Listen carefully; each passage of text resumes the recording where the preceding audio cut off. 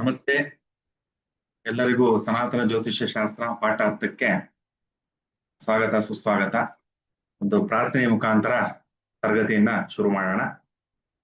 ಓಂ ಶ್ರೀ ಗುರುಭ್ಯೋ ನಮಃ. ಹರಿ ಓಂ. ಓಂ ಜ್ಞಾನಾನಂದಮಯಂ ದೇವಂ ನಿರ್ಮಲಾ ಸ್ಫಟಿಕಾಕೃತಿಂ ಆಧಾರಂ ಸರ್ವ ವಿದ್ಯಾನಾಂ ಹಯಗ್ರೀವಂ ಉಪಾಸ್ಮಹೇ. ಓಂ ಸೂರ್ಯಾಯ ಚಂದ್ರಾಯ ಮಂಗಳಾಯ ಬುಧಾಯ ಚ ಗುರು ಶುಕ್ರ ಶನಿಭ್ಯಶ್ಚ ರಾಹವೇ ಕೇತವೇ ನಮಃ. ಓಂ ಶ್ರೀ ಗುರುಭ್ಯೋ ನಮಃ. ಹರಿ ಓಂ.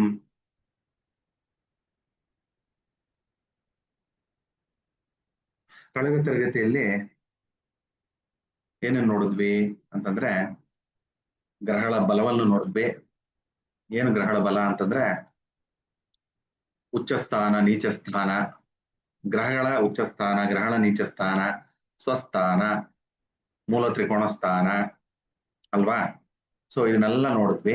ಅದಕ್ಕೆ ಒಂದು ಗ್ರೇಡ್ ಕೊಡ್ಬೇಕಲ್ಲ, ಯಾವುದು ಅತ್ಯಂತ ಬಲ, ಯಾವುದು ಅತ್ಯಂತ ದುರ್ಬಲ ಯಾವುದು ಅಂತ ಕೊಡ್ಬೇಕಂತಂದ್ರೆ ನೋಡಿ, ಉಚ್ಚ ಸ್ಥಾನ ಅಂತ ಹೇಳ್ತೀವಲ್ಲ ಅದನ್ನ ಉಚ್ಚ ಬಲ ಅಂತೀವಿ.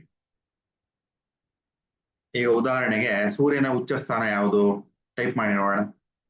ಸೂರ್ಯನ ಉಚ್ಚ ಸ್ಥಾನ ಯಾವುದು? ಯಾರು ಗೊತ್ತಿರೋರು ಟೈಪ್ ಮಾಡಿ.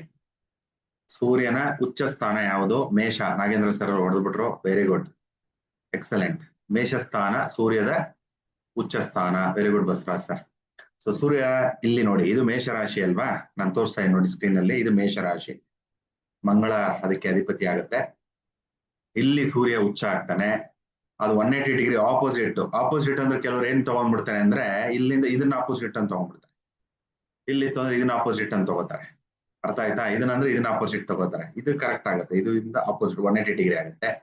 ಇಲ್ಲಿಂದ ತಗೊಂಡ್ರೆ ಇದು 180 ಡಿಗ್ರಿ ಆಗುತ್ತೆ. ಇಲ್ಲ ಇಲ್ಲಿಂದ ತಗೊಂಡ್ರೆ ಇದು 180 ಡಿಗ್ರಿ ಆಗುತ್ತೆ. ಮೂಲೆಗಳಲ್ಲಿರೋದನ್ನ ಆಪೋಸಿಟ್ ತಗೊಂಡ್ರೆ ಅದು ಕರೆಕ್ಟ್ 180 ಡಿಗ್ರಿ. ಬಟ್ ಇದನ್ನ ಏನ್ ಮಾಡ್ಬೇಕು, ಈ ತರ ಇರೋದ್ರಲ್ಲಿ ಕೆಲವರಲ್ಲಿ ಹಿಂಗ್ ತಗೊಂಡು ತಪ್ಪು ಮಾಡ್ಕೊಂಡ್ಬಿಡ್ತಾರೆ. ಯಾವಾಗ್ಲೂ ಅಷ್ಟೇ ಇಲ್ಲಿಂದ ಕ್ರಾಸ್ ಬರ್ಬೇಕು. ಅಂದ್ರೆ ಇಲ್ಲಿ ಲೆಕ್ಕ ಹಾಕೊಳ್ಳಿ, 0 ಇಂದ 30 ಡಿಗ್ರಿ, 30 ಇಂದ 60, 60 ಇಂದ 90, ಹಾಗೆ ಹಾಕೊಂಡ್ ಬಂತಂದ್ರೆ ಇಲ್ಲಿ 180 ನಿಂತ್ಕೊಳ್ಳುತ್ತೆ. ಅಂದ್ರೆ 0 ಡಿಗ್ರಿ ಆದ್ರೆ ಇದು 180 ಡಿಗ್ರಿ ಅಂತ ಅರ್ಥ. ಹಾಗಾಗಿ ಆಪೋಸಿಟ್ ಮುಖಾಮುಖಿ ನಾನು ನಿಂತ್ಕೊಂಡಿರ್ತೀನಿ, ನೀವು ಎದುರುಗಡೆ ನಿಂತ್ಕೊಂಡು ಕಣ್ಣಲ್ಲಿ ಕಂಡಿಟ್ಟು ನೋಡೋಣ ಅನ್ಕೊಳ್ಳಿ. ಫಾರ್ ಎಕ್ಸಾಂಪಲ್ ನೋಡಿದಾಗ ಅದು 180 ಡಿಗ್ರಿ, 180 ಡಿಗ್ರಿಗಳಾಗುತ್ತೆ. ಹಾಗಾಗಿ ಇದನ್ನ ಮಾತ್ರ ತಪ್ಪು ಮಾಡಬಾರದು. ಇದು ತಪ್ಪು ಮಾಡ್ತು ಅಂತಂದ್ರೆ ಮುಂದೆ ನೀವು ಕಲಿಯೋ ಪಾಠಗಳು, ನೀವು ಭವಿಷ್ಯ ನೋಡಿತೀರಲ್ಲ, ಅವಾಗ ಎಲ್ಲ ತಪ್ಪು ತಪ್ಪು ಬಂದ್ಬಿಡುತ್ತೆ. ಅರ್ಥ ಆಯ್ತಾ? ಸೊ ಯಾವಾಗ್ಲೂ ಗಮನದಲ್ಲಿ ಇಟ್ಕೊಳ್ಳಿ. ಈ ತರ ಬಂತು ಅಂದ್ರೆ ಇದು ಆಪೋಸಿಟ್ ಆಗುತ್ತೆ, ಇದು ಆಪೋಸಿಟ್. ಅರ್ಥ ಆಯ್ತಾ? ಸೊ ಸೂರ್ಯನ ಉಚ್ಚ ಸ್ಥಾನ ಯಾವುದು? ಮೇಷರಾಶಿ. ಸೂರ್ಯನ ನೀಚ ಸ್ಥಾನ ಯಾವುದು? ನೀಚ ಸ್ಥಾನ ಯಾವುದು? ವೆರಿ ಗುಡ್, ತುಲಾರಾಶಿ. ಅರ್ಥ ಆಯ್ತಾ? ಆಬ್ವಿಯಸ್ಲಿ ಇದು ಮೇಷರಾಶಿ ಅಂದ್ರೆ ಇದು ತುಲಾರಾಶಿ. ಸೂರ್ಯ ಇಲ್ಲಿ ಉಚ್ಚವಾಗ್ತಾನೆ, ಇಲ್ಲಿ ನೀಚ ಆಗ್ತಾನೆ. ಎಕ್ಸಾಂಪಲ್, ಓಕೆ ನೋಡಿ. ಅತ್ಯಂತ ಬಲ, ಸೂರ್ಯನ ಅತ್ಯಂತ ಬಲ ಎಲ್ಲಿರ್ತಾನೆ? ಸೂರ್ಯ ನೋಡಿ, ಇಲ್ಲಿರುವಂತ ಸೂರ್ಯ ಇಲ್ಲಿ ಬರಬೇಕು. ಮೇಷರಾಶಿಯಲ್ಲಿ ಇತ್ತು ಅಂತಂದ್ರೆ ಅತ್ಯಂತ ಬಲ. ಇವತ್ತಿನ ದಿವಸ ಸೂರ್ಯ ಎಲ್ಲಿದ್ದಾನೆ? ಉಚ್ಚವಾಗಿದ್ದಾನ, ನೀಚವಾಗಿದ್ದಾನ? ನೋಡೋಣ. ಸಾಫ್ಟ್ವೇರ್ ಅಲ್ಲಿ ಹಾಕ್ತೀನಿ, ಚೆಕ್ ಮಾಡೋಣ. ಇದು ಕ್ಯಾಶ್ ಫಾರ್ ನೋ ಅಂತ ಹಾಕ್ತೀನಿ. ಈಗಿನ ಸಮಯದಲ್ಲಿ ನೋಡಿ, ಈಗಿನ ಸಮಯದಲ್ಲಿ ತಗೊಂಡಾಗ ಇಲ್ಲಿ ನೋಡಿ, ಸೂರ್ಯ ರವಿ ಮೇಷರಾಶಿಯಲ್ಲಿ ಇದ್ದಾನೆ ಅಂದ್ರೆ ಸೂರ್ಯ ಬಲವಾಗಿದ್ದಾನೆ. ಮೇಷರಾಶಿಯವರು ಅಂದ್ರೆ ಯಾರಿಗ ಅನುಕೂಲ? ಇದು ಯಾವ ರಾಶಿಯವ್ರಿಗೆ ಅನುಕೂಲ ಆಗುತ್ತೆ? ಸಿಂಹ ರಾಶಿಯವ್ರಿಗೆ ಅನುಕೂಲ ಆಗುತ್ತೆ. ಯಾರ್ಯಾರು ಸಿಂಹ ರಾಶಿ ಇರ್ತಾರೋ, ಈ ರವಿ ನೋಡಿ, ರವಿ 1 ತಿಂಗಳು ಸಮಯ ಮೇಷರಾಶಿಯಲ್ಲಿ ಇರ್ತಾನೆ. ಕರೆಕ್ಟಾ? ಒಂದೊಂದು ರಾಶಿಯಲ್ಲೂ ಒಂದೊಂದು ತಿಂಗಳು ಇರ್ತಾನೆ ರವಿ, ಸೂರ್ಯ. ಹಾಗಾಗಿ ಮೇಷರಾಶಿಯಲ್ಲಿ ಇದ್ದಾಗ ಬಹಳ ವಿಶೇಷ. ಅಂದ್ರೆ ಸರ್ಕಾರಿ ಕೆಲಸಗಳು ಯಾರಿಗಾಗಲ್ವೋ ಸರ್ಕಾರಿ ಕೆಲಸಗಳು ಮುಗ್ದೋಗುತ್ತೆ. ಅಂದ್ರೆ ಗೌರ್ಮೆಂಟ್ ಇಂದ ಸಪೋರ್ಟ್ ಸಿಗುತ್ತೆ, ಸರ್ಕಾರದಿಂದ ಸಪೋರ್ಟು, ಪೊಲೀಸ್ ಅವರಿಂದ ಸಪೋರ್ಟು. ಅರ್ಥ ಆಯ್ತಾ? ಹಾಗಾಗಿ ಕಚೇರಿಗಳಲ್ಲಿ ಏನೇನು ಕೆಲಸ ನಿಂತಿತ್ತು ಅಂದ್ರೆ ಈ ಸಮಯದಲ್ಲಿ ಕೆಲಸಗಳು ಬೇಗ ಬೇಗ ಆಗುತ್ತೆ. ಹಾಗಾಗಿ ನೋಡ್ಕೋಬೇಕು, ರವಿ ಎಲ್ಲಿದ್ದಾನೆ ಇವಾಗ, ಇವತ್ತಿನ ದಿವಸ ಎಲ್ಲಿದ್ದಾನೆ ಅಂದ್ರೆ ರವಿ ಮೇಷರಾಶಿಯಲ್ಲಿ ಇದ್ದಾನೆ. ಹಾಗಾಗಿ ಉಚ್ಚ ರಾಶಿ. ಅದೇ ರವಿ ಇಲ್ಲಿ ಬಂದಾಗ ನೀಚ ಆಗ್ಬಿಡ್ತಾನೆ, ನೀಚ ರಾಶಿ. ಸ್ವಸ್ಥಾನ ಯಾವುದು? ಸ್ವಸ್ಥಾನ ಅಂತಂದ್ರೆ ಅವನ ಮನೆ ಯಾವುದು? ಅವನ ಮನೆ ಸೂರ್ಯನ ಮನೆ ಯಾವುದು? ಟೈಪ್ ಮಾಡಿ. ಸೂರ್ಯನ ಮನೆ ಯಾವುದು? ಸಿಂಹ ರಾಶಿ. Very good Vijayalakshmi madam, excellent. ಸಿಂಹ ರಾಶಿ, ಇದು ಸಿಂಹ ರಾಶಿ. ಸೂರ್ಯ ನೋಡಿ ಬರ್ದಿದ್ದೀನಲ್ಲ, ಇದು ಸಿಂಹ ರಾಶಿ. ಸ್ವಸ್ಥಾನ, ಸ್ವಸ್ಥಾನ ಅಂತಂದ್ರೆ ಸ್ವ, ನನ್ನ, ನನ್ನ ಮನೆ. ಅಂದ್ರೆ ಸೂರ್ಯನ ಮನೆ ಯಾವುದು? ಸಿಂಹ ರಾಶಿ. ನೆನ್ಪಿಟ್ಕೊಳ್ಳಿ, ಅರ್ಥ ಆಯ್ತಾ? ಉಚ್ಚ ಸ್ಥಾನ ಮೇಷ ರಾಶಿ ಆಗುತ್ತೆ, ನೀಚ ಸ್ಥಾನ ತುಲಾ ರಾಶಿ ಆಗುತ್ತೆ, ಸ್ವಸ್ಥಾನ ಸ್ವಗ್ರಹ ಸೂರ್ಯಸ್ಥಾನ ಅಂದ್ರೆ ಲಿಯೋ, ಸಿಂಹ ರಾಶಿ ಆಗುತ್ತೆ. ಇನ್ನೊಂದು ಮೂಲ ತ್ರಿಕೋಣ ಅಂತ ನೋಡಿದ್ವಿ ನಾವು. ಮೂಲ ತ್ರಿಕೋಣ ಯಾವುದು? ಅದು ಕೂಡ ಸಿಂಹ ರಾಶಿನೇ ಆಗುತ್ತೆ. ಇಲ್ಲಿ ಬರುತ್ತೆ, ಒಂದು ಉಚ್ಚ ಸ್ಥಾನ, ಇನ್ನೊಂದು ಸ್ವಸ್ಥಾನ ಅಥವಾ ಸ್ವಗ್ರಹ, ಇನ್ನು ಮೂರನೇದು ಮೂಲ ತ್ರಿಕೋಣ, ಅರ್ಥ ಆಯ್ತಾ? ನಾಲ್ಕನೇದು ನೀಚ ಸ್ಥಾನ. ನೋಡಿದ್ರೆ ಅತ್ಯಂತ ದುರ್ಬಲ. ನೆಕ್ಸ್ಟ್ ಸ್ನೇಹಿತರ ಮನೆ, ಮತ್ತೆ ಇದು ತಟಸ್ಥ ಅಂದ್ರೆ ನ್ಯೂಟ್ರಲ್, ಸರಾಸರಿ ಅಂತ, ನ್ಯೂಟ್ರಲ್, ಅರ್ಥ ಆಯ್ತಾ? ನ್ಯೂಟ್ರಲ್ ಸ್ಥಾನ, ನ್ಯೂಟ್ರಲ್ ಸಾರ. ಯಾವುದಕ್ಕೆ ನಾವು ಆಲ್ರೆಡಿ ಇಲ್ಲಿ ನೋಡಿದ್ದೀವಿ. ಯಾವುದು ನೋಡಿ, ಇಲ್ಲಿ ಯಾರು ಸ್ನೇಹಿತರು, ಯಾರು ಶತ್ರುಗಳು. ತಟಸ್ಥ ಅಂತಂದ್ರೆ ಸಮ, ನ್ಯೂಟ್ರಲ್, ಅರ್ಥ ಆಯ್ತಾ? ಇದನ್ನ ನೋಡ್ಕೋಬೇಕು. ಸೂರ್ಯ ಎಲ್ಲಿದ್ರೆ ಸ್ವಸ್ಥಾನ ಆಗುತ್ತೆ? ಸೂರ್ಯ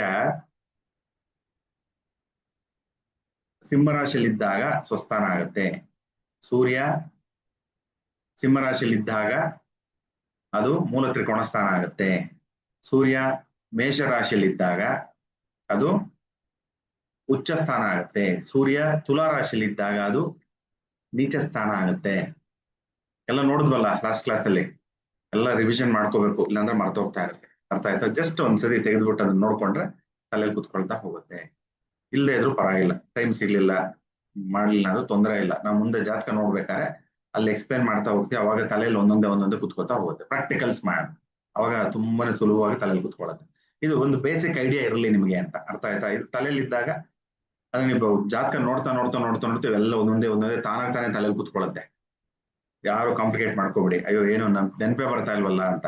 ನಾವು 2002ರಲ್ಲಿ ಜ್ಯೋತಿಷ್ಯ ಕಲಿಬೇಕಾದ್ರೆ ನಮಗೂ ಹೇಗೆ ಅನಿಸ್ತಾ ಇತ್ತು, ಏನಪ್ಪ ಇದು ಏನೇನೋ ಕಾಂಪ್ಲಿಕೇಶನ್ಸ್ ಇದೆ, ಅದು ಫ್ರೆಂಡ್ಸ್ ಅಂತೆ, ಶತ್ರುಗಳಂತೆ, ನ್ಯೂಟ್ರಲ್ ಅಂತೆ, ನೆನ್ಪೇ ಇಟ್ಕೊಳಕ್ ಆಗ್ತಾ ಇರ್ಲಿಲ್ಲ. ಅಯ್ಯೋ ನಮ್ಗೆ ಬೇಡಪ್ಪ ಅನ್ಕೋತಾ ಇದ್ವಿ. ಆಮೇಲೆ ಜಾತಕಗಳು ತಗೊಂಡು ಪ್ರಾಕ್ಟಿಕಲ್ ಮಾಡ್ತಾ ಮಾಡ್ತಾ ಮಾಡ್ತಾ ಮಾಡ್ತಾ ಒಂದೊಂದೇ ತಲೆಯಲ್ಲಿ ಕುತ್ಕೊಳ್ಳುತ್ತೆ. ಹಾಗಾಗಿ ಯಾರು ಟೆನ್ಷನ್ ಮಾಡ್ಕೋಬೇಡಿ, ಅರ್ಥನೇ ಆಗ್ತಾ ಇಲ್ವಲ್ಲ ಸಬ್ಜೆಕ್ಟ್ ಅಂತ, ಈಸಿಯಾಗಿ ಅರ್ಥ ಆಗುತ್ತೆ. ಕೊನೆ ತನಕ ಈ ಪ್ರೋಗ್ರಾಮ್ ಏನಿದೆ ಅಂದ್ರೆ ಈ ಕೋರ್ಸ್ ಏನಿದೆ ಫುಲ್ ಕಂಪ್ಲೀಟ್ ಆಗೋ ತನಕ ಜೊತೆಲಿ ಇತ್ತು ಅಂದ್ರೆ ಅವಾಗ ತಾನಾಗ್ತಾನೆ ಎಲ್ಲ ತಲೆ ಕುತ್ಕೊಳ್ಳುತ್ತೆ. ಅವ್ ನೀವೇ ಹೇಳ್ತೀರಾ ಇಲ್ಲ ಬಹಳ ಸುಲಭ ಸರ್ ಇದು ಅಂತ, ಅರ್ಥ ಆಯ್ತಾ? ಸೊ ಹಾಗಾಗಿ ಇದನ್ನ ನೋಡ್ಕೋಬೇಕು. ಅಂದ್ರೆ ಬಲಗಳು ನೋಡ್ಬೇಕಾದ್ರೆ ಯಾವಾಗಲೂ ಉಚ್ಚ ಬಲ ಅಂತಂದ್ರೆ ಅದು ಹೆಸರು ಹೇಳುತ್ತೆ. ಉಚ್ಚ ಅಂತಂದ್ರೆ ಬಹಳ ಎತ್ತರಕ್ಕೆ ಕೂಡಿಸುವಂತದ್ದು ಉಚ್ಚ ಬಲ. ನೀಚ ಅಂತಂದ್ರೆ ಬಹಳ ನೀಚ. ಸೂರ್ಯ ತುಲಾ ರಾಶಿಯಲ್ಲಿ ಯಾರ್ಯಾರು ಇದ್ದಾರೆ ಜಾತಕದಲ್ಲಿ ನೋಡ್ಕೊಳ್ಳಿ, ಅವರು ನಿಮ್ಮ ತಂದೆಯಿಂದ ಏನೂ ಸಪೋರ್ಟ್ ಸಿಗಲ್ಲ. ಸಪೋರ್ಟ್ ಅಂತಂದ್ರೆ ಅವ್ನ ಫಿಸಿಕಲ್ ಇದು ಹೇಳ್ತೀವಲ್ಲ ನಾವು, ಫಿಸಿಕಲ್ ಹೆಲ್ಪು ಆಗಲ್ಲ. ಇನ್ನೊಂದು ನಿಮ್ಗೆ ತಂದೆಯಿಂದ ಎನರ್ಜೀಸ್ ಬರುತ್ತಲ್ಲ, ಆ ಒಂದು ಊರ್ಜೆ ಅಂತ ಹೇಳ್ತೀವಿ, ಅದು ಪಾಸ್ ಆಗಲ್ಲ. ಆಮೇಲೆ ಸರ್ಕಾರಿ ಕೆಲಸಗಳು ಸಿಗೋದು ಕಷ್ಟ, ಸಿಕ್ಕಿದ್ರು ಕೂಡ ಅಲ್ಲಿ ಬಡ್ತಿ ಸಿಗೋದು ಕಷ್ಟ, ಪ್ರಮೋಷನ್ಗಳಾಗಲ್ಲ, ಒಂದೇ ಪೊಸಿಷನ್ ಕುತ್ಕೋಬೇಕು. ಆ ರೀತಿ ಸುಮಾರು ತೊಂದರೆಗಳಾಗುತ್ತೆ. ಇವೆಲ್ಲ ಪ್ರಿಡಿಕ್ಷನ್ಸ್ ಅಲ್ಲಿ ನೋಡೋಣ, ಅರ್ಥ ಆಯ್ತಾ? ಸೊ ಈಗ ಗ್ರಹಗಳ ಬಲ ಗೊತ್ತಾಗಿದೆ ನಮ್ಗೆ. ಸ್ನೇಹಿತರ ಮನೇಲಿ ಇದ್ದಾಗ ಅದು ಕೂಡ ಏನು ತೊಂದರೆ ಮಾಡಲ್ಲ. ಸೂರ್ಯ ಸ್ನೇಹಿತರ ಮನೆಗೆ ಹೋದಾಗ, ನಿಮ್ ಫ್ರೆಂಡ್ ಮನೆಗೆ ಹೋದಾಗ ಖುಷಿ ಪಡ್ತಿರೋ ಇಲ್ವೋ ನೀವಾ? ಅಲ್ವಾ, ಖುಷಿ ಪಡ್ತೀವಿ. ಹಾಗಾಗಿ ಅದೇ ಲಾಜಿಕಲ್ ಇಟ್ಕೊಳ್ಳಿ. ಉಚ್ಚ ಸ್ಥಾನ ಇದ್ದಾಗ ಬಹಳ ಸಂತೋಷದಿಂದ ಇರುತ್ತೆ. 10 ರೂಪಾಯಿ ಕೇಳಿದ್ರೆ ಅವ್ರು 100 ರೂಪಾಯಿ ಕೊಡುವಂತ ಶಕ್ತಿ ಇರುತ್ತೆ ಗ್ರಹಕ್ಕೆ. ಅದಕ್ಕೆ ಉಚ್ಚ ಬಲ ಅಂತ ಹೇಳೋದು, ಅರ್ಥ ಆಯ್ತಾ? ಉಚ್ಚ ಸ್ಥಾನ ಅಂದಾಗ ನೀವು 10 ರೂಪಾಯಿ ಕೇಳಿದ್ರೆ ಅದು 1000 ರೂಪಾಯಿ ಕೊಡುತ್ತೆ. ಯಾರು? ಆ ಗ್ರಹಗಳು ಉಚ್ಚ ಸ್ಥಾನದಲ್ಲಿ ತುಂಬಾನೇ ಬಲವಾಗಿರುತ್ತವೆ ಗ್ರಹಗಳು. ಹೇಳ್ತೀವಲ್ಲ ಜಾತಕದಲ್ಲಿ ಬಲನೇ ಇಲ್ವಲ್ರಿ ನಿಮ್ದು ಸೂರ್ಯ ಅಂತೀವಿ. ತುಂಬಾ ಬಲ ಇದೆ ನಿಮಗೆ ಆ ಗ್ರಹ, ಪರ್ಟಿಕ್ಯುಲರ್ ಗ್ರಹ, ಎಕ್ಸಾಂಪಲ್ ಸೂರ್ಯ ಗ್ರಹ ತುಂಬಾ ಸ್ಟ್ರಾಂಗ್ ಇದ್ದಾನೆ ನಿಮ್ಮ ಜಾತಕದಲ್ಲಿ ಅಂದ್ರೆ ಏನಂತ ಅರ್ಥ? ಅಂದ್ರೆ ಅದು ಉಚ್ಚ ಬಲದಲ್ಲಿ ಇರ್ತಾನೆ, ಅಂದ್ರೆ ಮೇಷ ರಾಶಿಯಲ್ಲಿ ಇರ್ತಾನೆ ಸೂರ್ಯ ಅಂತ ಅನ್ಕೋಬೇಕು, ಅರ್ಥ ಆಯ್ತಾ? ಇಲ್ಲ ಬಲ ಇದೆ ರೀ, ಬರ ಇದೆ, ಆವರೇಜ್ ಪರ ಇಲ್ಲ, ತೊಂದರೆ ಇಲ್ಲ ಅಂತಂದ್ರೆ ಅವನು ಸ್ನೇಹಿತರ ರಾಶಿಯಲ್ಲೋ ಇಲ್ಲ ಅಂತಂದ್ರೆ ಸ್ವಗ್ರಹದಲ್ಲೋ, ಸ್ವಗ್ರಹ ಅಂದ್ರೆ ಸಿಂಹ ರಾಶಿಯಲ್ಲೋ ಮೂಲ ತ್ರಿಕೋಣ ಅಂದ್ರೆ ಸಿಂಹ ರಾಶಿಯಲ್ಲೂ ಇದ್ದಾಗ ಬಲ ಇದೆ ಅಂತ ಹೇಳ್ತೀವಿ. ಆ ಗ್ರಹಗಳು ಉಚ್ಚ ಸ್ಥಾನ, ನೀಚ ಸ್ಥಾನ, ಸ್ವಸ್ಥಾನ ನೋಡ್ಕೋಬೇಕು. ಅರ್ಥ ಆಯ್ತಾ? ಸೊ ಹಾಗಾಗಿ ಅದರಿಂದ ಬಲವನ್ನ ನಾವು ಹೇಳ್ತೀವಿ. ಗೌರ್ಮೆಂಟ್ ಕೆಲಸ 100% ಅಂತ ಹೇಳ್ತಾರೆ ಕೆಲವರು ಜಾತಕ ನೋಡಿದ ತಕ್ಷಣ. ಹೇಗೆ ಹೇಳ್ತಾರೆ? ಗೌರ್ಮೆಂಟ್ ಅಂದ್ರೆ ಯಾರು? ಸೂರ್ಯ ಅಲ್ವಾ? ಸೂರ್ಯ ಗೌರ್ಮೆಂಟ್ ಹೋಲಿಸ್ತೀವಿ ಸರ್ಕಾರಕ್ಕೆ. ಸರ್ಕಾರಿ ಕೆಲಸಗಳೆಲ್ಲ ಸಿಗ್ಬೇಕು ಅಂದ್ರೆ ಸೂರ್ಯ ಬಲ ಇರ್ಬೇಕು ನಿಮ್ಗೆ. ಸೂರ್ಯ ಬಲ ಇಲ್ಲ, ನೀಚ ಇದ್ದಾನೆ, ಇಲ್ಲ ರಾಹು ದೃಷ್ಟಿ ಇದೆ, ರಾಹು ಜೊತೆ ಇದ್ದಾನೆ ಅಂತಂದ್ರೆ ಹೋಯ್ತಲ್ಲಿಗೆ. ನೀವು ಕೆಲಸ ಎಷ್ಟೇ ಸತಿ ಎಕ್ಸಾಮ್ ಬರೆದ್ರು ಆ ಗೌರ್ಮೆಂಟ್ ಎಕ್ಸಾಮ್ ಕ್ಲಿಯರ್ ಆಗಲ್ಲ. ಕೆಲವರು ನೋಡಿದ್ರೆ ತುಂಬಾ ಶಾರ್ಪ್ ಇರ್ತಾರೆ, IAS ಎಕ್ಸಾಮ್, KS ಎಕ್ಸಾಮ್ ಎಲ್ಲ ಬರೀತಾ ಇರ್ತಾರೆ, 1 ಮಾರ್ಕ್ 2 ಮಾರ್ಕ್ ಇಂದ ಹೋಗ್ತಾರೆ. ಜಾತಕ ತೆಗೆದು ನಾವು ಹೇಳ್ಬಿಡ್ತೀವಿ ನೋಡಿ, ಜಾತಕದಲ್ಲಿ ತುಂಬಾ ತೊಂದರೆ ಇರುತ್ತೆ ನಿಮಗೆ, ಸೂರ್ಯ ತುಂಬಾ ವೀಕ್ ಇರ್ತಾನೆ ಅಂತ. ಆಮೇಲೆ ಬುಧಾನು ಸ್ವಲ್ಪ ವೀಕ್ ಇರ್ತಾನೆ. ಬುಧ ಅಂದ್ರೆ ಕಾಂಪಿಟೇಟಿವ್ ಎಕ್ಸಾಮ್ಸ್ ಬರ್ಕೊಳ್ಳಿ. ಇವತ್ತು CET ಎಕ್ಸಾಮ್ ನಡೀತಾ ಇದೆಯಲ್ಲ, CET ಎಕ್ಸಾಮು ನಡೀತು. ಇವಾಗ ಕಾಂಪಿಟೇಟಿವ್ ಎಕ್ಸಾಮ್ಸ್ ಇದೆ ಶನಿವಾರ, ನೀಟ್ ಎಕ್ಸಾಮ್ ನಾಳೆ ನಡೀತಾ ಇದೆ ಅಲ್ವಾ? PUC ಆದ್ಮೇಲೆ ನೆಕ್ಸ್ಟ್ ಹೋಗ್ತಾರಲ್ಲ ಡಾಕ್ಟರ್, ಇಂಜಿನಿಯರ್ಸ್ ಆಗೋಕ್ಕೆ. ಆಗ ಎಕ್ಸಾಮ್ಸ್ ಎಲ್ಲ ಮಾಡಬೇಕು. IAS exam, KS exams, IPS, SI exams ಎಲ್ಲ ಮಾಡಬೇಕು. ಅದ್ರಲ್ಲಿ ಉತ್ತೀರ್ಣವಾಗಬೇಕು ಅಂದ್ರೆ ಬುಧ ತುಂಬಾ ಚೆನ್ನಾಗಿರ್ಬೇಕು. ಬುಧ ಅಂದ್ರೆ ಬುದ್ಧಿ. 1 ನಿಮಿಷ ಸಿಗುತ್ತೆ, 60 ಸೆಕೆಂಡ್ 70 ಸೆಕೆಂಡ್ ಸಿಗುತ್ತೆ ಅಲ್ವಾ? ಮ್ಯಾಕ್ಸಿಮಮ್ 1.5 ನಿಮಿಷ, 90 ಸೆಕೆಂಡ್ ಕೊಡ್ತಾರೆ ಒಂದು ಕ್ವಶನ್ ಸಾಲ್ವ್ ಮಾಡಕ್ಕೆ. 90 ಸೆಕೆಂಡ್ ಅಲ್ಲಿ ನಾವು ಕ್ಯಾಲ್ಕುಲೇಷನ್ ಮಾಡಿ 4 ಚಾಯ್ಸ್ ಕೊಟ್ಟಿರ್ತಾರೆ. ಆ 4 ಆಯ್ಕೆಗಳಲ್ಲಿ ಯಾವ್ದು ಸರಿಯಾದ ಉತ್ತರ ಅಂತ ಮಾರ್ಕ್ ಮಾಡಬೇಕು. ಆ ಒಂದು ಚಾತುಚಕ್ಯತೆ, ಆ ಒಂದು ತೀಕ್ಷ್ಣ ಬುದ್ಧಿ, ಅದೆಲ್ಲ ಬರಬೇಕು ಅಂತಂದ್ರೆ ಬುಧ ಸ್ಟ್ರಾಂಗ್ ಇರ್ಬೇಕು ಕಾಂಪಿಟೇಟಿವ್ ಎಕ್ಸಾಮ್ಸ್ ಅಲ್ಲಿ. ಅರ್ಥ ಆಯ್ತಲ್ಲ? ಸೊ ಒಂದೊಂದೊಂದು ಚಿಕ್ಕ ತಿಳ್ಕೊತಾ ಹೋಗಿ, ಆಮೇಲೆ ನಿಮಗೆ ಈಸಿ ಆಗುತ್ತೆ. ಇವಾಗ ಅರ್ಥ ಆಗಿದೆ ಅಲ್ವಾ ಗ್ರಹಗಳ ಬಲ ಹೆಂಗೆ ಕಂಡುಹಿಡಿಯೋದು ಅಂತಂದ್ರೆ? ಉಚ್ಚ ಸ್ಥಾನ ಫಸ್ಟ್, ತುಂಬಾನೇ ಹೈ ಪವರ್ಫುಲ್, ಅಂದ್ರೆ ಒಳ್ಳೆ ಪ್ರೈಮ್ ಮಿನಿಸ್ಟರ್ ಲೆಕ್ಕ ಅದು. ಉಚ್ಚ ಸ್ಥಾನ ಅಂದ್ರೆ ಪ್ರೈಮ್ ಮಿನಿಸ್ಟ್ರು. ನೀಚ ಸ್ಥಾನ ಅಂತಂದ್ರೆ ಭಿಕ್ಷಿಕ, ಏನೋ ಕೆಲ್ಸಕ್ಕೆ ಬಾರದವನು. ಅರ್ಥ ಆಯ್ತಾ? ಉಚ್ಚ ಸ್ಥಾನ ಅಂದ್ರೆ ಪ್ರೈಮ್ ಮಿನಿಸ್ಟರ್, ಬಾಹುಬಲಿ ತರ. ನೀಚ ಸ್ಥಾನ ಅಂದ್ರೆ ಭಿಕ್ಷಿಕ, ಅಂದ್ರೆ ಏನು ಪ್ರಯೋಜನ ಇಲ್ಲ ಗ್ರಹ. ಆ ಗ್ರಹ ಕಾರಕತ್ವ ಅಂತ ನೋಡಿದ್ವಲ್ಲ, ಆ ಒಂದೊಂದು ಗ್ರಹಗಳಿಗೆ ಕಾರಕತ್ವಗಳು ಇರ್ತವೆ, ಅಂದ್ರೆ ಏನೇನ್ ಕೆಲಸ ಮಾಡತ್ವೆ ಅಂತ ತೋರಿಸುತ್ತೆ. ಅದೇನು ಕೆಲಸ ಮಾಡಲ್ಲ ಅಂತಂದ್ರೆ ನೀಚ ಸ್ಥಾನದಲ್ಲಿದೆ ಅಂತ. ಶತ್ರು ಸ್ಥಾನದಲ್ಲಿ ಏನಾಗುತ್ತೆ? ಗ್ರಹ ಯುದ್ಧ ಅಂತ ಕರಿತೀವಿ ನಾವು, ಯಾವಾಗ್ಲೂ ಫೈಟಿಂಗ್, ಒಂದಕ್ಕೊಂದು ಆಗದೇ ಇಲ್ಲ, ಉಜ್ತಾನೇ ಇರುತ್ತೆ. ಏನೋ ಸರ್ಕಾರಿ ಕೆಲಸ ಆಗಲ್ಲ ಅನ್ಕೊಳ್ಳಿ, ಕೆಲವರು ಆಗಲ್ಲ ಅಂದ್ರೆ ಏನ್ ಮಾಡಕ್ಕಾಗಲ್ಲ, ಬಂದ್ಬಿಡ್ತಾರೆ. ತಿರ್ಗಾ ಇನ್ನೊಂದ್ ದಿವಸ ಹೋಗ್ತಾರೆ, ಕಾಯ್ತಾರೆ, ಆಗಲ್ಲ ಅಂದ್ರೆ ಸುಮ್ನೆ ಬಂದ್ಬಿಡ್ತಾರೆ, ಏನು ತೊಂದರೆ ಮಾಡ್ಕೊಳಲ್ಲ. ಕೆಲವ್ರು ಏನ್ ಮಾಡ್ತಾರೆ, ಸರ್ಕಾರಕ್ಕೆ ಹೋದಾಗ, ಅಲ್ಲಿ ಸರ್ಕಾರಿ ಆಫೀಸ್ ಕಚೇರಿಗೆ ಹೋದಾಗ ಅಲ್ಲಿ ಅವ್ರ ಫೈಲ್ ಸೇಲ್ ಆಗಿಲ್ಲ, ಮೂವ್ ಆಗಿಲ್ಲ ಅಂದ್ರೆ ಇವ್ರು ಜೋರ್ ಗಲಾಟೆ ಮಾಡ್ಬಿಡ್ತಾರೆ. ಜೋರ್ ಗಲಾಟೆ ಮಾಡಿ ಅವ್ರು ಬೈದು ಇವ್ರು ಬೈದು ಪೊಲೀಸ್ ಕೇಸ್ ಆಗಿ ಎಲ್ಲ ಮಾಡ್ಕೊಂಡು, ಅದು ಶತ್ರು ಸ್ಥಾನ. ಶತ್ರುಗಳು ನೋಡಿದಾಗ ಸುಮ್ನೆ ಇರ್ತೀರಾ? ಒಂಥರ ಪಿತ್ತ ನೆತ್ತಿಗೆ ಇರುತ್ತೆ ಅಲ್ವಾ? ಇನ್ನೊಂದ್ಸತಿ ಒಂಥರ ಮೂಡ್ ಎಮೋಷನ್ಸ್ ಎಲ್ಲ ಹಾಳಾಗೋಗುತ್ತೆ. ಅದೇ ದುರ್ಬಲ ಸ್ಥಾನ ಅಂತ, ಶತ್ರು ಸ್ಥಾನ. ತಟಸ್ಥ ಅಂದ್ರೆ ಸರಾಸರಿ ಅಂತ. ನ್ಯೂಟ್ರಲ್ ಸ್ಥಾನ, ಅದ್ ಹೆಂಗ್ ಕಂಡು ಹಿಡಿಯೋದು? ನ್ಯೂಟ್ರಲ್ ಸ್ಥಾನ ಇಲ್ಲಿರುತ್ತೆ ನೋಡಿ. ಒಂದೊಂದು ಗ್ರಹಕ್ಕೂ ತಟಸ್ಥ ಸ್ಥಾನಗಳಿರುತ್ತೆ, ಅಂದ್ರೆ ನ್ಯೂಟ್ರಲ್. ಇವೆಲ್ಲ ನ್ಯೂಟ್ರಲ್ ಸ್ಥಾನದಲ್ಲಿ ಇದ್ದೇನಾಗತ್ತೆ, ಈ ಹೊಸದಾಗ ಯಾರೋ ಫ್ರೆಂಡ್ ಆಗಿರ್ತೀನಿ ಅನ್ಕೊಳ್ಳಿ, ಅವರು ಹೊಸದಾಗ ನಿಮ್ಗೆ ಫ್ರೆಂಡ್ ಮಾಡ್ಕೊಂಡಿರ್ತಾರೆ. ಅವಾಗ ಏನ್ ಅಂತ ಎಕ್ಸ್ಚೇಂಜ್ ಮಾಡ್ಕೊಳಲ್ಲ ನೀವು ಅಲ್ವಾ? ಅವರಿಂದ ನಿಮ್ಗೂ ತೊಂದರೆ ಇಲ್ಲ, ನಿಮ್ಗಿಂದ ಅವ್ರಿಗೂ ತೊಂದರೆ ಇಲ್ಲ. ಅದೇ ತಟಸ್ಥ ಸ್ಥಾನ, ಅಂದ್ರೆ ಏನೂ ತೊಂದರೆ ಇಲ್ಲ, ಲಾಭನೂ ಇಲ್ಲ, ನಷ್ಟನೂ ಇಲ್ಲ.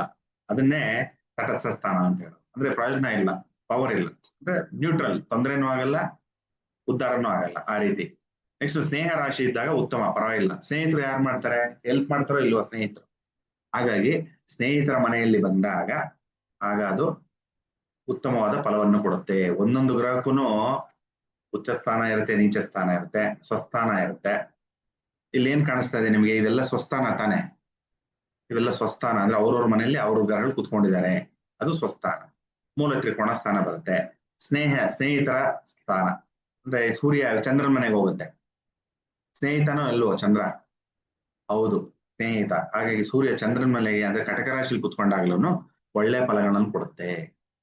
ಅರ್ಥ ಆಯ್ತಾ? ಅದೇ ಶನಿ ಮನೇಲಿ ಕುತ್ಕೊಳ್ಳುತ್ತೆ ಅನ್ಕೊಳ್ಳಿ, ಸೂರ್ಯ ಒಳ್ಳೆ ಫಲ ಕೊಡ್ತಾನ? ಸೂರ್ಯ ಕೊಟ್ಟರು ಶನಿ ಬಿಡಲ್ಲ, ಯಾಕಂದ್ರೆ ಶನಿ ಬಲ ಜಾಸ್ತಿ ಆಗ್ಬಿಡುತ್ತೆ.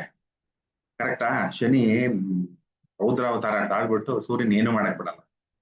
ಹಾಗಾಗಿ ಶತ್ರು ಸ್ಥಾನಗಳಲ್ಲಿ ಕುತ್ಕೊಂಡಾಗ ಅದು ಫಲಗಳು ಕಟ್ಟಾಗ್ಬಿಡುತ್ತೆ. 100 ಭಾಗ ಫಲ ಬರ್ಬೇಕು ಅಂದ್ರೆ 100 ಭಾಗ ಬರಲ್ಲ, ಅದು ಬರೀ 30 ಭಾಗ ಫಲಗಳನ್ನು ಮಾತ್ರ ಕೊಡುತ್ತೆ. ಅರ್ಥ ಆಯ್ತಾ? ಅರ್ಥ ಆಗ್ತಾ ಇದೆಯಾ? 1 ನಿಮಿಷ.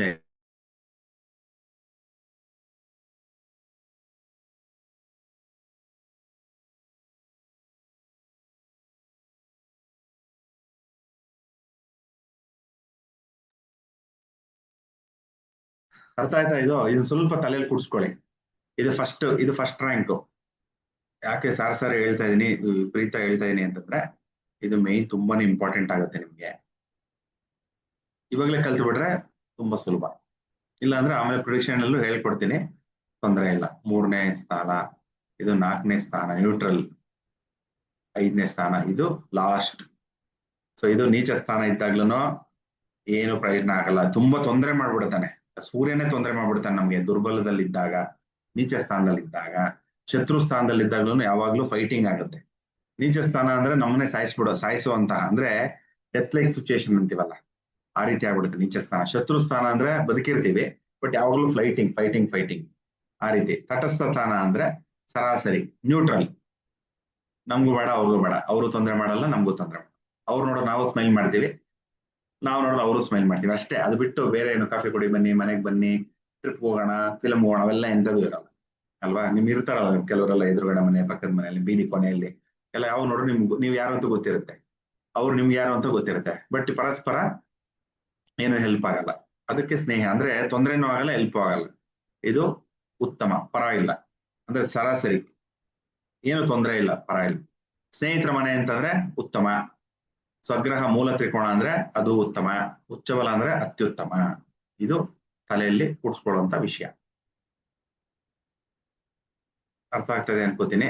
ಏನೇನು ಡೌಟ್ಸ್ ಇದ್ರೆ ಆಮೇಲೆ ನಾನು ಇನ್ನೊಂದು ಬಾರಿ ತಿಳಿಸಿ ಗುರುಗಳೇ ಅಂತ ಹಾಕಿದ್ರು ಗಿರೀಶ್ ಸರ್ ಅವರು. ಗಿರೀಶ್ ಅವರು ಅರ್ಥ ಆಯ್ತಾ? ಇನ್ನೊಂದ್ಸತಿ ಹೇಳ್ಬೇಕಾ? ಆಯ್ತು, 9:22 ಅಲ್ಲಿ ಹಾಕಿದ್ರಲ್ಲ, ಸೊ ಹಾಗಾಗಿ ಇನ್ನೊಂದ್ಸತಿ ಹೇಳ್ತೀನಿ. ನೋಡಿ, ಪ್ರತಿಯೊಂದು ಇದು ಮನೆಗಳು ಅಂತ ಕರಿತೀವಿ, ಅದನ್ನ ರಾಶಿಗಳು ಅಂತಾನೂ ಕರಿತೀವಿ ಅಲ್ವಾ. ಮೇಷ ರಾಶಿ, ವೃಷಭ, ಮಿಥುನ, ಕಟಕ, ಸಿಂಹ, ಕನ್ಯಾ, ತುಲ, ವೃಶ್ಚಿಕ, ಧನಸ್ಸು, ಮಕರ, ಕುಂಭ, ಮೀನ, ಹೀಗೆ 12 ರಾಶಿಗಳಿರುತ್ತೆ. ಒಂದೊಂದು ರಾಶಿಗೂ ಕೂಡ ಒಂದೊಂದು ಅಧಿಪತಿ ಇರ್ತಾರೆ. ಒಂದು ಮನೆಗೆ ಒಂದು ಓನರ್ ಬೇಕಲ್ಲ. ಮೇಷ ರಾಶಿಗೆ ಯಾರ ಅಧಿಪತಿ? ಮಂಗಳ ಗ್ರಹ. ವೃಷಭಕ್ಕೆ ಶುಕ್ರ, ಮಿಥುನಕ್ಕೆ ಬುಧ ಗ್ರಹ, ಕಟಕಕ್ಕೆ ಚಂದ್ರ ಗ್ರಹ, ಸಿಂಹರಾಶಿಗೆ ಸೂರ್ಯ ಗ್ರಹ ಅಧಿಪತಿ, ಓನರ್. ಕನ್ಯಕ್ಕೆ ಯಾರು? ಬುಧ. ತುಲಾ ರಾಶಿಗೆ ಶುಕ್ರ ಗ್ರಹ, ವೃಶ್ಚಿಕ ರಾಶಿಗೆ ಮಂಗಳ ಗ್ರಹ, ಧನುರ್ ರಾಶಿಗೆ ಗುರು ಗ್ರಹ ಅಧಿಪತಿ ಆಗ್ತಾನೆ. ಮಕರ ರಾಶಿಗೆ ಶನಿ ಮಹಾರಾಜ ಅಧಿಪತಿ. ಕುಂಭರಾಶಿಗೆ ಕೂಡ ಶನಿ ಮಹಾರಾಜ ಅಧಿಪತಿ ಆಗ್ತಾನೆ. 12ನೇ ಮನೆ ಯಾವ್ದಿದು? ಇದು ಮೀನರಾಶಿ. ಮೀನರಾಶಿ ಅಧಿಪತಿ ಯಾರು? ಗುರು. ಹೀಗೆ 12 ಮನೆಗಳಿರುತ್ತೆ. 12 ಮನೆಗೂ ಒಬ್ಬೊಬ್ಬರನ್ನ ಅಧಿಪತಿ ಮಾಡ್ತಾರೆ. ಸೂರ್ಯಂಗೆ ಒಂದೇ ಒಂದು ಮನೆ ಕೊಟ್ಟಿರ್ತಾರೆ ನೋಡಿ ಇಲ್ಲಿ. ಚಂದ್ರನ್ಗೆ ಒಂದೇ ಒಂದು ಮನೆ, ಬುಧಕ್ಕೆ 2, ಮಿಥುನ ಮತ್ತೆ ಕನ್ಯಾ. ಶುಕ್ರನ್ಗೆ 2 ಮನೆ, ಯಾವ್ಯಾವುದು? ಮಿಥುನ ಮತ್ತೆ ತುಲಾ, ಸಾರಿ ಮಿಥುನ ಅಲ್ಲ, ವೃಷಭ ಮತ್ತೆ ತುಲಾ ರಾಶಿ ಆಗುತ್ತೆ. ಆಯ್ತಾ? ಮಂಗಳಕ್ಕೆ 2 ಮನೆ ಕೊಡ್ತಾನೆ ಅಧಿಪತಿ, ಯಾವ್ಯಾವುದು? ಟೈಪ್ ಹೊಡಿತಾರೆ, ಯಾರು ಗೊತ್ತಿರೋ ಟೈಪ್ ಮಾಡ್ತಾರೆ. ಮೇಷ ರಾಶಿಗೆ ಮಂಗಳ ಗ್ರಹ, ವೃಶ್ಚಿಕ ರಾಶಿಗೆ, ವೆರಿ ಗುಡ್, ವೃಷಭಕ್ಕೆ ಯಾರು ಅಧಿಪತಿ? ಮಂಗಳ ಗ್ರಹ. ಅಂದ್ರೆ ಮಂಗಳಂಗೆ 2 ಮನೆ ಕೊಡ್ತಾರೆ. ಮಂಗಳಿಗೆ ಇನ್ನೊಂದು ಹೆಸರೇನು? ಮಂಗಳ ಗ್ರಹಕ್ಕೆ ಕುಜಗ್ರಹ, ಅಂಗಾರಕ ಅಂತ ಕೂಡ ಹೇಳ್ತೀವಿ, ಅಂಗಾರಕ. ಮತ್ತೊಂದು ಹೆಸರು ಕುಜಗ್ರಹ, ಇನ್ನೊಂದು ಮಂಗಳ ಗ್ರಹ. ಅರ್ಥ ಆಯ್ತಾ? ಆಮೇಲೆ ಮಿಥುನಕ್ಕೆ ಮೀನ ರಾಶಿಗೆ ಮತ್ತೆ ಧನುರ್ ರಾಶಿಗೆ ಗುರುವನ್ನ ಕೂಡಿಸ್ತಾರೆ, 2 ಮನೆ ಕೊಡ್ತಾರೆ ಗುರುಗೆ. ಶನಿಗೆ 2 ಮನೆ ಕೊಡ್ತಾರೆ, ಯಾವುದು? ಮಕರ ಮತ್ತೆ ಕುಂಭ. ಅರ್ಥ ಆಯ್ತಾ? ಸೊ ಹೀಗೆ ಒಂದೊಂದಕ್ಕೆ ಉಚ್ಚ ರಾಶಿ ಮತ್ತೆ ನೀಚ ರಾಶಿ ಕೊಡ್ತಾರೆ. ಮತ್ತೆ ರಾಹು ಮತ್ತೆ ಕೇತುಗೆ ಯಾವ್ದು ಮನೆ? ರಾಹುಗೆ ಯಾವುದು? ವೃಷಭ ರಾಶಿ ರಾಹು ಮನೆ ಆಗುತ್ತೆ. ಶೇರ್ ಮಾಡ್ಕೋತಾರೆ, ಶುಕ್ರ ಮತ್ತೆ ರಾಹು ಶೇರ್ ಮಾಡ್ಕೋತಾರೆ ಒಂದೇ ಮನೆನ. ಒಂದು ರೂಮನ್ನ ಅರ್ಧ ಭಾಗ ಮಾಡ್ಕೊಂಡು ನಿನ್ನ ಅರ್ಧ ಇರು, ನಾನು ಅರ್ಧ ಇರ್ತೀನಿ ಅಂತ ಮಾಡ್ತಾರೆ. ಹಾಗಾಗಿ ಆ ಮನೆಯಲ್ಲಿ ಯಾರು ಇರ್ತಾರೆ? ವೃಷಭ ರಾಶಿಯಲ್ಲಿ ರಾಹು ಕೂಡ ಇರ್ತಾನೆ. ರಾಹುವಿನ ಮನೆ ಕೂಡ ಹೌದು, ಯಾವುದು? ವೃಷಭ ರಾಶಿ. ಇನ್ನೊಂದು ಶಾಸ್ತ್ರದ ಪ್ರಕಾರ, ಅಂದ್ರೆ ಜ್ಯೋತಿಷ್ ಶಾಸ್ತ್ರದಲ್ಲೇ ಭಿನ್ನ ಭಿನ್ನ ಅಭಿಪ್ರಾಯ ಪ್ರಕಾರ ಮಿಥುನ ರಾಶಿಗೂ ರಾಹ ಇರ್ತಾನೆ ಅಂತ ಹೇಳ್ತಾರೆ. ಆಯ್ತಾ? ಈ ಸದ್ಯಕ್ಕೆ ನೀವು ರಾಹು ವೃಷಭ ರಾಶಿಗೂ ಅಧಿಪತಿ, ಓನರು. ಅದು ಆಪೋಸಿಟ್ ಯಾರು ಇರ್ತಾರೆ? ಆಪೋಸಿಟ್ ಅಂದ್ರೆ 180 ಡಿಗ್ರಿ ಹಿಂಗ್ ತಗೋಬೇಕು ಅಂತ ಹೇಳಿದೆ ನಾನು, ಕರೆಕ್ಟಾ? ಸೊ ಇಲ್ಲಿ ಕೇತು ಮಹಾರಾಜ ಬರ್ತಾನೆ. ಕೇತು, ರಾಹು ಆಯ್ತು, ಇಲ್ಲಿ ಕೇತುವಿನ ಮನೆ ಆಯ್ತು, ಸ್ವಸ್ಥಾನಗಳು. ಅರ್ಥ ಆಯ್ತಾ? ಸೊ ಈಗ ಆ ಪ್ರತಿಯೊಂದು ಗ್ರಹಗಳಿಗೂ ಕೂಡ ಒಂದೊಂದು ಗ್ರಹಕ್ಕೂ ಕೂಡ ಸ್ನೇಹಿತರು ಇರ್ತಾರೆ ಮತ್ತೆ ಶತ್ರುಗಳು ಇರ್ತಾರೆ. ನೋಡಿ, ಫಾರ್ ಎಕ್ಸಾಂಪಲ್ ಸೂರ್ಯನಿಗೆ ಯಾರು ಸ್ನೇಹಿತರು? ಸೂರ್ಯ ಅಂದ್ರೆ ರಾಜ, ಅವನಿಗೆ ಚಂದ್ರ, ಮಂಗಳ ಮತ್ತೆ ಗುರು ಸ್ನೇಹಿತರಾಗ್ತಾರೆ. ಇವ್ರ ಮನೆಗಳಲ್ಲಿ ಅಂದ್ರೆ ಸೂರ್ಯ ಚಂದ್ರನ ಮನೆ ಅಂದ್ರೆ ಯಾವುದು? ಕಟಕ ರಾಶಿಯಲ್ಲಿ. ಮಂಗಳ ಅಂತಂದ್ರೆ ಮೇಷರಾಶಿ ಅಥವಾ ವೃಶ್ಚಿಕ ರಾಶಿಯಲ್ಲಿ ಸೂರ್ಯ ಇದ್ರೆ ಒಳ್ಳೇದು. ಗುರು ಅಂತಂದ್ರೆ ಗುರುವಿನ ಮನೆ ಯಾವ್ದು? ಎರಡು, ಮೀನರಾಶಿ ಮತ್ತೆ ಇನ್ನೊಂದು ಧನುರ್ ರಾಶಿಯಲ್ಲೂ ಸೂರ್ಯ ಇದ್ದಾಗ, ಸ್ನೇಹಿತನ ಮನೆ ಇದ್ದಾಗ ಅದು ಬಲ ಇರುತ್ತೆ, ಅಂದ್ರೆ ಸೂರ್ಯನಿಗೆ ಬಲ ಇದೆ ಅಂತ ಹೇಳ್ಬೇಕು. ಸೂರ್ಯ ಈಗ ತಟಸ್ಥ ಸ್ಥಾನ ಅಂದ್ರೆ ನ್ಯೂಟ್ರಲ್ ಹೌಸ್. ಸಮ ಅಂತೀವಿ ನಾವು, ಸಮಾನಾಂತರ ಅಂತ ಏನು ಕರಿತೀವಲ್ಲ ಕನ್ನಡದಲ್ಲಿ. ಸಮನಾದ ಮನೆ, ನ್ಯೂಟ್ರಲ್ ಹೌಸ್. ಅಂದ್ರೆ ಅವ್ರು ತೊಂದರೆನೂ ಮಾಡಲ್ಲ, ಉದ್ಧಾರನೂ ಮಾಡಲ್ಲ. ಹಾಗೆ ಹಾಯ್ ಬೈ ಫ್ರೆಂಡ್ಸ್ ತರ. ಹಾಗೆ ಸೂರ್ಯ ಬುಧ ಅಂತಂದ್ರೆ ಯಾವುದು? ಎರಡು ಮನೆ ಬುಧಂಗಿದೆ. ಯಾವುದು? ಒಂದು ಮಿಥುನ ರಾಶಿ, ಇನ್ನೊಂದು ಕನ್ಯಾ ರಾಶಿ. ಸೂರ್ಯ ಕನ್ಯಾ ರಾಶಿ ಮತ್ತೆ ಬುಧ ಅಂದ್ರೆ ಕನ್ಯಾ ರಾಶಿ ಮತ್ತೆ ಮಿಥುನ ರಾಶಿಯಲ್ಲಿ ಇದ್ದಾಗ ಅದಕ್ಕೇನು ತೊಂದರೆ ಆಗಲ್ಲ, ಇರಬಹುದು. ಯಾಕಂದ್ರೆ ಬುಧ ಅಂದ್ರೆ ಮಗ ಆಗ್ತಾನಲ್ಲ, ತೊಂದರೆ. ಇನ್ನೊಂದು ಕೇತು. ಕೇತು ಮನೆ ಯಾವುದು? ಕೇತು ಮನೆ ಯಾವುದು? ವೃಶ್ಚಿಕ ರಾಶಿ. ಹಾಗಾಗಿ ನ್ಯೂಟ್ರಲ್ ಆಗುತ್ತೆ. ಬಟ್ ಇಲ್ಲಿ ಮಂಗಳ ಗ್ರಹ ಬಂದಾಗ ಹಾಗಾಗಿ ಅದು ಸ್ನೇಹಿತರ ತರ ಲೆಕ್ಕ ಆಗ್ಬಿಟ್ಟು, ಸೊ ಕೇತು ಮನೆಯಲ್ಲಿ ಇದ್ದಾಗಲೂ ಕೂಡ ಸೂರ್ಯನಿಗೆ ಏನೂ ತೊಂದರೆ ಆಗಲ್ಲ. ಬಟ್ ಯಾವಾಗ ಸೂರ್ಯನ ತೊಂದರೆ ಆಗುತ್ತೆ ಸೂರ್ಯಗ್ರಹಕ್ಕೆ? ಶತ್ರು ಮನೆಯಲ್ಲಿ ಇದ್ದಾಗ. ನೋಡಿ, ಶತ್ರು ಮನೆಯಲ್ಲಿ ಇದ್ದಾಗ. ಶುಕ್ರನ ಮನೆ ಯಾವುದು? ಶುಕ್ರನ ಮನೆ ಎರಡು ಮನೆ ಇದೆ ಶುಕ್ರನಿಗೆ ಅಲ್ವಾ? ಯಾವುದು? ಒಂದು ವೃಷಭ ರಾಶಿ, ಇನ್ನೊಂದು ತುಲಾ ರಾಶಿ. ಅದರಲ್ಲಿದ್ದಾಗ ಸೂರ್ಯ ವೀಕ್ ಆಗ್ಬಿಡ್ತಾನೆ, ಶಕ್ತಿಹೀನ ಆಗ್ತಾನೆ. ಇನ್ನೊಂದು ಶನಿ ಮನೆ. ಶನಿಗೆ ಎರಡು ಮನೆ ಇದೆ. ಯಾವುದು? ಶನಿ ಎರಡು ಮನೆ ಯಾವುದು? ಕುಂಭ ಮತ್ತೆ ಮಕರ ರಾಶಿ. ಮಕರ ಮತ್ತೆ ಕುಂಭ ರಾಶಿ ಆಗುತ್ತೆ. ರಾಹುವಿನ ಸಂಗಡ ಇದ್ದಾಗ, ಜೊತೆಲಿ ಇದ್ದಾಗ, ಇಲ್ಲ ರಾಹುನ ದೃಷ್ಟಿ ಇದ್ದಾಗ ಕೂಡ ಸೂರ್ಯನಿಗೆ ತೊಂದರೆ ಆಗುತ್ತೆ. ಯಾವುದೇ ಮನೇಲಿ ಇದ್ರೂ ಕೂಡ ರಾಹುನ ದೃಷ್ಟಿ ಇಲ್ಲ ರಾಹುನ ಯುತಿ ಅಂತಂದ್ರೆ ಒಟ್ಟಿಗೆ ಇರುವಂತದ್ದು. ಸೂರ್ಯನ ಜೊತೆ ರಾಹು ಇದ್ದಾಗ ಅದು ಕೂಡ ತೊಂದರೆ ಆಗ್ಬಿಡುತ್ತೆ. ಅರ್ಥ ಆಯ್ತಾ? ಸೊ ಹೀಗೆ ಪ್ರತಿಯೊಂದು ಗ್ರಹಕ್ಕೂ ಕೂಡ ಆಲ್ರೆಡಿ ಸುಮಾರು ಒಂದು 2-3 ಸತಿ ಇದನ್ನ ಡಿಸ್ಕಸ್ ಮಾಡಿದೀವಿ. ಸ್ವಲ್ಪ ಅದೇ ಹೋಗ್ತಾ ಸ್ವಲ್ಪ ಡೀಟೇಲ್ ಆಗಿ ಅರ್ಥ ಮಾಡ್ಕೊತಾ ಹೋಗ್ಬೇಕು. ಅರ್ಥ ಆಯ್ತಾ? ಸೊ ಹಿಂದಿನ ಕ್ಲಾಸಸ್ ರಿವೈಸ್ ಮಾಡಿ, ಇಲ್ಲ ಇವತ್ತಿನ ವಿಡಿಯೋ ಕೇಳಿ, ಮತ್ತೆ ಅರ್ಥ ಆಗುತ್ತೆ. ಸೊ ಚಂದ್ರನಿಗೆ ಚಂದ್ರನಿಗೆ ಯಾವುದೇ ಶತ್ರುಗಳಿಲ್ಲ. ಅದಕ್ಕೆ ಚಂದ್ರನಿಗೆ ಜ್ಯೋತಿಷ್ಯ ಶಾಸ್ತ್ರದಲ್ಲಿ ಅಜಾತ ಶತ್ರು ಹುಟ್ಟದಾಗಿಂದಾನೆ ಯಾರು ಇದಿಲ್ಲ ಅಂತ, ಶತ್ರುಗಳಿಲ್ಲ ಅಂತ. ಅರ್ಥ ಆಯ್ತಾ? ಅದಕ್ಕೆ ನಾವು ಮನೆಗೆಲ್ಲ ಮೇಲ್ಗಡೆ ತಲೆ ಮೇಲೆ ಏನ್ ಬಣ್ಣ ಹೊಡೆದಿರ್ತೀವಿ? ಬಿಳಿಯ ಬಣ್ಣ ಹೊಡೆದಿರ್ತೀವಿ. ಆಗಿನ ಕಾಲದಲ್ಲೆಲ್ಲ ಮನೆಗೆ ಪೂರ್ತಿ ಸುಣ್ಣ ಹೊಡಿತಾ ಇದ್ರು, ಬಿಳಿಯ ಸುಣ್ಣ. ಚಂದ್ರ ಅಂತಂದ್ರೆ ಚಂದ್ರಮೋ ಮನಸ್ಸೋ ಜಾತಃ, ಚಂದ್ರನ ಮನಸ್ಸಿಗೆ ಹೋಲಿಸೋ ಕಾರಣ ನಾವು ಯಾವ ಬಿಳಿ ಬಣ್ಣಗಳನ್ನು ನೋಡ್ತೀವೋ ಅವಾಗ ಏನಾಗುತ್ತೆ? ನಮ್ಮ ಮನಸ್ಸು ಶಾಂತವಾಗಿರುತ್ತೆ, ಅಗ್ರೆಸಿವ್ ಆಗಿರಲ್ಲ. ಬೇರೆ ಕೆಂಪು ಬಣ್ಣ ಎಲ್ಲ ಹಾಕೊಂಡು ಬಂದ ನೋಡಿದ್ರು ನಮ್ಗೇನೋ ಒಂಥರ ನಮಗೆ ರೇಗ್ತಾ ಇರುತ್ತೆ ಗೊತ್ತಿಲ್ದಂಗೆ. ಬ್ಯಾಕ್ ಗ್ರೌಂಡ್ ಅಲ್ಲಿ ನಮ್ಮ ಮನಸ್ಸುಗಳು ಒಂಥರ ವೈಲ್ಡ್ ಆಗಿ ಬಿಹೇವಿಯರ್ ಆಗೋ ತರ ಆಗ್ಬಿಡುತ್ತೆ ಅಲ್ವಾ? ಹಾಗೆ ನೋಡಿ, ಆಗಿನ ಕಾಲದಲ್ಲಿ ಎಲ್ಲ ಬುದ್ಧಿವಂತರು, ಎಲ್ಲ ವೈಟ್ ಅದು ಬಿಳಿಯ ಬಣ್ಣ ಮನೆಗೆ ಆಗ್ಲಿ ದೇವಸ್ಥಾನಗಳಲ್ಲಾಗ್ಲಿ ಅದನ್ನ ಹೊಡೆಯೋರು. ಹೀಗೆ ಪ್ರತಿಯೊಂದು ಗ್ರಹಕ್ಕೂ ಸ್ನೇಹಿತರು ಇರ್ತಾರೆ, ಶತ್ರುಗಳು ಇರ್ತಾರೆ, ತಟಸ್ಥ ಇರ್ತಾರೆ. ತಟಸ್ಥ ಮತ್ತೆ ಸ್ನೇಹ ಇವೆರಡಕ್ಕೂ ಏನೋ ತೊಂದರೆ ಆಗಲ್ಲ. ಯಾವ ಗ್ರಹಗಳು ಶತ್ರು ಸ್ಥಾನಗಳಲ್ಲಿ ಇರ್ತಾರೋ, ಶತ್ರು ಗ್ರಹಗಳ ಜೊತೆ ಇರ್ತಾರೋ ಅವಾಗ್ಲೇನೆ ತೊಂದರೆ ಆಗೋದು ಪ್ರತಿಯೊಂದು ಗ್ರಹ. ಇದನ್ನು ಸುಮಾರು ನೀವು ಅರ್ಥ ಮಾಡ್ಕೋಬೇಕು. ಅರ್ಥ ಆಯ್ತಾ? ಇಲ್ಲಿ ಬಂದಾಗ ಹೆಚ್ಚಿಗೆ ಬಲ ಯಾವ್ದಿರುತ್ತೆ? ಉಚ್ಚ ಬಲಕ್ಕಿರುತ್ತೆ, ಉಚ್ಚ ಸ್ಥಾನಕ್ಕಿರುತ್ತೆ. ಪ್ರತಿಯೊಂದು ಗ್ರಹಕ್ಕೂ ಉಚ್ಚ ಸ್ಥಾನ ನೀಚ ಸ್ಥಾನ ಕಳೆದ ನಾವು ತರಗತಿಯಲ್ಲಿ ನೋಡಿದ್ದೇವೆ. ಆ ವಿಡಿಯೋನ ಒಂದ್ಸತಿ ನೋಡಿದಾಗ, ಅವ್ರ ನೋಟ್ಸ್ ಒಂದ್ಸತಿ ನೋಡಿದಾಗ ನಿಮ್ಗೆ ಗೊತ್ತಾಗತ್ತೆ. ಗಿರೀಶ್ ಅವ್ರ ಅರ್ಥ ಆಯ್ತಾ?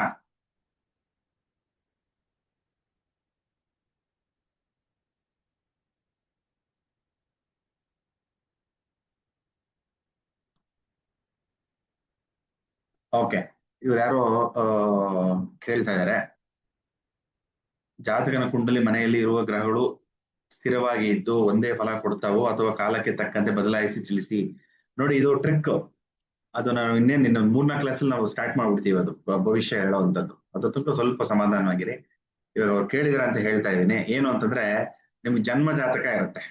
ನೀವು ಹುಟ್ಟಿದಾಗ ಜಾತಕ ಬರೆಸ್ತೀರ, ಆ ಟೈಮ್ಗೆ ಆ ದಿನಾಂಕಕ್ಕೆ, ಆ ಸಮಯಕ್ಕೆ, ಆ ಸ್ಥಳಕ್ಕೆ, ಸ್ಥಳ ಕೂಡ ಇಂಪಾರ್ಟೆಂಟ್. ನೀವು ಬೆಂಗಳೂರಲ್ಲಿ ನಿಂತ್ಕೊಂಡು ಆಕಾಶ ನೋಡಿದಾಗ ಆ ಗ್ರಹಗಳು ಎಲ್ಲಿರ್ತಾವೋ ಅದೇ ನೀವು ಡೆಲ್ಲಿಲಿ ಹೋಗಿ ನಿಂತ್ಕೊಂಡು ನೋಡಿದಾಗ ಪೊಸಿಷನ್ಸ್ ಚೇಂಜ್ ಆಗಿರುತ್ತೆ, ಆಂಗಲ್ ಚೇಂಜ್ ಆಗುತ್ತಲ್ಲ, ಡಿಗ್ರೀಸ್ ಚೇಂಜ್ ಆಗ್ಬಿಡುತ್ತೆ. ಅದಕ್ಕೋಸ್ಕರ ಸ್ಥಳ ಕೂಡ ತುಂಬಾ ಇಂಪಾರ್ಟೆಂಟ್. ಕೆಲವರು ಜಾಸ್ತಿ ಡೀಟೇಲ್ಸ್ ಕಳಿಸಿ ಅಂದ್ರೆ ಡೇಟ್ ಕಳಿಸ್ಬಿಡ್ತಾರೆ, ಟೈಮ್ ಕಳಿಸ್ಬಿಡ್ತಾರೆ, ಸ್ಥಳನೇ ಕಳಿಸಲ್ಲ. ಸ್ಥಳನೂ ಇಂಪಾರ್ಟೆಂಟ್. 3 ನೆನ್ಪಿಟ್ಕೊಳ್ಳಿ: DTP, date of birth, time of birth, place of birth. ಅರ್ಥ ಆಯ್ತಾ? DTP. ಆಗಿನ ಕಾಲದಲ್ಲಿ DTP ಪ್ರಿಂಟಿಂಗ್ ಮಾಡೋರು ಅಲ್ವಾ, ಅದಕ್ಕೆ ನೆನ್ಪಿಟ್ಕೊಳ್ಳಿ. ಯಾವಾಗ ಯಾರನ್ನೇ ಕೇಳ್ಬೇಕಾದ್ರೆ ನೀವು DTP ಕಳಿಸಿ ಅನ್ಬೇಕು: date of birth, time of birth, place of birth. ಅರ್ಥ ಆಯ್ತಾ? ಹಾಗಾಗಿ ಅದು ಬಹಳ ಮುಖ್ಯ ಆಗ್ಬಿಡುತ್ತೆ. ಸೊ ಉಚ್ಚಬಲ, ನೀಚಬಲ, ಸ್ವಸ್ಥಾನ, ಸ್ನೇಹಿತರ ಮನೆ, ತಟಸ್ಥ ಸ್ಥಾನ, ಇವೆಲ್ಲ ಸ್ವಲ್ಪ ಗೊತ್ತಿದ್ರೆ ಬಹಳ ವಿಶೇಷವಾಗುತ್ತೆ. ಇವಾಗ ಅವ್ರು ಕೇಳಿರೋ ಪ್ರಶ್ನೆ ಏನು ಅಂತಂದ್ರೆ, ನಾವು ಇವ್ ಜಾತಕ ಇದ್ದಾಗ ಅದ್ ಹಂಗೇ ಇರುತ್ತಾ, ಅದನ್ನ ನೋಡ್ಕೊಂಡು ಹೇಳ್ಬೇಕು ಭವಿಷ್ಯ ಅಂತ. ಹೌದು. ನೀವು ಹುಟ್ಟದಾಗ ಏನ್ ಮಾಡ್ಬೇಕು, ನಾವು ಒಂದು ಕ್ಯಾಮ್ರಾ ತಗೊಂಡು ಹೋಗ್ಬಿಟ್ಟು ಆ ಗ್ರಹಗಳಿರುತ್ತಲ್ಲ, ಗ್ರಹ ಮಂಡಲ, ಸೌರಮಂಡಲ ಒಂದು ಫೋಟೋ ತಗೋತೀನಿ ಅಂತ ಇಟ್ಕೊಳ್ಳಿ. ಆ ಫೋಟೋನೇ ನಮ್ ಜಾತಕ. ಅದ್ ಬಿಟ್ರೆ ಇನ್ನೇನಿಲ್ಲ. ಯಾವ್ಯಾವ್ದು ಎಲ್ಲೆಲ್ಲಿದೆ ಗ್ರಹಗಳು ಅಂತ ಗೊತ್ತಾಗತ್ತೆ. ಅದನ್ನ ಈ ಒಂದು ಮನೆಗಳಲ್ಲಿ ಬಾಕ್ಸ್ ಹಾಕಿ ನಾವು ಕೂಡ್ಸಿರ್ತೀವಿ ಅಷ್ಟೇ. ಅದು ನೀವು ಹುಟ್ಟಿದ ಸಮಯದಲ್ಲಿ ಒಂದು ಫೋಟೋ ತಗೊಂಡು ಎಲ್ಲೆಲ್ಲಿ ಗ್ರಹಗಳಿದೆ ಅಂತ ಬಾಕ್ಸ್ ಅಲ್ಲಿ ತುಂಬಿಸೋದು ಅಷ್ಟೇ. ಆ ಫೋಟೋನೇ ಇದು ಜನ್ಮ ಜಾತಕ. ಇನ್ನೊಂದೇನಿರುತ್ತೆ ಅಂದ್ರೆ ಗೋಚಾರ ಜಾತಕ ಅಂತ. ಗೋಚಾರ ಇವ್ ನಾವು ಮಾತಾಡ್ತಾ ಇದೀವಿ ನೋಡಿ, ಇಲ್ಲಿ ತೋರಿಸ್ತೀನಿ ನಿಮ್ಗೆ ಗೋಚಾರ ಹೆಂಗ್ ನೋಡೋದು ನೋಡಿ. ಇವಾಗ ಜಾತಕ, ಇವಾಗ ಇದು ಗೋಚಾರ ನೋಡಿ. ಕ್ಯಾಸ್ಪರ್ ನೋವು ಅಂತ ಹೊಡಿತೀನಿ ಇವಾಗಿನ ಜಾತಕ ಹಾಕು ಅಂತ ನೋಡಿ. ಇಲ್ಲೊಂದು ಜಾತಕ ಬಂತು ನಮ್ಗೆ, ಕರೆಕ್ಟಾ? ಯಾವ ನಕ್ಷತ್ರ, ಯಾವ ರಾಶಿಯಲ್ಲಿದೆ, ಯಾವ ಲಗ್ನ. ಇವಾಗ ನೀವು ಇವಾಗ ಯಾವ ಲಗ್ನ ನಡೀತಾ ಇದೆ, ಯಾವ ಲಗ್ನ ನಡೀತಾ ಇದೆ ಅಂದ್ರೆ ಲಗ್ನ ನೋಡ್ಬೇಕು. ಎಲ್ಲಿದೆ ಲಗ್ನ? ಇಲ್ಲಿದೆ, ವೃಶ್ಚಿಕ ಲಗ್ನ ಇವಾಗ. ಅದಕ್ಕೆ ಜಾಸ್ತಿ ಡೌಟ್ಸ್ ಬರ್ತಾ ಇದೆ ನಿಮ್ಗೆ ಎಲ್ಲರೂ ಟೈಪ್ ಹೊಡಿತಾರೆ ನೋಟ್ಸ್. ಏನಕ್ಕೆ ಅಂದ್ರೆ ಇದು ವೃಶ್ಚಿಕ ಲಗ್ನ, ಅದಕ್ಕೋಸ್ಕರನೇ. ವೃಶ್ಚಿಕ ಅಂತಂದ್ರೆ ಏನು? ಹೌಸ್ ಆಫ್ ಸೀಕ್ರೆಟ್ ಅಲ್ವಾ? ಸೊ ಹಾಗಾಗಿ ಬಹಳ ಪ್ರಶ್ನೆಗಳು ಬರುತ್ತೆ. ಇವಾಗ ನಾವು ವಿಷಯ ಏನು ಅಂತಂದ್ರೆ, ಇದು ಗೋಚಾರ ಲಗ್ನ. ಗೋಚಾರ ಅಂತಂದ್ರೆ ಗೋ ಅಂತಂದ್ರೆ ಗ್ರಹಗಳು, ಚಾರ ಅಂದ್ರೆ ಚರ. ಇವಾಗ ನಾವು ಮಾತಾಡೋ ಟೈಮಲ್ಲಿ ಗ್ರಹಗಳು ಎಲ್ಲೆಲ್ಲಿವೆ ಆಕಾಶದಲ್ಲಿ ಅಂತ ಇದನ್ನ ತೋರಿಸ್ಬಿಡುತ್ತೆ ನೋಡು. ಲಗ್ನ, ಇವಾಗ ಲಗ್ನ ಅಂತಂದ್ರೆ ಲಗ್ನ ಯಾವಾಗ್ಲೂ ಏನಾದ್ರು ಪೂರ್ವ ದಿಕ್ಕು, ಇದು ಪೂರ್ವ ದಿಕ್ಕು. ವೃಶ್ಚಿಕ ರಾಶಿ ಪೂರ್ವ ದಿಕ್ಕಾಗಿದೆ ಅಂತ ನೀವು ಆಚೆ ಹೋಗಿ ನೋಡಿ. ಇವಾಗ ಬೇಕಾರೆ ಮಾಡಿಯಿಂದ ನೋಡಿದಾಗ ನೀವು ಆ ವೃಶ್ಚಿಕ ರಾಶಿದು ಅದು ಆ ನಕ್ಷತ್ರ ಮಂಡಲ ಕಾಣಿಸುತ್ತೆ. ಆಯ್ತಾ? ಹಾಗಾಗಿ ಎಲ್ಲೆಲ್ಲಿ ಗ್ರಹಗಳು ಎಲ್ಲಿದೆ ಇದನ್ನ ಏನ್ ಮಾಡ್ತೀವಿ ನಾವು, ಎಕ್ಸ್ರೇ ಫಿಲಮ್ ನೋಡಿದಿರ? ಹೆಂಗ್ ನೋಡೋದು ಎಕ್ಸ್ರೇ ಫಿಲಮ್? ಒಂದು ಲೈಟ್ ಹಾಕ್ಬಿಟ್ಟು, ಒಂದು ಬೋರ್ಡ್ ಅಲ್ಲಿ ಲೈಟ್ ಇರುತ್ತೆ ಒಳಗಡೆ ಡಬ್ಬ, ಅದ್ರ ಮೇಲ್ಗಡೆ ನಾವು ಎಕ್ಸ್ರೇ ಶೀಟ್ ಇಡ್ತೀವಿ. ಅರ್ಥ ಆಯ್ತಾ? ಅಂದ್ರೆ ನಮ್ಮ ಜನ್ಮ ಜಾತಕನ್ನ, ಈ ಗೋಚಾರನ ಅದನ್ನ ಇಟ್ಬಿಟ್ಟು ನೋಡ್ಬೇಕು. ಅರ್ಥ ಆಗ್ತಾ ಇದೆ ನಿಮ್ಗೆ?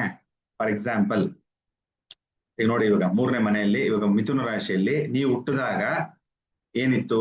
ಹುಟ್ಟಿದಾಗ ಬುಧ ಗ್ರಹ ಇತ್ತು ಅಂತ ಇಟ್ಕೊಳ್ಳಿ. ಇವಾಗ ಗುರು ಗ್ರಹ ಬಂದಿದೆ ಅದ್ರ ಮೇಲ್ಗಡೆ. ಅಂದ್ರೆ ಬುಧನ ಮೇಲೆ ಗುರುವಿನ ಗೋಚಾರ ಅಂತ ಹೇಳ್ತೀವಿ. ಅದು ಗೋಚಾರದಲ್ಲಿ ನೋಡ್ತೀವಿ ನಾವು. 3ನೇ ಕ್ಲಾಸ್ ಆದ್ಮೇಲೆ ನೋಡ್ತೀವಿ. ಬರೀ ಮಾಡ್ಬಿಡಿ, ಹೆಂಗ್ ನೋಡೋದು ಅಂತ ಹೇಳ್ಕೊಡ್ತೀನಿ. ತುಂಬಾ ಸುಲಭ. ಒಂದ್ರ ಮೇಲೆ ಒಂದು ಇಟ್ಕೊಂಡು ನೋಡೋ ತರ ಆಗ್ಬೇಕು. ಇಲ್ಲ ಅಂದ್ರೆ ಏನ್ ನೀವು ಹುಟ್ಟಿದಾಗಿಂದ ಒಂದೇ ತರ ಇರುತ್ತೆ ಗ್ರಹಗಳು? ಇಲ್ಲ, ಪ್ರತಿ ಕ್ಷಣ ಡಿಗ್ರೀಸ್ ಚೇಂಜ್ ಆಗ್ತಾನೆ ಇರುತ್ತೆ. ಪ್ರತಿಯೊಂದು ಮೂವ್ಮೆಂಟ್ ಹೋಗ್ತಾ ಇರುತ್ತೆ, ಹೈ ಸ್ಪೀಡಲ್ಲಿ ಹೋಗ್ತಾ ಇರುತ್ತೆ. ಅರ್ಥ ಆಯ್ತಾ? ಹಾಗಾಗಿ ಅದನ್ನ ಹೇಗೆ ತಗೊಳ್ಳೋದು, ಹೇಗೆ ನಾವು ಭವಿಷ್ಯ ನಿರ್ಧಾರ ಮಾಡೋದು ಅನ್ನೋದನ್ನ ಮುಂದಿನ ತರಗತಿಯಲ್ಲಿ ನೋಡೋಣ. ಡೌಟ್ ಕ್ಲಿಯರ್ ಆಯ್ತು ಅನ್ಕೊಳ್ತೀನಿ. ಈಗ ಮುಂದಕ್ಕೆ ಹೋಗೋಣ.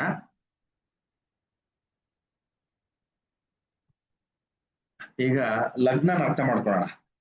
ಎಲ್ಲರೂ ಹೇಳ್ತಾರಲ್ಲ, ಯಾವಾಗ ಮದುವೆ ಅಂದ್ರೆ ನಾಳಿದ್ ಮದುವೆ, ಯಾವ ಲಗ್ನ ಕಟ್ಸಿದೀರಾ ಅಂತಾರೆ. ವೃಷಭ ಲಗ್ನದಲ್ಲಿ ಮದುವೆ ಆಗ್ತಾ ಇದೆ. ಲಗ್ನ ಅಂತಾರೆ, ಲಗ್ನ ಕಟ್ಸೋದು ಅಂತಾರೆ ಹಳ್ಳಿ ಭಾಷೆಯಲ್ಲಿ ಅಲ್ವಾ. ಲಗ್ನ ಕಟ್ಸಕ್ ಹೋಗ್ತಾ ಇದೀನ್ರಿ ಅಂತಾರೆ.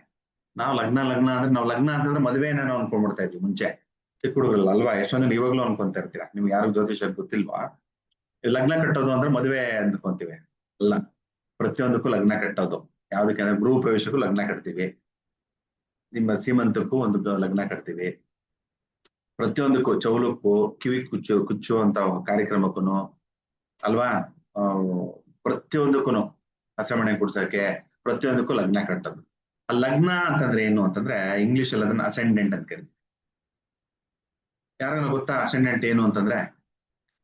ಇವಾಗ ಅಸೆಂಡಿಂಗ್ ಆರ್ಡರ್ ಬರೀರಿ ಅಂತ ಹೇಳೋರು ಕನ್ನಡದಲ್ಲಿ ಏನ್ ಹೇಳ್ತಾರೋ ಗೊತ್ತಿಲ್ಲ, ದಯವಿಟ್ಟು ಕ್ಷಮಿಸಿ. ಬಟ್ ಇಲ್ಲಿ ಎಕ್ಸ್ಪ್ಲೈನ್ ಮಾಡಕ್ ಟ್ರೈ ಮಾಡ್ತೀನಿ. ಅಸೆಂಡಿಂಗ್ ಆರ್ಡರ್ ಅಂತಂದ್ರೆ ಒಂದು ಚಿಕ್ಕದಿಂದ ದೊಡ್ಡದು ಅಂತ 2, 3, 4, 5 ಇದೆ. 5 ನಂಬರ್ ಇದೆ ಅನ್ಕೊಳ್ಳಿ, 1 ಇಂದ 5 ಜೋಡಿಸಿ ಅಂದಾಗ ಚಿಕ್ಕದಿಂದ ದೊಡ್ಡದ ಕಡೆ ಜೋಡಿಸ್ಬೇಕು, ಅದು ಅಸೆಂಡಿಂಗ್. ಅರ್ಥ ಆಯ್ತಾ? Something which is rising up ಅಂದ್ರೆ 1, 2, 3 ಮೇಲ್ಗಡೆ ಹೋಗ್ತಾ ಇರುವಂತದ್ದು, ದೊಡ್ಡ ನಂಬರ್ ಆಗ್ತಾ ಹೋಗ್ತಾ ಇರುತ್ತೆ.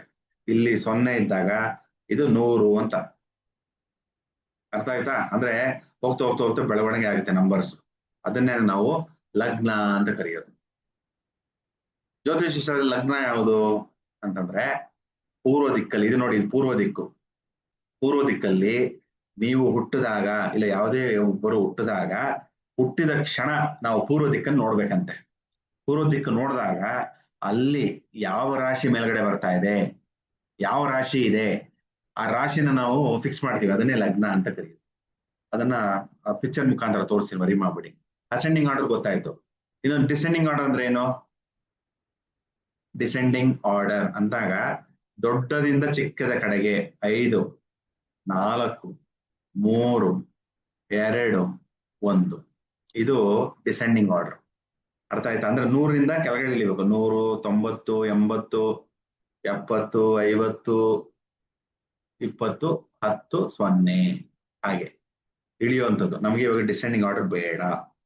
ನಮಗೆ ಬೇಕಾಗಿರುವಂಥದ್ದು ಯಾವುದು? Ascending order. ಅಸೆಂಡಿಂಗ್ ಆರ್ಡರ್ ನಾವೇನಂತೀವಿ ಇಂಗ್ಲಿಷ್ ಅಲ್ಲಿ, ಜ್ಯೋತಿಷ್ಯ ಶಾಸ್ತ್ರದಲ್ಲಿ ಅಸೆಂಡೆಂಟ್ ಅಂತ ಕರಿತೀವಿ. ಅದನ್ನೇ ನಿಮಗೆ ಇಲ್ಲಿ ತೋರಿಸಿರೋ. ಆಯ್ತಾ?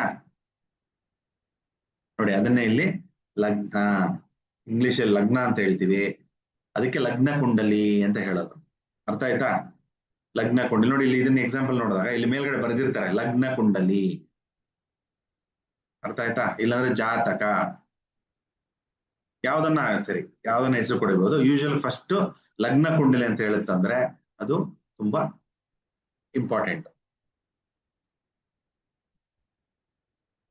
ನೋಡಿ, ಇವಾಗ ಲಗ್ನ ಅಂತಂದ್ರೆ ಅಸೆಂಡೆಂಟ್ ಬರ್ಕೊಳ್ಳಿ ಒಂದ್ ಕಡೆ. ಏನು ಲಗ್ನ ಅಂತಂದ್ರೆ ನೋಡಿ, ಫಾರ್ ಎಕ್ಸಾಂಪಲ್ ಇವಾಗ ಯಾವ್ದೋ ಒಂದು ಮಗು ಹುಟ್ಟಿದೆ.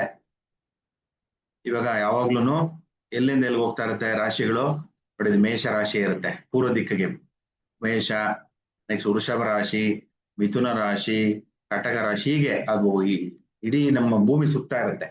ನಮ್ಗೆ ಹೆಂಗ್ ಅನ್ಸುತ್ತೆ? ನಾವು ಸೆಂಟ್ರಲ್ ಇದ್ಕೊಂಡು ನಮ್ಮ ಸುತ್ತುತ್ತೆ ಅಂತ. ಇವಾಗ ನೋಡಿ, ನಾವು ಮಧ್ಯ ಫಿಕ್ಸ್ ಮಾಡ್ಬಿಟ್ಟಿದೀನಿ, ಭೂಮಿನ ಫಿಕ್ಸ್ ಮಾಡ್ಬಿಟ್ಟು ಇಡೀ ಆಕಾಶನ ಸುತ್ತಾ ಇದ್ದೀನಿ ಇವಾಗ. ನೋಡಿ, ಇವಾಗ ಯಾವ ಲಗ್ನ ಆಗುತ್ತೆ? ಸಿಂಹ ಲಗ್ನ. ಲಗ್ನ ಅನ್ಬೇಕು ಯಾವ ರಾಶಿ ಮೇಲ್ಗಡೆ ಬರ್ತಾ ಇದೆಯೋ, ಅಂದ್ರೆ ಯಾವ ರಾಶಿ ಪೂರ್ವ ದಿಕ್ಕಲ್ಲಿ ಇದೆಯೋ ನಾವು ಅದನ್ನ ಮೂಡಣ ಅಂತೀವಿ. ಕರೆಕ್ಟಾ? ಹೊರೈಸನ್ ಅಂತ ಕರಿತೀವಿ. ಏನು ಹೊರೈಸನ್ ಅಂತಂದ್ರೆ ಅಂದ್ರೆ ನೀವು ಎಲ್ಲ ಎಷ್ಟು ಜನ ಸಮುದ್ರ ತೀರಕ್ಕೆ ಹೋಗಿದ್ದೀರಾ? ಆಲ್ಮೋಸ್ಟ್ ಎಲ್ಲ ನೋಡೇ ಇರ್ತೀರಲ್ವಾ? ಸಮುದ್ರ ತೀರದಲ್ಲಿ ನಿಂತ್ಕೊಳ್ಳಿ, ಸಮುದ್ರ ನೋಡಿ. ಲಾಸ್ಟ್ ಅಲ್ಲಿ ನೋಡಿದಾಗ, ಕೊನೆಯಲ್ಲಿ ನೋಡಿದಾಗ ಏನ್ ಕಾಣಿಸುತ್ತೆ ನಿಮ್ಗೆ? ಒಂದು ಗೆರೆ ತರ ಕಾಣಿಸುತ್ತೆ. ಎಲ್ಲಿ ಗೆರೆ ಬರುತ್ತೆ? ಅದು ಯಾವ ಗೆರೆ ಅದು? ಅದನ್ನೇ ಹೊರೈಸನ್ ಅನ್ನೋದು. ಅದೇನು ಅಂದಾಗ ಇಲ್ಲಿ ಬರುತ್ತೆ, ತೋರಿಸಿ ನೋಡಿ. ಅಲ್ಲಿ ಒಂದು ಲೈನ್ ಕಾಣಿಸುತ್ತೆ. ಇದೆಲ್ಲ ಏನು? ಸಮುದ್ರದ ನೀರು. ಇದು ನೀರು, ಸಮುದ್ರದ ನೀರು. ನೀವೆಲ್ಲಿ ನಿಂತ್ಕೊಂಡಿದ್ದೀರಾ? ನೀವು ಇಲ್ಲಿ ಸಮುದ್ರ ದಡದಲ್ಲಿ ನಿಂತ್ಕೊಂಡಿದ್ದೀರಾ ಅನ್ಕೊಳ್ಳಿ. ಫಾರ್ ಎಕ್ಸಾಂಪಲ್ ಇದೇನಿದು? ಇದೆಲ್ಲ ಆಕಾಶ. ಆಕಾಶ ಮತ್ತೆ ನೀರಿಗೆ ಒಂದು ಲೈನ್ ಕಾಣಿಸುತ್ತೆ. ಅಬ್ಸರ್ವ್ ಮಾಡಿದೀರಾ? ಅದನ್ನೇ ನಾವು ಮೂಡಣ ಅಂತ ಏನೋ ಕರೀತಾರೆ ಇಂಗ್ಲಿಷ್ ಅಲ್ಲಿ. ಕನ್ನಡದಲ್ಲಿ ನಂಗೆ ಸರಿಯಾದ ಪದ ಗೊತ್ತಿಲ್ಲ. ಇಂಗ್ಲಿಷ್ ಅಲ್ಲಿ ಹೊರೈಸಾನ್ ಅಂತ ಕರೀತಾರೆ. ಹಾರಿಜಾನ್ ಇಲ್ಲಾಂದ್ರೆ ಹೊರೈಸಾನ್ ಅಂತ ಕರಿತೀವಿ. ಅದನ್ನೇ where the sky and the water, or sky and the earth meet. ನೀರೇ ಇಲ್ಲ ಅನ್ಕೊಳ್ಳಿ, ಬರೀ ಭೂಮಿ. ಇವಾಗ ನೀವು ಯಾವ ಜಾಗದಲ್ಲಿ ನಿಂತ್ಕೊಂಡಿದ್ರೋ ಪೂರ್ವ ದಿಕ್ಕನ್ನು ನೋಡಿ, ನಿಮ್ಗೆ ಏನ್ ಕಾಣಿಸುತ್ತೆ ಅಂದ್ರೆ ಎಲ್ಲ ಮನೆಗಳು ಅಡ್ಡ ಇರುತ್ತೆ, ಆಗ ಕಾಣಿಸಲ್ಲ ನಿಮ್ಗೆ. ಬಟ್ ಏನು ಮನೆಗಳಿಲ್ಲ ಅಂದಾಗ ನಿಮ್ಗೆ ಅಲ್ಲೂ ಕೂಡ ಒಂದು ಲೈನ್ ಕಾಣಿಸುತ್ತೆ ನಮ್ಗೆ, ಸೇಮ್ ಲೈನ್. ಆಕಾಶ ಮತ್ತೆ ಭೂಮಿ ಆ ಸೇರುವಂತ ಜಾಗ, ಒಂದು ಲೈನ್ ಬರುತ್ತೆ, ಒಂದು ಗೆರೆ ಬಂದಾಗ ಅದನ್ನೇ ನಾವು ಹೊರೈಸನ್ ಅಂತೀವಿ.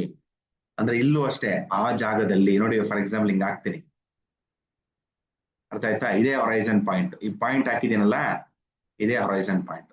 ಈ ಜಾಗದಲ್ಲಿ ಯಾವ ರಾಶಿ ಇದೆಯೋ, ಈಗ ಸದ್ಯಕ್ಕೆ ಯಾವ ರಾಶಿ ಇದೆಯೋ ಅದನ್ನೇ ನಾವು ಲಗ್ನ ಅಂತ ತಗೋತೀವಿ. ಯಾವ ರಾಶಿ ಇದೆ ಇದು? ಸಿಂಹ ರಾಶಿ. ಹಾಗೆ ನಿಮ್ ಲಗ್ನ ಯಾವ್ದಾಗುತ್ತೆ? ಸಿಂಹ ಲಗ್ನ. ಇವಾಗ ಮದುವೆ ಮಾಡ್ಬೇಕು, ಆ ಸಿಂಹ ಲಗ್ನದಲ್ಲಿ ಇಟ್ಕೊಂಡಿರ್ತಾರೆ. ಬೇರೆ ಎಲ್ಲ ಕ್ಯಾಲ್ಕುಲೇಷನ್ಸ್ ಇರುತ್ತೆ, ಅದೆಲ್ಲ ಮಾಡಿ ಲಗ್ನ ಫಿಕ್ಸ್ ಮಾಡ್ತೀವಿ ನಾವು. ಫಾರ್ ಎಕ್ಸಾಂಪಲ್, ಇವಾಗ ಇಲ್ಲಿದೆ ಅನ್ಕೊಳ್ಳಿ, ಸಿಂಹ ಲಗ್ನದಲ್ಲಿ ಮದುವೆ ಇಟ್ಕೊಡ್ತೀವಿ, ಇಲ್ಲ ಸಿಂಹ ಲಗ್ನದಲ್ಲಿ ಮಗು ಹುಟ್ಟಿದೆ ಅಂತ ಹೇಳ್ತೀವಿ. ಅರ್ಥ ಆಯ್ತಾ? ಸೊ ಇದನ್ನ ನಾವು ಲಗ್ನ ಅಂತ ಹೇಳೋದು. ಏನು ಅದು ಡೆಫಿನಿಷನ್ ಅಂತಂದ್ರೆ, ನಾವು ಮಗು ಹುಟ್ಟದ ಅಂದ್ರೆ ಜಾತಕನು ಹುಟ್ಟುವ ಸಮಯದಲ್ಲಿ ಈ ಮೂಡಣದಲ್ಲಿ ಯಾವ ರಾಶಿ ನೆಲೆಸಿರುತ್ತದೋ, ಇಲ್ಲ ಯಾವ ರಾಶಿ ಇರುತ್ತದೋ ಅದನ್ನ ನಾವು ಲಗ್ನ ಎಂದು ಕರೆಯುತ್ತೇವೆ. ಅಷ್ಟೇ, simple. At the time of birth, in the eastern horizon, where the sky and the earth meet, at that point which rashi is rising up, that is the lagna ಅಂತ ಕರೀತಾರೆ. ಅಷ್ಟೇ. ಅರ್ಥ ಆಯ್ತಾ? ಇವಾಗ ಪಿಕ್ಚರ್ ಅಲ್ಲಿ ತೋರ್ಸ ನಿಮ್ಗೆ ಅರ್ಥ ಆಗುತ್ತೆ. ಈಗ ನೋಡಿ, ಈಗ ಸಿಂಹ ಆಯ್ತು, ನೆಕ್ಸ್ಟ್ ಕನ್ಯಾ ರಾಶಿ ಬರುತ್ತೆ, ತುಲಾ ರಾಶಿ ಬರುತ್ತೆ, ವೃಶ್ಚಿಕ ರಾಶಿ ಬರುತ್ತೆ. ಹೀಗೆ ಒಂದೊಂದು ರಾಶಿಗಳು ಹೋಗ್ತಾ ಇರುತ್ತೆ. ಎಷ್ಟು ರಾಶಿ ದಿನದಲ್ಲಿ ಎಷ್ಟು ಲಗ್ನ ಇರುತ್ತೆ ಅಂತಂದ್ರೆ, ಒಂದು ನೋಡಿ, ಇಲ್ಲಿ ನೋಡಿ, ಇವತ್ತಿನ ದಿವಸ ಟೈಮ್ ಹಾಕಿದೀನಿ ನಾನು. ಇವತ್ತಿನ ಟೈಮ್ ಏನು ನೋಡಿ, ಬಹಳ ಸುಲಭ. ಫಸ್ಟ್ ಸ್ಟಾರ್ಟಿಂಗ್ ಕನ್ಫ್ಯೂಸ್ ಆಗುತ್ತೆ, ಇನ್ನು 2 ಸ್ಲೈಡ್ ಇರುತ್ತೆ, ಅದು ಮುಗಿಸಿದಾಗ ನಿಮ್ಗೆ ಈಸಿಯಾಗಿ ನೀವೇ ಇವಾಗ ಪಂಚಾಂಗ ನೋಡಿ ನೀವೇ ನನ್ಗೆ ಹೇಳ್ತೀರ, ನೋಡ್ಕೊಳ್ಳಿ. ಇವಾಗ 2ನೇ ತಾರೀಕು ಮೇ ತಿಂಗಳು 2026. ಯಾವ ಜಾಗ? ಬೆಂಗಳೂರು. ಯಾವ ದಿನ? ಶನಿವಾರ, ಸ್ಯಾಟರ್ಡೆ. ನೋಡಿ, ಇದು ಲಗ್ನ ರಾಶಿ ಅಂತ ಕೊಟ್ಟಿರ್ತಾರೆ, ಅಂದ್ರೆ ಲಗ್ನ. ಇದು ಲಗ್ನ ಟೈಮ್ ಅಂತಿದೆ, ಇದು ಇಂಗ್ಲಿಷ್ ಅಲ್ಲಿ ಇದೆ, ಸ್ವಲ್ಪ ಅಡ್ಜಸ್ಟ್ ಮಾಡ್ಕೊಳ್ಳಿ. ಇದು ಡೈರೆಕ್ಟ್ ಇಂಟರ್ನೆಟ್ ಇಂದ ತೆಗೆದು ಹಾಕ್ದೆ ನಾನು. ಇವಾಗ ನೋಡಿ, ಇಲ್ಲಿ ಮೇಷ, ವೃಷಭ, ಮಿಥುನ, ಕಟಕ, ಸಿಂಹ, ಕನ್ಯಾ, ತುಲಾ, ವೃಶ್ಚಿಕ, ಧನಸ್ಸು, ಮಕರ, ಕುಂಭ, ಮೀನ ಅಂತ ಹೀಗಿರುತ್ತೆ. ಯಾವ ರಾಶಿ ಇರುತ್ತೋ ಆ ಟೈಮ್. ಇವಾಗ ಯಾವ್ದು ನಡೀತಾ ಇದೆ ಅಂತಂದ್ರೆ, ಈಗ ಸಮಯ ನೋಡಿ, ಇವಾಗ ಏನ್ ಸಮಯ? ಇವಾಗ 9:43. ಈ ಟೇಬಲ್ ನೋಡ್ಕೊಳ್ಳಿ. ಇವಾಗ 9:43 ಅಂದಾಗ ಏನ್ ಬರುತ್ತೆ? ಆಲ್ಮೋಸ್ಟ್ 9:43 ಇದ್ರಲ್ಲಿ ಬರ್ತಾ ಇದೆ ಅಲ್ವಾ? ನೋಡಿ, 9:34 ಇಂದ 10:41 ತನಕ ಯಾವ ಲಗ್ನ ಇರುತ್ತೆ? ಧನುರ್ ಲಗ್ನ ಇರುತ್ತೆ. ಇವಾಗ ಧನುರ್ ಲಗ್ನ ನಡೀತಾ ಇದೆ. ಇವಾಗ ಇದ್ರಲ್ಲಿ ಚೆಕ್ ಮಾಡೋಣ, ಧನುರ್ ಲಗ್ನ ನಡೀತಾ ಇದೆ ಏನು. ಇಲ್ಲಿ ಇದು ವೃಶ್ಚಿಕ ಲಗ್ನ ತೋರಿಸುತ್ತೆ ನಮ್ಗೆ ಅಲ್ವಾ? ಇವಾಗ ತಿರ್ಗಾ ಹೊಡಿತೀನಿ, ನೋಡೋಣ. ನೋಡಿ, ಇಲ್ಲಿ ಚೇಂಜ್ ಆಗಿದೆ ಲಗ್ನ.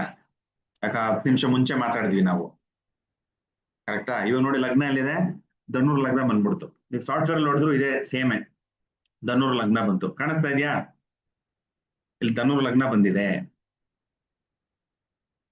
ಇದು ಸೇಮ್ ಟೈಮ್ ಅದೇ ಹೇಳ್ತಾ ಇದೆ ನೋಡಿ, ಇಲ್ಲಿ ಧನುರ್ ಲಗ್ನ. ಧನು ಅಂದ್ರೆ ಧನುರ್ ಲಗ್ನ. ಎಷ್ಟರಿಂದ ಎಷ್ಟು ತನಕ? 9:34ರಿಂದ 10:41 ತನಕ ಧನುರ್ ಲಗ್ನ ನಡೆಯುತ್ತೆ. ಅರ್ಥ ಆಯ್ತಾ? ಸೊ ಇದು ಒಂದೊಂದು ಲಗ್ನಕ್ಕೆ ಎಷ್ಟು ಇದಿರುತ್ತೆ ನೋಡಿ. ಮೇಷದಿಂದ ಮೀನ ಆಗೋಯ್ತು ಇಲ್ಲೇ ನೋಡಿ. ಮೇಷ, ವೃಷಭ, ಮಿಥುನ, ಕಟಕ, ಸಿಂಹ, ಕನ್ಯಾ, ತುಲಾ, ವೃಶ್ಚಿಕ, ಧನಸ್ಸು, ಮಕರ, ಕುಂಭ, ಮೀನ ರಾಶಿ ಆಗುತ್ತೆ. ನೆಕ್ಸ್ಟ್ ಏನ್ ಬರುತ್ತೆ? ತಿರ್ಗಾ ಮೇಷ ಬರಬೇಕು. ಅದು ಮುಂದಿನ ದಿನ ಮೇ 3ನೇ ತಾರೀಕು ಬಂದ್ಬಿಡುತ್ತೆ ತಿರ್ಗಾ ಮೇಷ, ವೃಷಭ, ಮಿಥುನ ಅಂತ.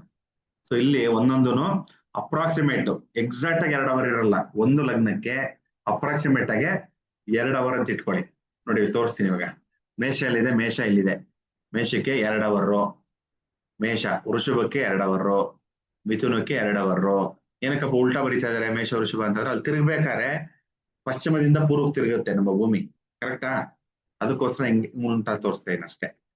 2 ಮೇಷ, ವೃಷಭ, ಮಿಥುನ, ಕಟಕ 2 ಅವರು, ಸಿಂಹ 2 ಅವರು, ಕನ್ಯಾ 2 ಅವರು. ಇದು ಒಂದು ದಿನಕ್ಕೆ ಹೇಳ್ತಾ ಇರೋದು ನಾನು. ತುಲಾ 2 ಅವರು, ವೃಶ್ಚಿಕ 2 ಅವರು, ಧನು ರಾಶಿ 2 ಅವರು, ಮಕರ ರಾಶಿ 2 ಅವರು, ಕುಂಭ ರಾಶಿ 2 ಅವರು, ಮೀನ ರಾಶಿ 2. ಎಷ್ಟಾಯ್ತು ಸರ್? ಎಷ್ಟು ಅವರ್ ಆಯ್ತು? ಕ್ರಮವಾಗಿ ಹೇಳ್ಕೊಂಡ್ರೆ 24. ವೆರಿ ಗುಡ್ ಮೇಘ ಅವರೇ, ಎಕ್ಸಲೆಂಟ್.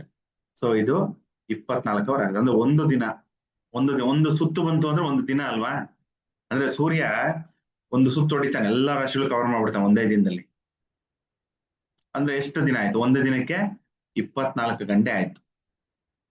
ಕರೆಕ್ಟಾ? 24 ಅವರ್. ಹಾಗೆ ಎಷ್ಟು ಲಗ್ನ ಇರುತ್ತೆ? ಎಷ್ಟು ರಾಶಿ ಇದೆ? 12 ರಾಶಿ ಇದೆ. ಲಗ್ನ ಕೂಡ 12 ಇರುವಂತದ್ದು. ಏನಕ್ಕೆ? ಏನಕ್ಕೆ ಅಂದ್ರೆ ಮಗು ಹುಟ್ಟಿದಾಗ ಆ ಪೂರ್ವ ದಿಕ್ಕನ್ನು ನೋಡ್ಬೇಕು. ಪೂರ್ವ ದಿಕ್ಕನ್ನು ನೋಡಿದಾಗ ಅಲ್ಲಿ ಯಾವ ರಾಶಿ ಕಾಣಿಸ್ತಾ ಇದೆ ನಮ್ಗೆ? ನಾವು ಹೋಗಿ ಆಚೆ ನೋಡಿದಾಗ ನಿಮ್ಗೆ ಅದು ಅಸ್ಟ್ರಾನಮಿಕಲ್ ನಾಲೆಜ್ ಇರಬೇಕು. ಅಂದ್ರೆ ಗ್ರಹ ನಕ್ಷತ್ರ ನೋಡಿ ಯಾವ ರಾಶಿ ಅಂತ ಕಂಡುಹಿಡಿಯಬೇಕು. ಆ ನಾಲೆಜ್ ಇತ್ತು ಅಂದ್ರೆ ನೋಡ್ಕೊಂಡು ನೀವು ಟಕ್ ಅಂತ ಹೇಳ್ಬಿಡ್ಬೋದು ಇದೇ ಲಗ್ನ ನಡೀತಾ ಇದೆ ಇವಾಗ ಅಂತ. ಅದು ಗೊತ್ತಿಲ್ಲ ಅಂದ್ರೆ ಸಾಫ್ಟ್ವೇರ್ ಇದೆ. ನಿಮ್ ಹಿಂದೂ ಕ್ಯಾಲೆಂಡರ್ ಇದೆಯಲ್ಲ ಮೊಬೈಲ್ ಅಲ್ಲಿ, ಇವಾಗ ಎಲ್ಲರೂ ತೆಗೀರಿ, ಹಿಂದೂ ಕ್ಯಾಲೆಂಡರ್ ಮೊಬೈಲ್ ತೆಗೆದಿ, ಇವಾಗ ನಂಗೆ ಲಗ್ನ ಹೇಳ್ಬೇಕು ನೀವು, ಏನ್ ಲಗ್ನ ನಡೀತಾ ಇದೆ ಅಂತ, ಮ್ಯಾಚ್ ಆಗ್ತಾ ಇದೆಯಲ್ಲ ಅಂತ ಹೇಳಿ. ಎಲ್ಲರಿಗೂ ಧನುರ್ ಲಗ್ನ ಬರ್ಬೇಕು. ಇವಾಗ ನೋಡಿ ಓಪನ್ ಮಾಡಿದ್ದೀನಿ ಹಿಂದೂ ಕ್ಯಾಲೆಂಡರ್. ಇವಾಗ ಅನ್ಮ್ಯೂಟ್ ಮಾಡ್ತೀನಿ. ಅಂದ್ರೆ ಎಲ್ಲ ಗಲಾಟೆ ಮಾಡ್ಬಿಡಿ ದಯವಿಟ್ಟು, ಯಾರು ಒಬ್ರು ಮಾತಾಡಿ. ಅನ್ಮ್ಯೂಟ್ ಮಾಡಿದ್ದೀನಿ ಎಲ್ಲಾರು ನಾನು. ಸೊ ಈಗ ಹಿಂದೂ ಕ್ಯಾಲೆಂಡರ್ಗೆ ಹೋಗಿ, ನಿಮ್ಗೆ ಅದು ಕನ್ನಡ ಬೇಕೋ ಇಂಗ್ಲಿಷ್ ಬೇಕೋ ಸೆಲೆಕ್ಟ್ ಮಾಡ್ಕೊಂಡಿರ್ತೀರಾ ಈಗಾಗ್ಲೇ. ಇದನ್ನ ಪ್ರಾಕ್ಟೀಸ್ ಮಾಡ್ಬೇಕು ನೀವು, ಇಲ್ಲಾಂದ್ರೆ ಬರಲ್ಲ. ಈಗ ಬಂದು ಗುರುಗಳೇ ಧನುರ್ ಲಗ್ನ ಇದೆ. ಗುರುಗಳೇ ಧನುರ್ ಲಗ್ನ ಬಂದಿದೆ. ವೆರಿ ಗುಡ್, ಎಕ್ಸಲೆಂಟ್, ಧನುರ್ ಲಗ್ನ ಬಂದಿದೆ ಗುರುಗಳೇ. ಎಕ್ಸಲೆಂಟ್. ಗುರುಗಳೇ ಹಾ, ನಮ್ಮಲ್ಲಿ ಇದು ಸ್ಥಳ ಬೇರೆ ಇರುವುದರಿಂದ ಇನ್ನೂ ವೃಶ್ಚಿಕ ಲಗ್ನ ನಡೀತಾ ಇದೆ. ಅದೇ ಹೇಗೆ ಗುರುಗಳೇ? ಹೌದು, ಹೇಳಿದ್ನಲ್ಲ ಸ್ಥಳದಿಂದ ಸ್ಥಳಕ್ಕೆ ಡಿಫ್ರೆನ್ಸ್ ಆಗತ್ತೆ ಅಂತ. ಲ್ಯಾಟಿಟ್ಯೂಡ್ ಲಾಂಗಿಟ್ಯೂಡ್ ಇರುತ್ತೆ. ಹಾ, ಹಾಗಾಗಿ ನೀವು ಫಾರ್ ಎಕ್ಸಾಂಪಲ್ ನೋಡಿ, ಇವಾಗ ನನ್ನ ವಿಡಿಯೋ ನೋಡಿದಾಗ ಇವಾಗ ಇದು Okay. ಇವಾಗ ಯಾರು ತಗೊಳ್ಳಿ, ಶಿವಾನಂದ್ ಅವ್ರು ಅನ್ಕೊಳ್ಳಿ. ಶಿವಾನಂದ್ ಅವ್ರು ಇಲ್ಲಿ ನಿಂತ್ಕೊಂಡು ನೋಡ್ತಾ ಇರ್ತಾರೆ ಇದನ್ನ. ಹೌದು. ಆಯ್ತಾ? ಅವ್ರಿಗೆ ಡಿಗ್ರಿ 0 ಡಿಗ್ರಿ ಇರುತ್ತೆ. ಅದೇ ನೀವು ಇಲ್ಲಿ ನಿಂತ್ಕೊಂಡು ನೋಡ್ತಾ ಇರ್ತೀರಾ ಬೇರೆ ಕಡೆಯಿಂದ, ಎಷ್ಟು ಡಿಗ್ರಿ ಆಯ್ತದು? Okay.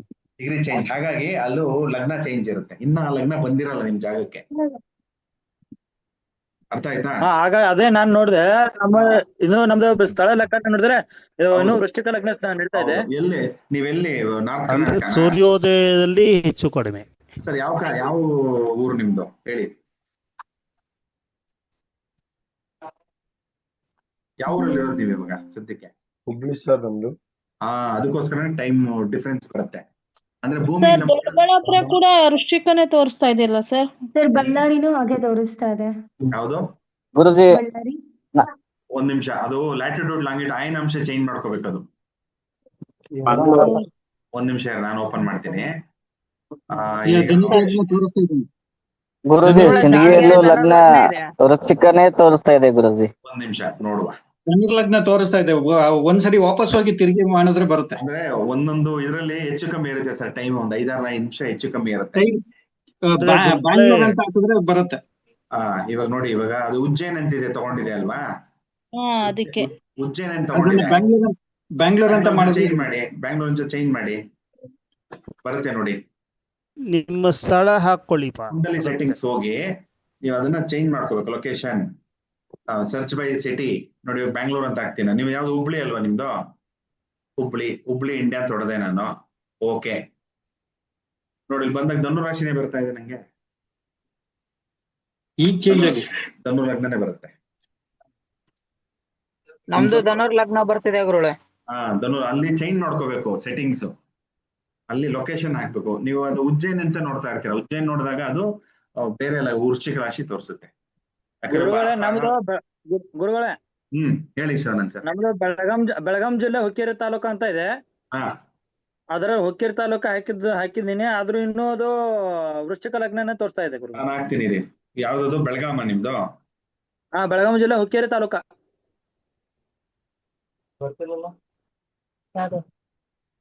ಬೆಳಗಾಂ ಜಿ. ಎಲ್ಲರೂ ಟ್ರೈ ಮಾಡಿ ಪ್ಲೀಸ್, ಎಲ್ಲರೂ ಟ್ರೈ ಮಾಡಿ. ಬೆಳಗಾವಿ ಹುಕ್ಕೇರಿ ತಾಲೂಕು ತಗೊಳ್ಳಿ. ಬೆಳಗಾವಿ ಅಲ್ವಾ? ಬೆಳಗಾವಿ. ಬೆಳಗಾವಿ ಅದು ಕೂಡ ತುಲಾ ರಾಶಿ. ತುಲಾ ಲಗ್ನ ವೃಶ್ಚಿಕ ಬರುತ್ತೆ. ಹೌದು ಗುರು. ಕರೆಕ್ಟ್, ರಾಶಿ ತುಲಾ ಬರುತ್ತೆ, ವೃಶ್ಚಿಕ. No problem. ಯಾಕೆ ನಿಮ್ ತುಂಬಾ ದೂರ ಇರ್ತೀರಾ ನೀವು. ಹಂಗೆ ಲ್ಯಾಟಿಟ್ಯೂಡ್ ಹಾರಿಜಾಂಟಲ್ ನಮ್ಗೆ ನಮ್ಮ ಬೆಂಗಳೂರಿಂದ ತಗೊಂಡು ಎಷ್ಟು ಕಿಲೋಮೀಟರ್ ಸರ್?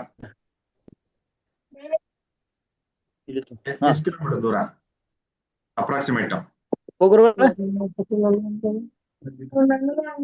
ಗುರುಗಳೇ ನಮಗೂ ಬೆಳಗಾವದಿಂದ ಬೆಂಗಳೂರಕ್ಕೆ 500 ಕಿಲೋಮೀಟರ್ ಪಾಠ ಇದೆ. ಅದಕ್ಕೋಸ್ಕರ ನಿಮ್ಗೆ ನಿಮ್ದು ಇನ್ನ ಬಂದಿಲ್ಲ. ಅಂದ್ರೆ ಭೂಮಿ ನೋಡಿ, ಇಲ್ಲಿ ನಮ್ ವಿಡಿಯೋ ನೋಡಿ, ಭೂಮಿ ಇನ್ನ ಇಲ್ಲೇ ಇದೆ. ತಿರುಗೋ ಟೈಮಲ್ಲಿ ಹೌದು ಗುರು. ಇನ್ ಸ್ವಲ್ಪ ಹೌದು. ತಿರುಗಿದ ತಕ್ಷಣ ನಿಮ್ ಕಡೆ ಬಂದ್ಬಿಡತ್ತೆ. ನಿಮ್ದು ಧನು ಹೌದು. ಲಗ್ನ ಆಗುತ್ತೆ. ಫಸ್ಟ್ ಬೆಂಗಳೂರು ಧನು ಲಗ್ನ ಬರುತ್ತೆ, ಆಮೇಲೆ ನಿಮ್ಗೆ ಧನು ಹಾ. ಲಗ್ನ ಬರುತ್ತೆ. ಹಾಗೆ ಹಂಗೆ ಇನ್ನು ಸ್ವಲ್ಪ ಹತ್ ಕಡೆಗೆ ಹೋಗಿ, ನೀವು ಬೇರೆ ದೇಶಕ್ಕೆ ಹೋಗಿ, ಬೆಂಗಳೂರು ಅವಾಗ ಇನ್ನ ಬಂದೇ ಬೆಂಗಳೂರಿಗೆ ಇರಲ್ಲ. ಬೆಂಗಳೂರಕ್ಕೆ ಬೆಳಗಾವಿ 500 ಕಿಲೋಮೀಟರ್ ಅಂತರ ಇದೆ ಗುರುಗಳೇ. ಅದಕ್ಕೋಸ್ಕರ ನಿಮ್ದು ಲಗ್ನ ಬೇರೆ ಇರುತ್ತೆ. ಅದಕ್ಕೆ ಗೊತ್ತಾಯ್ತಾ ಇವಾಗ ಜಾಗದ ಮಹಿಮೆ ಅಂದ್ರೆ ಗುರು, ಇನ್ನು ಒಂದು ಇನ್ನು ಒಂದು ನಿಮಿಷದಲ್ಲಿ ಗುರುಗಳೇ, ವೃಶ್ಚಿಕದಿಂದ ಧನಸ್ಸುಗೆ ಹೋಗುತ್ತೆ, ಧನುರ್ ಲಗ್ನಕ್ಕೆ ಹೋಗುತ್ತೆ ಇನ್ನು 1 ನಿಮಿಷದಲ್ಲಿ. ಹೌದು ಹೋಗುತ್ತೆ. ನೀವು 5 ನಿಮಿಷ ಚೆಕ್ ಮಾಡಿ ಶಿವಾನಂದ್ ಸರ್, ನಿಮ್ದು ಧನುರ್ ಲಗ್ನ ಕೊಟ್ಟೋಗುತ್ತೆ. ಓಕೆ ಗುರುಗಳೇ. ಅದಕ್ಕೆ ನೋಡಿ, ಆಯ್ತು ಅದನ್ನೇ ಗುರುಗಳೇ. ಲ್ಯಾಟಿಟ್ಯೂಡ್ ಅಂತ ಕರಿತೇವೆ ನಾವು. 21:52 ಶುರು ಅಕ್ಷಾಂಶ ಮತ್ತು ಅಕ್ಷಾಂಶ ಅಂತ ಕರಿತೇವಲ್ಲ, ಹಾರಿಜಾಂಟಲ್ ಲ್ಯಾಟಿಟ್ಯೂಡ್. ಇವು ಭೂಮಿ ಇರುತ್ತೆ, ನೀವು ಅದನ್ನ ಅಂದ್ರೆ ಒಂದು ಬಾಲ್ ಇರುತ್ತೆ ಅನ್ಕೊಳ್ಳಿ, ಒಂದು ಚಾಕು ತಗೊಂಡು ನೀವು ಕಟ್ ಮಾಡ್ತೀರಾ, ಅರ್ಧ 2 ಪೀಸ್ ಆಗುತ್ತೆ ಅನ್ಕೊಳ್ಳಿ. ಆ ಮಧ್ಯ ಲೈನ್ ಬರುತ್ತಲ್ಲ, ಅದನ್ನ ನಾವು ಲ್ಯಾಟಿಟ್ಯೂಡ್ ಅಂತ ಕರಿತೀವಿ. ಅಂದ್ರೆ ಜಾಗದಿಂದ ಜಾಗಕ್ಕೆ ವೇರಿ ಆಗುತ್ತೆ ಲಗ್ನ, ಅದು ತಿರುಗುತ್ತಲ್ಲ ಭೂಮಿ. ಆಯ್ತು ಗುರು. ಅದಕ್ಕೋಸ್ಕರನೇ ನೀವು ಹಾಕ್ಬೇಕಾದ್ರೆ ಕರೆಕ್ಟ್ ಆಗಿ ಡೇಟ್ ಹಾಕ್ಬೇಕು, ಕರೆಕ್ಟ್ ಆಗಿ ಟೈಮ್ Okay. ಹಾಕ್ಬೇಕು, ಕರೆಕ್ಟ್ ಆಗಿ ಜಾಗ ಹಾಕ್ಬೇಕು. ಜಾಗ ನಿಗದಿಪಡಿಸಿಲ್ಲ ಅಂತಂದ್ರೆ ನೀವು ಇದನ್ನ ಹಾಕ್ಬಿಡ್ತೀರಾ. ಇವಾಗ ನೋಡಿ, ಇವಾಗ ನೀವು ಬೆಂಗಳೂರು ಲಗ್ನ ಹಾಕೊಂಡು ಧನುರ್ ಲಗ್ನ ಹಾಕೊಂಡು ಅವ್ರದ್ದು ಜಾತಕ ಹೇಳಕ್ ಹೋಯ್ತು ಅಂದ್ರೆ ಎಲ್ಲ ತಪ್ಪು ಬಂದ್ಬಿಡುತ್ತೆ. Okay. ಅಯ್ಯೋ ಏನೇನು ಹೇಳ್ತಾರಪ್ಪ ಗುರುಜಿ ಸರಿ ಇಲ್ಲ, ಆಯ್ತು ಗುರು. ಅವ್ರಿಗೇನ್ ತೊಡೋಗ್ತಾರೆ. ಹಾಗೆ ಅರ್ಥ ಆಯ್ತಾ? ಸಿಂಪಲ್. ಇವಾಗ ಹಿಂಗೆ ಎಲ್ಲರಿಗೂ ಧನುರ್ ಲಗ್ನ ಬಂತಾ? ಹೌದು. ಬೆಂಗಳೂರು. Yes, sir. ಅದಕ್ಕೆ ನಾನು ಇಲ್ಲಿ ಬೆಂಗಳೂರು ಅಂತ ಹಾಕಿದೀನಿ ನೋಡಿ, ಇಲ್ಲಿ ಬೆಂಗಳೂರು. ನೀವು ಬೇರೆ ಪ್ಲೇಸ್ ಹಾಕಿದ್ರೆ ಬೇರೆ ಬರುತ್ತೆ. ಬೆಂಗಳೂರಿನ ತಗೊಂಡಾಗ ನಿಮಗೆ ಎಲ್ಲರಿಗೂ ಧನುರ್ ಲಗ್ನ ನಡೀತಾ ಇದೆಯಾ? ಹೌದು. ಹೌದು ವೆರಿ ಗುಡ್. ಇವಾಗ ಹೆಂಗ ಅರ್ಥ ಆಯ್ತಲ್ಲ ನಿಮ್ಗೆ? ಇವಾಗ ನೋಡಿ, ಅದೇ ಇವಾಗ ಧನುರ್ ಲಗ್ನ ಅಂದ್ರೆ ಎಲ್ಲಿ ಕೂಡಿಸ್ತೀನಿ ನೋಡಿ. ಇವಾಗ ಮೇಷದಿಂದ ಸ್ಟಾರ್ಟ್ ಮಾಡೋಣ. ಮೇಷ, ವೃಷಭ, ಮಿಥುನ, ಕಟಕ, ಸಿಂಹ, ಕನ್ಯಾ, ತುಲಾ, ವೃಶ್ಚಿಕ, ಧನಸ್ಸು. ವೃಶ್ಚಿಕ ಮತ್ತೆ ಧನಸ್ಸು. ಈಗ ಬಂದು ಕುತ್ಕೋಬೇಕದು. ಅಂದ್ರೆ ಇದು ಪೂರ್ವ ದಿಕ್ಕದಲ್ಲಿ ಕುತ್ಕೊಂಡಿರುತ್ತೆ ಅಂತ.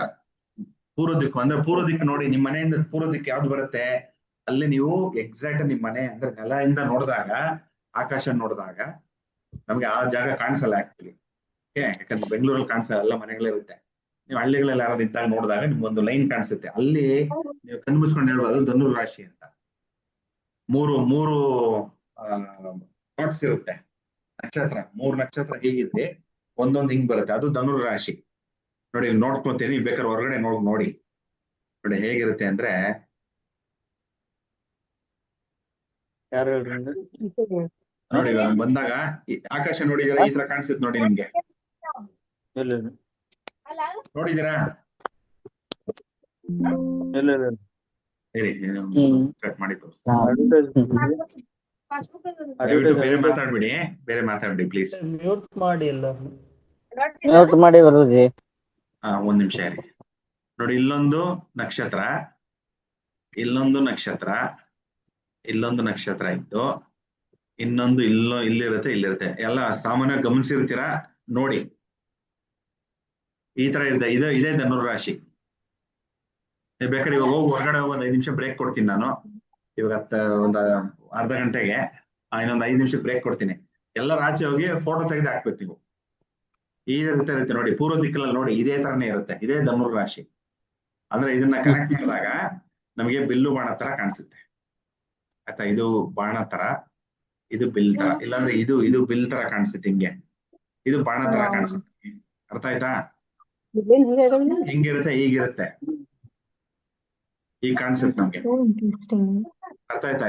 ಇದು ಬಿಲ್ಲು ತರ ತಗೋಬೇಕು, ಇದು ಬಾಲ. ಸೊ ಆಗ ಹೆಂಗ್ ಬರುತ್ತೆ ಅಂದ್ರೆ ಒಂದಿಲ್ಲಿ ಮತ್ತೆ ಇನ್ನೊಂದಿಲ್ಲಿ, ಈ ತರ ಪ್ಲಸ್ ಮಾರ್ಕ್ ತರ ಕಾಣುತ್ತೆ ನಿಮ್ಗೆ ಆಕಾಶದಲ್ಲಿ. ಹೋಗಿ ನೋಡಿ ಬೇಕಾದ್ರೆ ಇವಾಗ ಹೊರಗಡೆ ನಿಮ್ಗೆ ಕಾಣಿಸುತ್ತೆ. ಇದೇ ಧನುರ್ ರಾಶಿ. ಅರ್ಥ ಆಯ್ತಾ ಹೇಗ್ ತಗೊಳ್ಳೋದು ಅಂತ? ಸೊ ಇದು ಹೀಗೆ ನೀವು ತಗೋಬೇಕು. ಇದು ಬಹಳ ಉಪಯೋಗ ಆಗುತ್ತೆ ನಿಮ್ಗೆ. ಇವಾಗ ಲಗ್ನ ಏನು ಅಂತ ಗೊತ್ತಾಗೋಯ್ತು ನಿಮ್ಗೆ, ಕರೆಕ್ಟ್? ಅರ್ಥ ಆಯ್ತು ಗುರುಗಳೇ. Very good. ಸೊ ಈಗ ಅದೇ ಪಂಚಾಂಗ ತಗೊಳ್ಳಿ. ಇದು ಮುಗಿಸ್ಬಿಟ್ಟು ಬ್ರೇಕ್ ಕೊಡ್ತೀನಿ. ಆಮೇಲೆ ನೀವು ಹೊರಗಡೆ ಹೋಗಿ ನೋಡ್ಬಿಟ್ಟು ಯಾರನ್ನ ಫೋಟೋ ತಗೊಂಡು ಕಳಿಸಿ ನೋಡುವ. ಈಗ ಪಂಚಾಂಗ 47, ಪೇಜ್ ನಂಬರ್ 47. ಇವಾಗ ಯಾವ ಲಗ್ನ ನಡೀತಾ ಇದೆ ನೀವೇ ನೋಡಿ ಹೇಳಿ. ರೈಟ್ ಸೈಡ್ ನೋಡಿ, ಲಗ್ನ ಪ್ರಮಾಣ ಅಂತ ಕೊಟ್ಟಿರ್ತಾರೆ. ಎಲ್ಲ ಒಂದೇ 2-3 ನಿಮಿಷ ಹೆಚ್ಚು ಕಮ್ಮಿ ಇರುತ್ತೆ. ಸೊ ತಲೆ ಕೆಡ್ಸ್ಕೊಬೇಡಿ, ಒಂದೊಂದು ಪಂಚಾಂಗದಲ್ಲಿ ಒಂಥರ ಕೊಡ್ತಾನೆ. ಸೊ ಇದು ಲಗ್ನ ನೋಡುವಂಥದ್ದು. ಇಲ್ಲಿ ಲಗ್ನ ಪೇಜ್ ನಂಬರ್ 47 ತಗೊಳ್ಳಿ. ಯಾವ ಡೇಟ್ ಇವತ್ತು? ಇದು ಮೇ 2. ಮೇ 2. ನೋಡ್ರಮ್ಮ, ಮೇ 2ಕ್ಕೆ ಹಿಂಗೇ ಬನ್ನಿ. ಗುರುಗಳೇ ಧನಸ್ಸು ಇವಾಗ ಹಗಲು ಇಲ್ಲ ಅಲ್ವಾ, ಇವಾಗ ರಾತ್ರಿ ಅಲ್ವಾ ನಮ್ದು? ಎಷ್ಟು ಟೈಮ್? ಧನಸ್ಸು ಲಗ್ನ ನಡೀತಾ ಧನುಸು ಇದೆಯಾ ಕರೆಕ್ಟ್ ಆಗಿ? Very good. ಎಷ್ಟು ತನಕ ಅಂದ್ರೆ ಏನ್ ಕೊಟ್ಟಿದ್ದಾನೆ ಟೈಮ್? 9:34 11:42. ಅಲ್ಲ, ಇದು ಏನ್ ಹೆಡ್ಡಿಂಗ್ ಓದಿ ಯಾರನ್ನ ಒಬ್ರು. ಬಿಂಬ ಮಧ್ಯ ಸೂರ್ಯೋದಯಕ್ಕೆ ಮೈಸೂರಿನ ದ್ವಾದಶ ಪ್ರಮಾಣ ಸೂರ್ಯಾಸ್ತಕ್ಕೆ ಮೈಸೂರಿನ ಮುಗಿಯುವ ಕಾಲವೇ ಮುಗಿಯುವ ಕಾಲ ಗಂಟೆ ನಿಮಿಷ. Very good. ಮುಗಿಯುವ ಕಾಲ ಅಂದ್ರೆ ಇದು ಎಂಡಿಂಗ್ ಕೊಡ್ತಾನ ಅವನು. ಎಂಡ್ ಎಷ್ಟೊತ್ತಿಗಾಗುತ್ತೆ ಧನುಸು ರಾಶಿ? 11:42. ಎಂಡ್ ಆಗುತ್ತೆ. ಎಷ್ಟೊತ್ತು ಸ್ಟಾರ್ಟ್ ಆಗುತ್ತೆ ಧನುಸು ರಾಶಿ? 9:34. 9:34. Excellent, very good. 9:34ಕ್ಕೆ ಸ್ಟಾರ್ಟ್ ಆಗಿದೆ ಗುರುಗಳೇ. ಎಕ್ಸಲೆಂಟ್. 11:42ಕ್ಕೆ ಮುಗಿತಾರೆ ಗುರುಗಳೇ. ಹಾ, ವೆರಿ. ಅರ್ಥ ಆಯ್ತಾ ಹೆಂಗ್ ತಗೊಳ್ಳೋದು, ಹೆಂಗ್ ಓದೋದು ಪಂಚಾಂಗ ಅಂತ? ನೋಡಿ, ಎರಡನೇ ಅರ್ಥ ಆಯ್ತು. ತಗೊಂಡಾಗ ಎಲ್ಲಾರು ನೋಡಿ, ಯಾರಿಗ ಅರ್ಥ ಆಗ್ಲಿಲ್ಲ ಇನ್ನೊಂದ್ಸತಿ ನೋಡಿ, ಇಲ್ಲಿ ತೋರಿಸ್ತಾ ಇದ್ದೀನಿ ನಿಮ್ಗೆ. ಅಂದ್ರೆ ಇವಾಗ 2ನೇ ತಾರೀಕು ಎಷ್ಟು ಟೈಮ್ ನೋಡ್ಕೊಳ್ಳಿ. ಇವಾಗ ಎಷ್ಟು? 10 ಗಂಟೆ ಅಲ್ವಾ ಟೈಮ್? 9:57. 10 ಗಂಟೆ ಅಪ್ರಾಕ್ಸ್ ಅಂದ್ರೆ 11:42ಕ್ಕೆ ಬನ್ನಿ. ಇಲ್ಲಿ ಧನುಸು ರಾಶಿ ನಡೀತೆ. ಅಂದ್ರೆ ಧನುಸು ರಾಶಿ ಮುಗಿದೋಗುತ್ತೆ ಎಷ್ಟೊತ್ತಿಗೆ? ರಾತ್ರಿ 11:42 ಧನುಸು ರಾಶಿ ಇರುತ್ತೆ. ಬಟ್ ಹೆಂಗ್ ಸ್ಟಾರ್ಟ್ ಆಗೋದು ಹೆಂಗ್ ಗೊತ್ತಾಗುತ್ತೆ? ಹಿಂದೆ ಬನ್ನಿ, ವೃಶ್ಚಿಕಕ್ಕೆ ಬನ್ನಿ. ನೋಡಿ, ಇದು ವೃಶ್ಚಿಕ ರಾಶಿ. ಇಲ್ಲಿಗೆ ಬಂದಾಗ 9:35. Very good. 9:34ಕ್ಕೆ ಎಂಡ್ ಆಗ್ಬಿಡುತ್ತೆ ವೃಶ್ಚಿಕ ರಾಶಿ. ಶುರು ಆಗೋದು ಧನುಸು ರಾಶಿ 9:35. 1 ನಿಮಿಷ ಇಟ್ಕೊಳ್ಳಿ. ಎಂಡ್ ಆಗೋದು ಆತ್ರಿ ತಗೋಬೇಕು. ಇದನ್ನು ಅದಕ್ಕೆ ಹೆಡ್ಡಿಂಗ್ ಇಂಪಾರ್ಟೆಂಟ್ ನೋಡ್ಬೇಕು. ಅಂದ್ರೆ ಇದು ಮುಗಿಯುವ ಕಾಲ ಪ್ರಮಾಣ. ಮುಗಿಯುವ ಕಾಲ ಪ್ರಮಾಣ ಅಂದ್ರೆ ಎಲ್ಲಿಂದ ಎಲ್ಲಿಗೆ ಅಂತ, ಅದು ಪ್ರಮಾಣ. Starting ending. ಮುಗಿಯುವ ಕಾಲ ಅಂದ್ರೆ ಪ್ರತಿಯೊಂದಕ್ಕೂ ಮುಗಿಯುವ ಕಾಲ ಕೊಟ್ಟಿರ್ತಾನೆ. ಅರ್ಥ ಆಯ್ತಾ? ಸೊ ಹಾಗಾಗಿ ಅದನ್ನ ನಾವು ಓದೋದು ಕಲ್ತ್ಕೋಬೇಕು. ಇವಾಗ ಸೇಮ್ ಡೇಟು 2ನೇ ತಾರೀಕು ತಗೊಳ್ಳಿ. ಇನ್ನೊಂದು ಎಕ್ಸಾಂಪಲ್. ಬೆಳಗಿನ ಜಾವ ಧನಸ್ಸು ಲಗ್ನ ನಡೀತಾ ಇದೆ ಗುರುಗಳೇ. Correct, very good. ಎಕ್ಸಾಂಪಲ್ ನಾನು ಟೈಮ್ ಕೊಡ್ತೀನಿ ಹೇಳಿ. 4:02 ಇವತ್ತಿನ ದಿವಸ ಅಂದ್ರೆ ಬೆಳಗಿನ ಜಾವ 4:02. 3ನೇ ತಾರೀಕು ಬೆಳಗಿನ ಜಾವ 4:02 ಯಾವ ಲಗ್ನ ನಡೆಯುತ್ತೆ? ಮೀನ ಗುರುಗಳೇ. ಮೀನ ಲಗ್ನ. ಕರೆಕ್ಟ್ ಆಗಿ ನೋಡಿ. 4:02 4 ಗಂಟೆ 2 ನಿಮಿಷ. ಕುಂಭ ಲಗ್ನ ಗುರುಗಳೇ. ಕರೆಕ್ಟ್ ಆಗಿ ನೋಡಿ. ಮೀನ ಲಗ್ನ. ಮೀನ ಲಗ್ನ. ಮೀನ ಲಗ್ನಾನೆ. ಯಾಕಂದ್ರೆ ಎಂಡಿಂಗ್ ಟೈಮ್ ತಾನೇ ಇದು. ಲಗ್ನ ನಡೀತಾ ಇದೆ ಗುರುಗಳೇ. Very good. 3:19ಕ್ಕೆ ಕುಂಭ ಮುಗಿಯೋಕೆ 3:20ರಿಂದ ಮೀನ ಸ್ಟಾರ್ಟ್ ಆಗುತ್ತೆ. Correct sir, correct sir. Excellent Girish Sharma sir, super. ಅರ್ಥ ಆಯ್ತಾ ನಿಮ್ಗೆ? ಯಾರಿಗಾನ ಅರ್ಥ ಆಗ್ಲಿಲ್ವಾ ಹೇಳಿ? ಅರ್ಥ ಆಗ್ಲಿಲ್ವಾ? ಯಾರಿಗಾನ ಟೈಪ್ ಮಾಡಿ, ಇಲ್ಲಾಂದ್ರೆ ಮಾತಾಡಿ. ಅರ್ಥ ಆಗಿಲ್ಲ ಇನ್ನೊಂದ್ಸತಿ ನೋಡ್ಬೇಕಾ ರಾತ್ರಿ ನೋಡ್ಬೇಕಾ? ಹಗಲಲ್ಲ ರಾತ್ರಿ ಇಲ್ಲ. ರಾತ್ರಿ ನೋಡ್ಬೇಕು. ನೋಡಿ, ಇಲ್ಲಿ 2 ಕೊಟ್ಟಿದ್ದಾನೆ, ಹಗಲು ರಾತ್ರಿ. ನೋಡಿ ಇಲ್ಲಿ ನನ್ನ ವಿಡಿಯೋ ನೋಡಿ. ಹಗಲು, ಇದು ರಾತ್ರಿ. ನಮ್ ಟೈಮ್ ಹೇಳ್ಬೇಕಷ್ಟೇ. ಇದು ರಾತ್ರಿ ಏನ್ ಬಂದ್ಬಿಟ್ಟು 3:42 ಅಂದಾಗ ಕರೆಕ್ಟ್ ಅವ್ರು ಕೇಳಿದ್ರಲ್ಲ, ಇವಾಗ ಪ್ರಶ್ನೆ ಕೇಳ್ಬೇಕು. ಬೆಳಗಿನ ಜಾವನ ರಾತ್ರಿ ಕೇಳ್ತೀರಾ ಅಂತ. ಅರ್ಥ ಆಯ್ತಾ? ಮಧ್ಯಾಹ್ನ ಇಲ್ಲಿ ನೋಡಿದಾಗ ಗೊತ್ತಾಗುತ್ತೆ ನಿಮ್ಗೆ.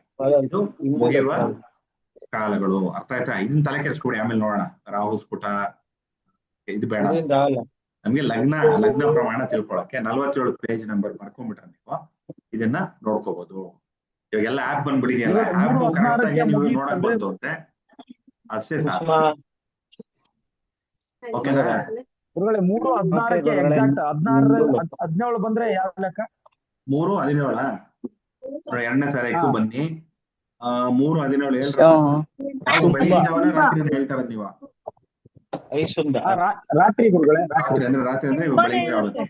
ಕುಂಭ ಇರುತ್ತೆ 3:16ರಿಂದ 4:59. ಕುಂಭ ಲಗ್ನ ಬರುತ್ತೆ. ರಾಶಿ ಅಂತ ಹೇಳ್ಬಾರ್ದು.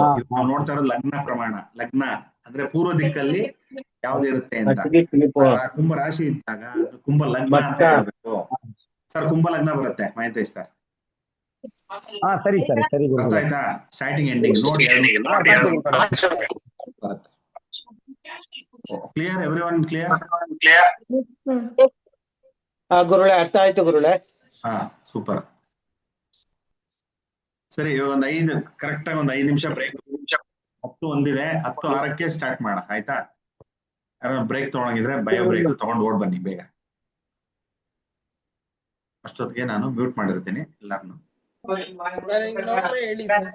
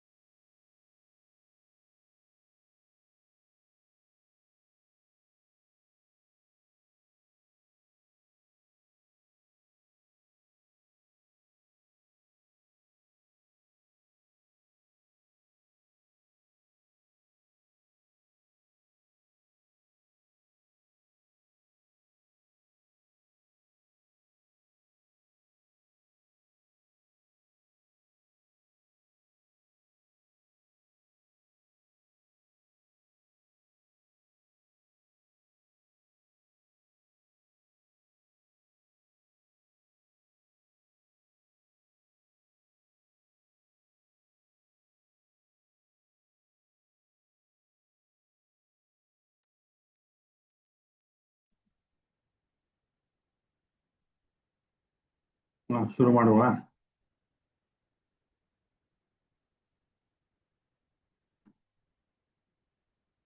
ಶುರು ಮಾಡೋಣ. ಎಸ್ ಗುರುಜಿ ಶುರು ಮಾಡಿ. Very good. ಲಾಸ್ಟ್ ಕ್ಲಾಸ್ ಅಲ್ಲಿ ಇದು ಹೇಳಿದೆ, ಯಾರನ್ನ ಪ್ರೆಸೆಂಟೇಶನ್ ಕೊಡಂಗಿದ್ರೆ ಕೊಡ್ಬೋದು ಅಂತ. ಅದು ಪಾಪ ವಿಜಯಲಕ್ಷ್ಮಿ ಮೇಡಮ್ ಅವರು ಫಸ್ಟ್ ನನಗೆ ವಿಡಿಯೋ ಮಾಡಿ ಕಳಿಸಿದ್ರು. ಬಹಳ ಸೊಗಸಾಗಿ ಮಾಡಿದ್ದಾರೆ. ಬಟ್ ಅದು PPT ಮಾಡಿಲ್ಲ, ಬಟ್ ಅದನ್ನ ಒಂದು ವಿಡಿಯೋ ಮಾಡ್ಕೊಂಡು ಅದ್ರ ಬಗ್ಗೆ ಎಲ್ಲ ತುಂಬಾ ಸೊಗಸಾಗಿ ವಿವರಣೆ ಕೊಟ್ಟಿದ್ದಾರೆ. Very good Vijayalakshmi madam. ಇನ್ನೊಬ್ರು ಗಿರೀಶ್ ಶರ್ಮಾ ಸರ್, ಅವರು ಬಹಳ ಸೊಗಸಾಗಿ ವೆರಿ ಪ್ರೊಫೆಷನಲ್ ಆಗಿ ಮಾಡಿದ್ದಾರೆ. ಅವರನ್ನು ಸರ್ನು ಅವರು ಪಾಪ ವಿಡಿಯೋ ಕಳಿಸಿದ್ದಾರೆ. ತುಂಬಾ ಇಂಟ್ರೆಸ್ಟ್ ಇಂದ ಮಾಡಿದ್ದೀರಾ. ಸೊ ಅದನ್ನ ಹೇಳ್ಬೇಕು ಅಂತ ಮರ್ತೋಗಿದ್ದೆ, ಅದಕ್ಕೆ ಜ್ಞಾಪಕ ಬಂತು. ಅದಕ್ಕೆ ಹೇಳ್ತಾ ಇದ್ದೀನಿ. So no worries. ಓಕೆ, ಇನ್ನ ಒಂದ್ 2-3 ಕ್ಲಾಸ್ ಆಗ್ಲಿ, ಆಮೇಲೆ ತದನಂತರ PPT ಪ್ರೆಸೆಂಟೇಷನ್ಸ್ ಮಾಡೋಣ. No worries. ಓಕೆ, ಇವಾಗ ಮುಂದಕ್ಕೆ ಹೊರಡೋಣ. ಈಗ ನಿಮ್ಗೆ ಪಂಚಾಂಗದಲ್ಲಿ ಎಲ್ಲಿ ನೋಡ್ಬೇಕು ಏನು ಅಂತ ಗೊತ್ತಾಗ್ತಾ ಇದೆ ನಿಮ್ಗೆ. ಬೇರೆ ಬಸವೇಶ್ವರ ಪಂಚಾಂಗದಲ್ಲೂ ಇದೇ ತರನೇ ಕೊಟ್ಟಿರ್ತಾರೆ. ಅದರಲ್ಲಿ ಅದಕ್ಕೂ ಮೈಸೂರು ಪಂಚಾಂಗ ಹೋಲಿಸಿದಾಗ ಟೈಮಿಂಗ್ ಸ್ವಲ್ಪ ವ್ಯತ್ಯಾಸ ಬರುತ್ತೆ. So don't worry. So major ನಿಮ್ಗೆ ಒಳ್ಳೆ ಟೈಮಿಂಗ್ಸ್ ಬರಬೇಕು ಅಂದ್ರೆ ಒಳ್ಳೆ ಸಾಫ್ಟ್ವೇರ್ ಯೂಸ್ ಮಾಡಿ. ಯಾಕಂದ್ರೆ ಅವರು GPS ಲೊಕೇಶನ್ ತಗೊಂಡಿರ್ತಾರೆ. ಇಲ್ಲಿ ಕರೆಕ್ಟ್ ಆಗಿ ರೆಫರೆನ್ಸ್ ಅಲ್ಲಿ ಭೂಮಿ ಹೆಂಗ್ ತಿರ್ತಾ ಇದೆ ಅದನ್ನ ನೋಡ್ಕೊಂಡು ನಮ್ಗೆ ಕೊಟ್ಟಿರ್ತಾರೆ. ಹಾಗಾಗಿ ಇವಾಗ ನಾನು ಯೂಸ್ ಮಾಡುವಂತ ಸಾಫ್ಟ್ವೇರ್ ಆಗ್ಲಿ, ಮೈಸೂರು ಪಂಚಾಂಗ ಆಗ್ಲಿ ಆಲ್ಮೋಸ್ಟ್ ಮ್ಯಾಚ್ ಆಗುತ್ತೆ. 1 ಸೆಕೆಂಡ್ 2 ಸೆಕೆಂಡ್ ಇಲ್ಲಿ ಹೆಚ್ಚು ಕಮ್ಮಿ. ಇವಾಗ ನೋಡಿ, ಇವಾಗ ಇಲ್ಲೇ ಬೇಕಾದ್ರೆ ತೋರಿಸ್ತೀನಿ. ಈಗ ನೋಡಿ, ಈ ಸಾಫ್ಟ್ವೇರ್ ಯೂಸ್ ಮಾಡಿದಾಗ ಇವಾಗ ಏನ್ ರಾಶಿ ನಡೀತಾ ಇದೆ, ಸಾರಿ ಲಗ್ನ, ಧನುರ್ ಲಗ್ನ. ನೋಡಿ ಎಲ್ಲಿಗೆ ಸ್ಟಾರ್ಟ್ ಆಗುತ್ತೆ, 9:34 ಸ್ಟಾರ್ಟ್ ಆಗುತ್ತೆ, 11:41ಕ್ಕೆ ಎಂಡ್ ಆಗುತ್ತೆ. ಇದ್ರಲ್ಲಿ ನೋಡಿ ಧನುರ್ ಲಗ್ನ 11:42ಕ್ಕೆ ಸ್ಟಾಪ್ ಆಗುತ್ತೆ. ಇದು 11:41ಕ್ಕೆ ಇಲ್ಲಿ ಸ್ಟಾಪ್ ಆಗುತ್ತೆ. 1 ಸೆಕೆಂಡ್ ವ್ಯತ್ಯಾಸ. ಕೆಲವು ಟೈಮ್ 1 ಸೆಕೆಂಡ್ 2 ಸೆಕೆಂಡ್ 3 ಸೆಕೆಂಡ್ ವ್ಯತ್ಯಾಸ ಬರುತ್ತೆ. ಹಾಗಾಗಿ ಜಾಸ್ತಿ ತಲೆ ಕೆಡ್ಸ್ಕೊಳಕ್ ಹೋಗ್ಬೇಡಿ. ಅರ್ಥ ಆಯ್ತಾ? ಸೊ ಏನಪ್ಪ ಇದು ಒಂದ್ ಕಡೆ ಇದೆ, ಇದೊಂದ್ ಕಡೆ ಕನ್ಫ್ಯೂಸ್ ಆಗುತ್ತೆ. ನಮಗೂ ಸ್ಟಾರ್ಟಿಂಗು ಕೆಲವು ಟೈಮಲ್ಲಿ ಫುಲ್ ಕನ್ಫ್ಯೂಷನ್. ಇದು ಹೆಂಗೆ, ಇಲ್ಲಿ ಬೇರೆ ಇದೆ, ಇಲ್ಲಿ ಬೇರೆ ಇದೆ, ಇಲ್ಲಿ ಬೇರೆ ಇದೆ, ಯಾರು ಸರಿಯಾಗಿ ಏನು ಬರೋದೇ ಇಲ್ವಾ ಅಂತ ಅನ್ಕೋತಾ ಇದ್ವಿ ನಾವು. ಹಾಗಲ್ಲ, ಅದು ಒಂದೊಂದು ಮೆಥಡ್ ಅಲ್ಲಿ ಸ್ವಲ್ಪ ವೇರಿಯೇಷನ್ಸ್ ಬರುತ್ತೆ. ಸೊ ಅದನ್ನ ತಲೆ ಕೆಡ್ಸ್ಕೊಳ್ಳೋ ಅವಶ್ಯಕತೆ ಇಲ್ಲ. ಅದು ಏನ್ ಕೊಟ್ಟಿದ್ದಾರೋ ನಿಮ್ಮ ಝೋನ್ ಅಲ್ಲಿ, ನಿಮ್ಮ ಏರಿಯಲ್ಲಿ ಯಾವ ಪಂಚಾಂಗ ಉಪಯೋಗಿಸ್ತಾರೋ ಆ ಪಂಚಾಂಗದ ಪ್ರಕಾರ ನೋಡಿ. ಪ್ಲಸ್ ಸಾಫ್ಟ್ವೇರ್ ಅಲ್ಲಿ ಒಂದ್ಸತಿ ವೆರಿಫೈ ಮಾಡ್ಕೊಳ್ಳಿ, ನಿಮ್ ಕುಂಡಲಿ ಎಲ್ಲ ಅರ್ಥ ಆಯ್ತಾ? ಸಾಫ್ಟ್ವೇರು ಸುಮಾರು ಬರುತ್ತೆ ಸರ್. ನಾವ್ ಯೂಸ್ ಮಾಡೋದೆಲ್ಲ ಇಂಟರ್ನೆಟ್ ಎಕ್ಸ್ಪ್ಲೋರರ್ ಅಂತ, ಹಾರೋಸ್ಕೋಪ್ ಎಕ್ಸ್ಪ್ಲೋರರ್ ಅಂತ ಸಾಫ್ಟ್ವೇರ್ ಇದೆ. ಅಲ್ಲಿ ಫ್ರೀ ಸಾಫ್ಟ್ವೇರ್ಸ್ ಸುಮಾರು ಇದೆ. ಅದೆಲ್ಲ ಹೇಳ್ತೀವಿ ಆಮೇಲೆ, ನೋಡ್ಕೊಳ್ಳಿ. ಸದ್ಯಕ್ಕೆ ನಿಮ್ಗೆ ಮೊಬೈಲ್ ಅಲ್ಲಿರುವಂತಹ ಹಿಂದೂ ಕ್ಯಾಲೆಂಡರ್ ಅಂತ ಕಳ್ಸಿದ್ದೀನಲ್ಲ, ಜ್ಯೋತಿಷ್ ಆ್ಯಪ್ ಮತ್ತೆ ಹಿಂದೂ ಕ್ಯಾಲೆಂಡರ್, ಅವೆರಡೇ ಸಾಕು. ಅದ್ರಲ್ಲೂ ಕೂಡ ಜಾತಕ ತೆಗಿಬಹುದು ನೀವು. ಪ್ರಿಂಟ್ಔಟ್ ಕಳಿಸಿ. ನಮ್ಗೆ ಮೊದಲಿನ ಗುರುಗಳು ಅದು KP ಸಾಫ್ಟ್ವೇರ್ ಅಂತ ಒಂದು ಯಾವ್ದೋ ಬೇರೆ ಹೇಳ್ತಾರೆ, ಕೃಷ್ಣಮೂರ್ತಿ ಪದ್ಧತಿ. ಹೌದು, ಕೃಷ್ಣಮೂರ್ತಿ ಪದ್ಧತಿ ಬೇಡ ಸರ್ ಇವಾಗ. ಅದು ಬೇರೆ ಮೆಥಡ್. ಅದು ಮೆಥಡ್ ಟೋಟಲಿ ಬೇರೆ. ಅದು ಫಸ್ಟ್ ಇದನ್ನ ಬೇಸಿಕ್ಸ್ ಕಲ್ತ್ಕೊಂಡ್ಬಿಡಿ, ಆಮೇಲೆ ಅದು ನೋಡೋಣ. ಅರ್ಥ ಆಯ್ತಾ? ಇದು ಗೊತ್ತಿಲ್ಲ ಅಂದ್ರೆ ಅದು ಕೃಷ್ಣಮೂರ್ತಿ ಪದ್ಧತಿ ಹೋದ್ರೆ ನಿಮ್ಗೆ ಏನೋ ಗೊತ್ತಾಗಲ್ಲ, ಎಲ್ಲ ತಪ್ಪಾಗ್ಬಿಡುತ್ತೆ. ಹಾಗಾಗಿ ಫಸ್ಟ್ ಇದನ್ನ ಮಾಡ್ಕೊಳ್ಳಿ, ಆಮೇಲೆ ಇದ್ರ ಬೇಸ್ ಮೇಲೆ ಅದೊಂದು ಮಾಡಿತಾರ ಅದು ನೋಡೋಣ ಆಮೇಲೆ. ಅದು ಬೇಡ, ಕೃಷ್ಣಮೂರ್ತಿ ಪದ್ಧತಿ ಬೇಡ. ಇದು ಇದು ಪರಾಶರ ಮೆಥಡ್. ಇದೇ ಎಲ್ಲಾ ಶಾಸ್ತ್ರಗಳಿಗೂ ಅಡಿಪಾಯ ಇರೋದೇ ಪರಾಶರ ಮೆಥಡ್. ಇದನ್ನ ಕಲ್ತ್ಕೊಂಡ್ಮೇಲೆ ನೀವು ಇದ್ರಲ್ಲಿ ಫಸ್ಟ್ ತರೋ ಆಗ್ಬಿಡಿ. ತರೋ ಆಗಕ್ಕೆ 4-5 ವರ್ಷ ಬೇಕಿದ್ದು. ಆಮೇಲೆ ನೀವು KP ಮೆಥಡ್, ಆಮೇಲೆ ಜೈಮಿನಿ ಮೆಥಡ್, ಬೇರೆ ಬೇರೆ ಮೆಥಡ್ಸ್ ಇದೆ. ಎಲ್ಲ ಇದೇನೆ, ಇದಕ್ಕೆ ಸ್ವಲ್ಪ ಅಡ್ವಾನ್ಸ್ ಲೆವೆಲ್. ಇದು ಕಲ್ತ್ಕೊಂಡ್ರೆ ಸಾಕು, ಏನು ತೊಂದರೆ ಇಲ್ಲ. ಇದ್ರಲ್ಲಿ ಎಕ್ಸ್ಪರ್ಟ್ ಆಗ್ಬಿಟ್ರೆ ಅವೆಲ್ಲ ಈಸಿ. ಅದು 1 ದಿನ 2 ದಿನ ಕಲ್ತ್ಕೋಬಹುದು, ತೊಂದರೆ ಇಲ್ಲ. ಅರ್ಥ ಆಯ್ತಾ? ಸೊ ಈಗ ಅರ್ಥ ಆಯ್ತಾ ಇದು ಹೇಗೆ ನೋಡೋದು, ಲಗ್ನ ಯಾವ್ದು ನೋಡೋದು ಏನು ಅಂತ? ಈಗ ನಿಮ್ಮ ಲಗ್ನಗಳು ಇವಾಗ ಗೊತ್ತಾಯ್ತಾ? ನಿಮ್ಮ ಲಗ್ನ ಅಂತಂದ್ರೆ ಏನು? ಇವಾಗ ನೀವು ಎಲ್ಲ ಫಾರ್ ಎಕ್ಸಾಂಪಲ್ ಕುಂಭ ಲಗ್ನದಲ್ಲಿ ಇದ್ದೀರಾ ಅಂದ್ರೆ, ನೀವು ಹುಟ್ಟಿದಾಗ ಪೂರ್ವ ದಿಕ್ಕಲ್ಲಿ ಯಾವ ರಾಶಿ ಇರುತ್ತೆ? ಕುಂಭ ರಾಶಿ ಇರುತ್ತೆ. ಅದನ್ನ ಕುಂಭ ಲಗ್ನ ಅಂತ ಹೇಳ್ತೀವಿ.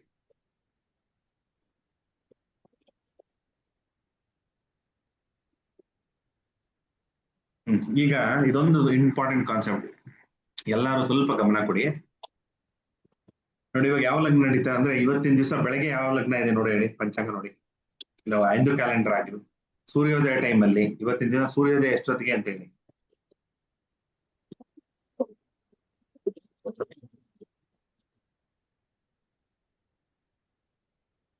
ಇಲ್ಲಾಂದ್ರೆ ಸೂರ್ಯೋದಯ ಟೈಮ್ ಅಲ್ಲಿ ನೋಡಿ, ಹಗಲು ಬೆಳಗಿನ ಜಾವ, ಇವತ್ತು 2ನೇ ತಾರೀಕು ಅಲ್ವಾ, ಹಿಂಗೆ ಬನ್ನಿ 6:51 ಅಂದ್ರೆ 6 ಗಂಟೆ 1 ನಿಮಿಷ.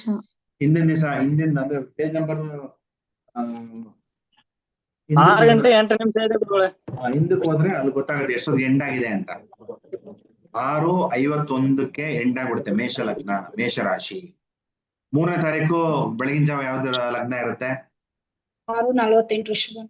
ಯಾವ ಲಗ್ನ? ಬರೀ ಲಗ್ನ ಹೇಳ್ತಾ ಇದೀನಿ. ಮೇಷ ಲಗ್ನ. 4ನೇ ತಾರೀಕು 6:48ಕ್ಕೆ ಮೇಷ ಲಗ್ನ ಇರುತ್ತೆ. ಹೌದು. 6:48ಕ್ಕೆ ಮುಗಿಯುತ್ತೆ ಗುರುಜಿ. Very good. 5ನೇ ತಾರೀಕು ಯಾವ ಲಗ್ನ ಇರುತ್ತೆ ಸೂರ್ಯೋದಯ ಟೈಮ್ ಅಲ್ಲಿ? 5ನೇ ತಾರೀಕು ಮೇಷ ಲಗ್ನನೇ ಇರುತ್ತೆ 6:40. ಗುರುಜಿ. ಸೂರ್ಯೋದಯದ ಸಮಯದಲ್ಲಿ ಮೇಷ ಲಗ್ನನೇ ಇರುತ್ತೆ ಅಲ್ವಾ ಯಾವಾಗ್ಲೂ? ಅದನ್ನೇ ಹೇಳಕ್ಕೆ ಬೇರೆಯವ್ರಿಗೆ ಅರ್ಥ ಆಗ್ಬೇಕಲ್ವಾ. 8ನೇ ತಾರೀಕು ಯಾವ ಲಗ್ನ ಇರುತ್ತೆ ಸೂರ್ಯೋದಯ ಟೈಮ್ ಅಲ್ಲಿ?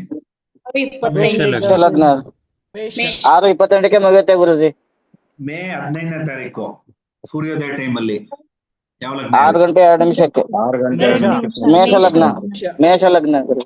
ಒಂದ್ ನಿಮಿಷ, ಗೊತ್ತಿರೋರು ಹೇಳ್ಬೇಡಿ, ಗೊತ್ತಿದ್ದವ್ರಿಗೆ ಅರ್ಥ ಆಗ್ಲಿ.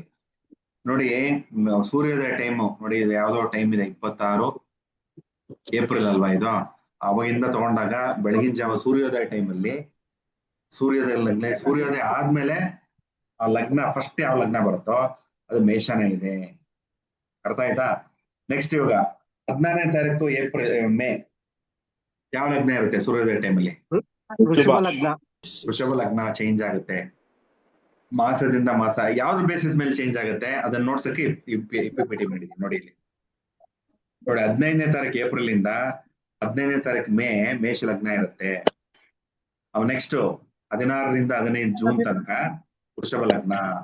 16 ಜೂನ್ ಇಂದ 17 ಮಿಥುನ. ಹಾಗೆ ಮೇಷ, ವೃಷಭ, ಮಿಥುನ, ಕಟಕ, ಸಿಂಹ. ಮಾತ್ರ ನಿಮ್ಗೆ ಬಂದಿದ್ದ ಮಾಡ್ತಾನೆ ಟಿಪಿ, ಅವನಿಗೆ ಲೆಕ್ಕ ಅಲ್ಲ, ಹುಷಾರ್ ಬೇರೆ ಇಲ್ಲ.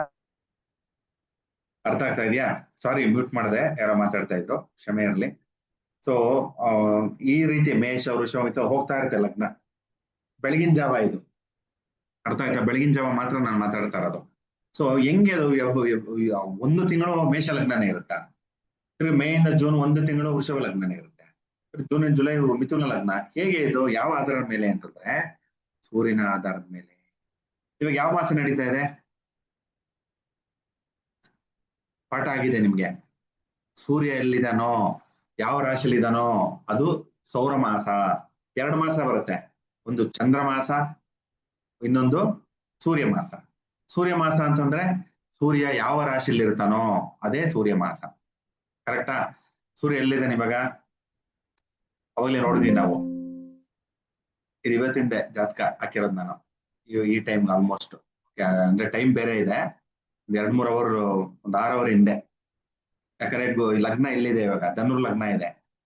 2 ಅವರ್ ಹಿಂದೆ ತಗೊಂಡಾಗ ವೃಶ್ಚಿಕ ಲಗ್ನ. ವೃಶ್ಚಿಕ ಲಗ್ನ ಹಿಂದೆ ತಗೊಂಡಾಗ ಆ ಟೈಮಲ್ಲಿ ಹಾಕಿರೋದು ನಾನು. ಆ ಟೈಮಲ್ಲಿ PPT ಮಾಡಿದ್ದು. ಟೈಮ್ ಸಿಕ್ಕಿರ್ಲಿಲ್ಲ, ಇವಾಗ ಜಸ್ಟ್ ಕುತ್ಕೊಂಡು ಮಾಡಿ ಪಾಠ ತಗೋತಾರ. ಅರ್ಥ ಆಯ್ತಾ? ಸೊ ಈಗ ನೋಡಿ, ಸೂರ್ಯ ಎಲ್ಲಿದ್ದಾನೆ? ರವಿ ಇಲ್ಲಿದ್ದಾನೆ. ರವಿ ಇಲ್ಲಿ ಬಂದಾಗ ಅದು ಮೇಷ ಮಾಸ. ಸೂರ್ಯ ಇಲ್ಲಿ ಬರ್ತಾನೆ, ಏನ್ ಮಾಸ? ವೃಷಭ ಮಾಸ. ಸೂರ್ಯ ಇಲ್ಲಿ ಬಂದಾಗ ಮಿಥುನ ಮಾಸ. ಸೂರ್ಯ ಇಲ್ಲಿ ಬಂದಾಗ ಕಟಕ ಮಾಸ. ಸೂರ್ಯ ಇಲ್ಲಿದ್ದಾಗ ಸಿಂಹ ಮಾಸ. ಸೂರ್ಯ ಇಲ್ಲಿ ಬಂದಾಗ ಕನ್ಯಾ ಮಾಸ. ಯಾವ ರಾಶಿ ಇರುತ್ತೋ ಅದು ಮಾಸ. ಇಲ್ಲಿ ಬಂದಾಗ ತುಲಾ ಮಾಸ, ವೃಶ್ಚಿಕ ಮಾಸ, ಧನುರ್ಮಾಸ. ಅದಕ್ಕೆ ಧನುರ್ಮಾಸ ಬಂದಾಗ ಯಾವುದೇ ಮದುವೆ ಕಾರ್ಯಗಳು ಮಾಡಲ್ಲ, ಹೇಳಿದೀನಿ ಮುಂಚೆನೆ ನಾನು ಅಲ್ವಾ. ಇದು ಧನುರ್ಮಾಸ. ಧನುರ್ಮಾಸ ನಿಮ್ ತಲೆಯಲ್ಲಿ ಏನ್ ಬರ್ಬೇಕು? ಸೂರ್ಯ ಧನುರ್ ರಾಶಿಲಿ ಇರ್ತಾನೆ. ನೆಕ್ಸ್ಟ್ ಮಕರ ಸಂಕ್ರಾಂತಿ ಅಂತ ಕರಿತೀವಿ ನಾವು. ಸೂರ್ಯ ಮಕರ ರಾಶಿಗೆ ಬರ್ತಾನೆ. ಮಕರ ರಾಶಿ ಬಂದಿದ ತಕ್ಷಣ ನಾವು ಅದನ್ನ ಮಕರ ಸಂಕ್ರಾಂತಿ ಅಂತೀವಿ. ಅಂದ್ರೆ ಸೂರ್ಯ ಎಲ್ಲಿರ್ತಾನೆ? ಮಕರ ರಾಶಿಲಿ ಪ್ರವೇಶ ಮಾಡ್ತಾನೆ, ಅದಕ್ಕೆ. ಸೊ ಇಲ್ಲಿ ಬಂದಾಗ ಕುಂಭ ಮಾಸ, ಮೀನ ಮಾಸ, ಮೇಷ ಮಾಸ. ಹೀಗೆ ಒಂದೊಂದೇ ಇದಾಗ್ತಾ ಇರುತ್ತೆ. ಎಲ್ಲಿ ಸೂರ್ಯ ಇರ್ತಾನೋ ಅದೇ ಮಾಸ ಆಗುತ್ತೆ. ಹಾಗೆ ನಮ್ಮ ಲಗ್ನನು ಸೂರ್ಯೋದಯ ಟೈಮಲ್ಲಿ, ಸೂರ್ಯೋದಯ ಸಮಯದಲ್ಲಿ ಸೂರ್ಯ ಎಲ್ಲಿರ್ತಾನೆ? ಪೂರ್ವದಲ್ಲಿರ್ತಾನೆ. ನಾವ್ ಇವಾಗ ಜಸ್ಟ್ ನೋಡಿ, ತುಂಬಾ ಅರ್ಥ ಮಾಡ್ಕೋಬೇಕು ನೀವು, ನೀಟಾಗಿ ಅರ್ಥ ಮಾಡ್ಕೊಳ್ಳಿ. ಪೂರ್ವ ಅಂತ ಹೇಳಿದೆ ನಾನು. ಪೂರ್ವದಲ್ಲಿ ಯಾವ ಲಗ್ನ ಇರುತ್ತೆ, ಯಾವ ರಾಶಿ ಇರುತ್ತೋ ಅದೇ ಲಗ್ನ. ಅಂದ್ರೆ ಸೂರ್ಯ ಎಲ್ಲಿರ್ತಾನೆ? ಪೂರ್ವದಲ್ಲೇ ಇರ್ತಾನೆ. ಅಂದ್ರೆ ಸೂರ್ಯೋದಯ ಬೆಳಗ್ಗೆ ಎಲ್ಲಿರ್ತಾನೆ? ಯಾವ ರಾಶಿ ಹತ್ರ ಇರ್ತಾನೋ ಅದೇ ಲಗ್ನ, ಕಾಮನ್ ಸೆನ್ಸ್, ಕರೆಕ್ಟಾ? ಈಗ ನೋಡಿ ಈಗ ಮೇಷದಲ್ಲಿ ಇರ್ತಾನೆ ಅಂದ್ರೆ ಒಂದು ತಿಂಗಳು ಅಂದ್ರೆ 15ನೇ ತಾರೀಕು ಏಪ್ರಿಲ್ ಇಂದ 15ನೇ ತಾರೀಕು ಮೇಷ. ಏನಕ್ಕೆ 15, 15, 16, 17 ಹಿಂಗೆ ಬಂದಿದೆ ಡೇಟ್ಸು? ಯಾಕೆ 1 ಏಪ್ರಿಲ್ 1 ಏಪ್ರಿಲ್ ಇಂದ 30 ಏಪ್ರಿಲ್ ಬಂದಿಲ್ಲ, ಇಲ್ಲ 1 ಮೇ ಇಂದ 30ನೇ ಮೇ ಬಂದಿಲ್ಲ, ಜೂನ್ ಬಂದಿಲ್ಲ ಅನ್ಕೊಂಡ್ರೆ ನಮಗೆ ಕಾನ್ಸೆಪ್ಟ್ ಗೊತ್ತಿದೆ. ಸಂಕ್ರಾಂತಿ ಯಾವಾಗ ಆಗೋದು ಅದೇ ನಮ್ಗೆ ರೆಫರೆನ್ಸ್ ಪಾಯಿಂಟ್. ಸೂರ್ಯ ಇಲ್ಲಿ ಬಂದಾಗ ಮಕರ ಸಂಕ್ರಾಂತಿ. ಏನ್ ಟೈಮ್ ಇದು? ಯೂಶುವಲ್ ಆಗಿ 14ನೇ ತಾರೀಕು 15ನೇ ತಾರೀಕು ಆಗುತ್ತೆ, ಕರೆಕ್ಟಾ? ಸಂಕ್ರಾಂತಿ ಯಾವ ಟೈಮು? 15ನೇ ತಾರೀಕು ಜನವರಿ. 15ನೇ ತಾರೀಕು ಜನವರಿಯಿಂದ ಅಪ್ರಾಕ್ಸಿಮೇಟ್ 15ನೇ ತಾರೀಕು ಫೆಬ್ರವರಿ ತನಕ ಇಲ್ಲೇ ಇರ್ತಾನೆ, ಕರೆಕ್ಟಾ? ನೆಕ್ಸ್ಟ್ ಇಲ್ಲಿ ಕುಂಭಕ್ಕೆ ಬರ್ತಾನೆ. ಅಪ್ರಾಕ್ಸಿಮೇಟ್ ತಗೊಳ್ಳಿ, ಅಂದಾಜು 15ನೇ ತಾರೀಕು ಫೆಬ್ರವರಿಯಿಂದ ಸೂರ್ಯ ಒಂದು ರಾಶಿಲಿ ಒಂದು ತಿಂಗಳು ಇರ್ತಾನೆ. ಹಾಗೆ 12 ರಾಶಿಲಿ 12 ತಿಂಗಳು. 12 ತಿಂಗಳು ಅಂದ್ರೆ ಒಂದು ವರ್ಷದಲ್ಲಿ ಎಲ್ಲಾ ರಾಶಿಗಳನ್ನ ಅವ್ನು ಕವರ್ ಮಾಡ್ಬೇಕು, ಕರೆಕ್ಟಾ? ಅದಕ್ಕೋಸ್ಕರನೇ ಸೂರ್ಯ ಯಾವಾಗಲೂ ಒಂದು ರಾಶಿಯಲ್ಲಿ ಒಂದು ತಿಂಗಳು ಇರ್ತಾನೆ, ನೆನ್ಪಿಟ್ಕೊಳ್ಳಿ. 15ನೇ ತಾರೀಕು ಫೆಬ್ರವರಿಯಿಂದ 15ನೇ ತಾರೀಕು ಮಾರ್ಚ್ ತನಕ ಎಲ್ಲಿರ್ತಾನೆ? ಕುಂಭದಲ್ಲಿ ಇರ್ತಾನೆ. ನೆಕ್ಸ್ಟ್ ಇಲ್ಲಿ 15ನೇ ತಾರೀಕು ಮಾರ್ಚ್ ಇಂದ, ಇದು ಅಂದಾಜು ಹೇಳ್ತಾ ಇರೋದು ನಾನು, ಮಾರ್ಚ್ ಇಂದ 15ನೇ ತಾರೀಕು ಏಪ್ರಿಲ್ ಇಲ್ಲಿರ್ತಾನೆ. ಮೇಷ 15ನೇ ತಾರೀಕು ಏಪ್ರಿಲ್ ಇಂದ 15ನೇ ತಾರೀಕು ಮೇ ತನಕ ಮೇಷದಲ್ಲಿ ಇರ್ತಾನೆ. ನಾವೇ ಲೆಕ್ಕ ಬಿಡೋದು ಯಾವ ತಿಂಗಳಲ್ಲಿ ಏನ್ ಲೆಕ್ಕ ಬರುತ್ತೆ ಅಂತ ನಾವೇ ಹೇಳ್ಬಿಡ್ಬೋದು. ಮಗು ಹುಟ್ಟಿರುತ್ತೆ, ಅರ್ಥ ಆಯ್ತಾ? ಇವ್ ನೋಡಿ, ಫಾರ್ ಎಕ್ಸಾಂಪಲ್ ನೀವು ಹೇಳ್ಬೇಕು ಯಾರನ್ನ ಇವಾಗ 10ನೇ ತಾರೀಕು ಮೇ ಮಗು ಹುಟ್ಟಿದೆ ಬೆಳಗಿನ ಜಾವ ಸೂರ್ಯೋದಯ ಟೈಮಲ್ಲಿ. ಯಾವ ಲಗ್ನ ಮಗು? ಮೇಷ ಲಗ್ನ, ಕರೆಕ್ಟಾ? ಇದೇ ಟೈಮೇ ಹೋಗ್ತಾ ಇರುತ್ತೆ. 15ನೇ ತಾರೀಕು ಏಪ್ರಿಲ್ ಇಂದ ಮೇ, ತಿರ್ಗಾ ಮೇ ಇಂದ ಏಪ್ರಿಲ್ ನೆಕ್ಸ್ಟ್ ಮನೆಗೆ, ಹಂಗೆ ಸುತ್ತೋಡಿತಾ ಇರ್ತಾನೆ ಸೂರ್ಯ. ಒಂದೊಂದು ತಿಂಗಳಲ್ಲಿ ಮನೆ ಇರುತ್ತೆ. ಅದಕ್ಕೆ ಇಲ್ಲಿ 15ನೇ ತಾರೀಕು ಬಂತಲ್ಲ ಏಪ್ರಿಲ್, ಇಲ್ಲ 15ನೇ ತಾರೀಕು ಏಪ್ರಿಲ್ ಇಂದ 15ನೇ ಮೇ. ಏನಕ್ಕೆ ಅಂತಂದ್ರೆ ಈ ಕಾನ್ಸೆಪ್ಟ್ ಅಲ್ಲಿ ಯಾವಾಗ ನಮಗೆ ಮಕರ ಸಂಕ್ರಾಂತಿ ಆಗುತ್ತೆ, ಪ್ರತಿಯೊಂದು ತಿಂಗಳು ಸಂಕ್ರಾಂತಿ ಇರುತ್ತೆ, ಅರ್ಥ ಆಯ್ತಾ? ಮಕರ ಸಂಕ್ರಾಂತಿ, ಕುಂಭ ಸಂಕ್ರಾಂತಿ, ಮೀನ ಸಂಕ್ರಾಂತಿ, ಮೇಷ ಸಂಕ್ರಾಂತಿ. ಸಂಕ್ರಾಂತಿಗೆ ಇನ್ನೊಂದು ಹೆಸರೇನು ನೆನಪಿದ್ಯಾ? ಯಾರನ್ನ ಹೇಳ್ತೀರಾ? ಸಂಕ್ರಾಂತಿಗೆ ಇನ್ನೊಂದು ಹೆಸರೇನು? ಗಿರಿ ಸರ್. ಸುಗ್ಗಿ, ಸಂಕ್ರಮಣ. Very good Prasad sir and Asha, Nagendra, Giri sir, excellent. ಸಂಕ್ರಮಣ, ಸುಗ್ಗಿ ಕಾಲ, ಅದು ಕಾಲ ಸುಗ್ಗಿ, ಕರೆಕ್ಟ್ ನೀವು ಹೇಳಿದ್ದು. ಬಟ್ ಏನಂದ್ರೆ ಸಂಕ್ರಾಂತಿಗೆ ಇನ್ನೊಂದು ಹೆಸರು ಸಂಕ್ರಮಣ ಅಂತ ಕೂಡ ಇರುತ್ತೆ. ಸಂ ಅಂದ್ರೆ ಅದು ಸೂರ್ಯ, ಕ್ರಮಣ ಅಂತಂದ್ರೆ ನುಗ್ಗೋದು ಇನ್ನೊಂದು ಮನೆಗೆ, ಅದನ್ನೇ ಸಂಕ್ರಾಂತಿ. ಸಂ ಅಂತಂದ್ರೆ ಸೂರ್ಯ, ಕ್ರಾಂತಿ ಅಂತಂದ್ರೆ ಒಂದು ಹೆಜ್ಜೆ ಇಡೋದು ಮುಂದಿನ ರಾಶಿಗೆ, ಅದನ್ನ ಸಂಕ್ರಾಂತಿ ಅಥವಾ ಸಂಕ್ರಮಣ, ಎರಡು ಕೂಡ ಒಂದೇ. ಅರ್ಥ ಆಯ್ತಾ? ನಿಮ್ಗೆ ಗೊತ್ತಿರಬೇಕು, ಯಾಕಂದ್ರೆ ಇದು ಜ್ಯೋತಿಷ್ಯರು. ಇವಾಗ ಜ್ಯೋತಿಷ್ಯರು ಸಂಕ್ರಾಂತಿ ಅಂತಂದ್ರೆ ನೀವು ಹೇಳ್ಬಿಡ್ತೀರ, ಸಂಕ್ರಮಣ ಅಂದ್ರೆ ಅಯ್ಯೋ ನಾವೇನು ಕಲ್ತೇ ಇಲ್ವಲ್ಲ ಅನ್ಕೊಳ್ಬಾರ್ದು. ಸಂಕ್ರಾಂತಿ ಅಂದ್ರು ಒಂದೇ, ಸಂಕ್ರಮಣ ಅಂದ್ರು ಒಂದೇ, ಅರ್ಥ ಆಯ್ತಾ? ಸೊ ಈ ಬೇಸಿಸ್ ಮೇಲೆ ಈ ಡೇಟ್ಸ್ ಬಂದಿರುತ್ತೆ, ನೆನಪಿರ್ಲಿ ನಿಮ್ಗೆ. ಲಾಜಿಕ್ ಅರ್ಥ ಆಗ್ಬೇಕು, ಏನಕ್ಕೆ ಬಂತು ಅಂತ ಯಾರನ್ನ ಕೇಳಿದ್ರೆ ಇದೆಲ್ಲ ಮ್ಯಾಥಮೆಟಿಕ್ಸ್ ಲೆಕ್ಕ, ಅರ್ಥ ಆಯ್ತಾ? ಸೊ ಹಾಗಾಗಿ ಇದು ಬೇಸಿಕ್ಸ್ ಗೊತ್ತಿರ್ಬೇಕು. ಈಗ ಒಂದೊಂದು ತಿಂಗಳಲ್ಲೂ ಅದೇ ಯಾವ ಸೂರ್ಯ ಎಲ್ಲಿರ್ತಾನೋ, ಎಷ್ಟು ದಿನ ಆ ರಾಶಿಯಲ್ಲಿ ಇರ್ತಾನೋ, ಸೂರ್ಯೋದಯ ಟೈಮಲ್ಲಿ ಅದೇ ಲಗ್ನ ಇರುತ್ತೆ. ಕ್ಲಿಯರ್? ಅರ್ಥ ಆಯ್ತಾ? ನೀವು ಅದು ಪಂಚಾಂಗ ಪೇಜ್ ನಂಬರ್ 45 ನೋಡಿದಾಗ್ಲೂ ಕೂಡ ಅಲ್ಲಿ ನೆಕ್ಸ್ಟ್ ಮಂತ್ ಹೋಗ್ತಾ ಇದ್ದಂಗೆ ಅಲ್ಲಿಂದ ಹಿಂದ್ಗಡೆನೇ ಹೋಗಿ ಮುಂದ್ಗಡೆನೇ ಹೋಗಿ ನಿಮ್ಗೆ ಯಾರು ಬಂದು ಹೇಳ್ತಾರೆ, ಸ್ವಾಮಿ ಮಗು ಇವತ್ತಿನ ದಿವಸ ಈ ಸಮಯದಲ್ಲಿ ಹುಟ್ಟಿದೆ ಅಂತ ಹೇಳಿದಾಗ ಈ ಸ್ಥಳದಲ್ಲಿ ಯಾಕಂದ್ರೆ ಪಂಚಾಂಗಗಳು ಮೈಸೂರು ಪಂಚಾಂಗ, ಮೈಸೂರು ಬೆಂಗಳೂರೆಲ್ಲ ಒಂದೇ ಲೆಕ್ಕ ಬರುತ್ತೆ. ಹಾಗಾಗಿ ಆ ಪಂಚಾಂಗದಾಗ ನೋಡಿದಾಗ ನಮಗೆ ಆ ಮಗು ಯಾವ ಲಗ್ನದಲ್ಲಿ ಹುಟ್ಟಿದೆ ಅಂತ ಹೇಳ್ಬಿಡ್ಬೋದು. ಇಲ್ಲ ಇವಾಗ ಈ ಸಮಯದಲ್ಲಿ ಮಾತಾಡೋ ಸಮಯದಲ್ಲಿ ಯಾವ ಲಗ್ನ ನಡೀತಾ ಇದೆ ಅಂತ ನೋಡ್ಬಿಟ್ಟು ಹೇಳ್ಬೋದು. ಪಂಚಾಂಗ ನೋಡಿದ್ರೆ ಆಯ್ತು. ಇಲ್ಲ ನೀವು ಆಪ್ ನೋಡ್ಕೊಂಡು ಹೇಗ್ ಬಂತು ಅದು ಲಗ್ನ ಅಂದ್ರೆ ಸೂರ್ಯನ ಆಧಾರದ ಮೇಲೆ, ಸೂರ್ಯ ಯಾವ ರಾಶಿಯಲ್ಲಿ ಇರ್ತಾನೋ ಅದೇ ಲಗ್ನ ನಡೆಯುತ್ತೆ. ಯಾವಾಗ? ಸೂರ್ಯೋದಯ ಟೈಮಲ್ಲಿ, ಸನ್ರೈಸ್ ಟೈಮಲ್ಲಿ. ನೆನ್ಪಿಟ್ಕೋಬೇಕು ನೀವು. ಓಕೆ, ಒಂದು ತಿಂಗಳು ಅದೇ ಲಗ್ನ ನಡೀತಾ ಇರುತ್ತೆ. ಸೊ ಅದು ಸಿಂಪಲ್ ಇದು. ಓಕೆ, ಇವಾಗ ಸಮಯ ಅಭಾವ ಆಗ್ತಾ ಇರುತ್ತೆ, ಬೇಗ ಬೇಗ ಮುಗಿಸೋಣ. ಈಗ ಬನ್ನಿ. ಇವಾಗ ಮೊದಲನೇ ಮನೆ ಲಗ್ನದೊಂದಿಗೆ ಪ್ರಾರಂಭವಾಗುತ್ತದೆ. ನಾವೀಗ ಇಷ್ಟು ದಿನ ಏನ್ ಕಳ್ತಿದ್ ನಾವು? ಮೊದಲನೇ ಮನೆ ಯಾವ್ದು ಬರ್ತಾ ಇತ್ತು ರಾಶಿಯಲ್ಲಿ? ಮೇಷರಾಶಿ 1, ವೃಷಭ ರಾಶಿ 2, ಮಿಥುನ 3, ಕಟಕ 4, ಸಿಂಹ 5, ಕನ್ಯಾ 6, ತುಲಾ 7, ವೃಶ್ಚಿಕ 8, ಧನಸ್ಸು 9, ಮಕರ 10, ಕುಂಭ 11 ಮತ್ತೆ ಮೀನ 12. ಕರೆಕ್ಟಾ? ಹೀಗೆ ಹೇಳ್ತಾರೆ. ಇದೇನಿದು? ಇಲ್ಲಿಂದ ಶುರು ಆಗೋದು ಯಾವಾಗ್ಲೂ ಅಷ್ಟೇ. ಇದು 0 ಡಿಗ್ರಿ. ಮೇಷರಾಶಿ 0 ಡಿಗ್ರಿ ನಮ್ಮ ಕುಂಡಲಿ ಸ್ಟಾರ್ಟ್ ಆಗುತ್ತೆ, ಕಾಲಪುರುಷ ಸ್ಟಾರ್ಟ್ ಆಗುತ್ತೆ. ಇದನ್ನ ಕಾಲಪುರುಷ ಕುಂಡಲಿ ಅಂತ ಹೇಳ್ತೀವಿ. ಅಂದ್ರೆ ಜನರಲ್ ಟೆಂಪ್ಲೇಟ್ ಇದು. ಅರ್ಥ ಆಯ್ತಾ? ಎಲ್ಲಿಂದ ಶುರು ಆಗುತ್ತೆ ಅಂದ್ರೆ ಮೇಷ 1ರಿಂದ ಶುರು ಆಗತ್ತೆ ರೀ, ವೃಷಭ 2 ಹೀಗೆ ಹೋಗಿ ಮೀನ 12ಕ್ಕೆ ನಿಂತ್ಕೊಳ್ಳುತ್ತೆ ಅಂತ ಹೇಳ್ತೀವಿ. ಇದು ಜನರಲ್ ಟೆಂಪ್ಲೇಟ್. ಅರ್ಥ ಆಯ್ತಾ? ಇವಾಗ ಅಡ್ವಾನ್ಸ್ ಅಂತಂದ್ರೆ 0 ಡಿಗ್ರಿ ಮೇಷ ಶುರು ಆಗಿ 360 ಡಿಗ್ರಿ ಮೀನಕ್ಕೆ ಎಂಡ್ ಆಗ್ಬಿಡುತ್ತೆ. ಅಂದ್ರೆ ಒಂದೇ ಲೈನ್, ಅದು ಸ್ಟಾರ್ಟಿಂಗ್ ಲೈನ್, ಸ್ಟಾರ್ಟಿಂಗ್ ಎಂಡಿಂಗ್ ಒಂದೇ ಲೈನ್ ಬರುತ್ತೆ. ಕಾಮನ್ ಸೆನ್ಸ್ ಅಲ್ವಾ? ಒಂದು ಹಾಳೆ ತಗೊಂಡು ನೀವು ಹಾಳೆನ ಮಡಿಸ್ದಂಗೆ ಸ್ಟಾರ್ಟಿಂಗ್ ಹೋದೆ ಎಂಡಿಂಗ್ ಹೋದೆ, ತಿರುಗಿ ಬಿಟ್ಟಾಗ ಬೇರೆ ಬೇರೆ ಆಗುತ್ತೆ. ಹಾಗೆ ಇದನ್ನ ತಗೊಳ್ಬೇಕು. ಇವಾಗ ನೀವು ಲಗ್ನ ಕಲ್ತಿದ್ದೀರಾ, ಲಗ್ನ ಗೊತ್ತಾಯ್ತು, ಲಗ್ನ ಗೊತ್ತಾಯ್ತು ಅಲ್ವಾ? ರಾಶಿ ಹೆಂಗ್ ಕಂಡುಹಿಡಿಯೋದು?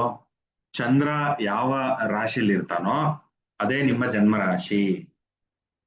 ಲಗ್ನ ಯಾವ ರಾಶಿಯಲ್ಲಿ ಇರುತ್ತೋ ಅದೇ ಜನ್ಮ ಲಗ್ನ. ಸಿಂಪಲ್.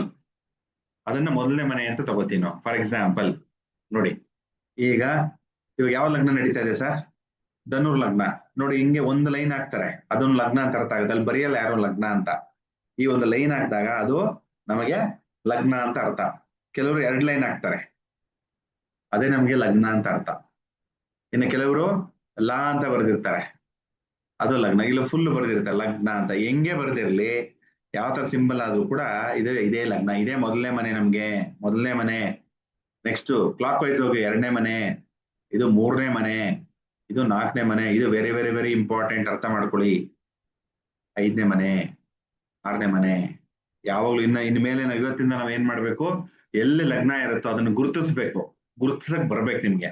ಅಲ್ಲಿಂದ 1ನೇ ಮನೆ ಅಂತ ಕೌಂಟ್ ಮಾಡ್ಬೇಕು. 7, 8, 9, 10, 11, 12. ನೋಡಿ, 12 ಮನೆಗೆ ನಿಂತ್ಕೊಳ್ಳುತ್ತೆ. ಇದು ನಾವು ಲಗ್ನದಿಂದ ಶುರು ಮಾಡಿ ಮನೆಗಳನ್ನ ಗುರುತಿಸುವಂಥದ್ದು. ಅರ್ಥ ಆಯ್ತಾ ಹೇಗೆ ತಗೊಳ್ಳೋದು ಅಂತ? ಇವಾಗ ಧನುರ್ ಲಗ್ನ ನಡೀತಾ, ಹಾಗೆ ಧನುರ್ ಲಗ್ನ 1ನೇ ಮನೆ ಆಗುತ್ತೆ. ಅದಕ್ಕೆ ನೆಕ್ಸ್ಟ್ ಮಕರ ಬರುತ್ತೆ. ಮಕರ ಅಂದ್ರೆ 2ನೇ ಮನೆ, ಕುಂಭ 3, 4. ಹೀಗೆ ಫಸ್ಟ್ ನಂಬರಿಂಗ್ ಮಾಡೋದು ಕಲ್ತ್ಕೋಬೇಕು. ಎಲ್ಲರಿಗೂ ಬರುತ್ತೆ ಅನ್ಕೋತೇನೆ, ತುಂಬಾ ಸುಲಭ. ಈಗ ಫಾರ್ ಎಕ್ಸಾಂಪಲ್ ಇವತ್ತು ಸಮಯ 12 ಗಂಟೆ ಏನಾಗಿರುತ್ತೆ ಅನ್ಕೊಳ್ಳಿ. 12 ಗಂಟೆ ಆದಾಗ ಇದು ಮಕರ ಲಗ್ನ ಆಗ್ಬಿಡುತ್ತೆ. ಅವಾಗ ಲಗ್ನ ಇಲ್ಲಿ ಬಂದ್ಬಿಡ್ತು. ಕರೆಕ್ಟಾ? ಅಂದ್ರೆ ಭೂಮಿ ತಿರುಗಿದೆ. ತಿರುಗಿದಾಗ ಆಟೋಮೆಟಿಕ್ ಆಗಿ ಮಕರ ಲಗ್ನ ಬರುತ್ತೆ. ಮಕರ ಲಗ್ನ ಬಂದಾಗ ಇದು ಪೂರ್ವದಾಗತ್ತೆ. ಎಲ್ಲಿ ಲಗ್ನ ಇರುತ್ತೋ ಅದೇ ಪೂರ್ವ ದಿಕ್ಕು. ನೆನ್ಪಿಟ್ಕೊಳ್ಳಿ. ನಾವು ಕಲ್ತ್ವಲ್ಲ ಇವಾಗ, ಯಾವಾಗ್ಲೂ ತಲೆಯಲ್ಲಿ ಇರ್ಬೇಕಿದು. ಲಗ್ನ ಯಾವಾಗ ಬರುತ್ತೆ ನೋಡಿ, ಇಲ್ಲಿ ಪೂರ್ವ ದಿಕ್ಕಕ್ಕೆ ಬಂದಾಗ್ಲೇನೆ ಲಗ್ನ ಬರೋದು. ಇವಾಗ ಯಾವ ಲಗ್ನ ಬರ್ತಾ ಇದೆ ಅಂತಂದ್ರೆ 0 ಕೂಡಿಸಿದೀನಿ ನಾನು.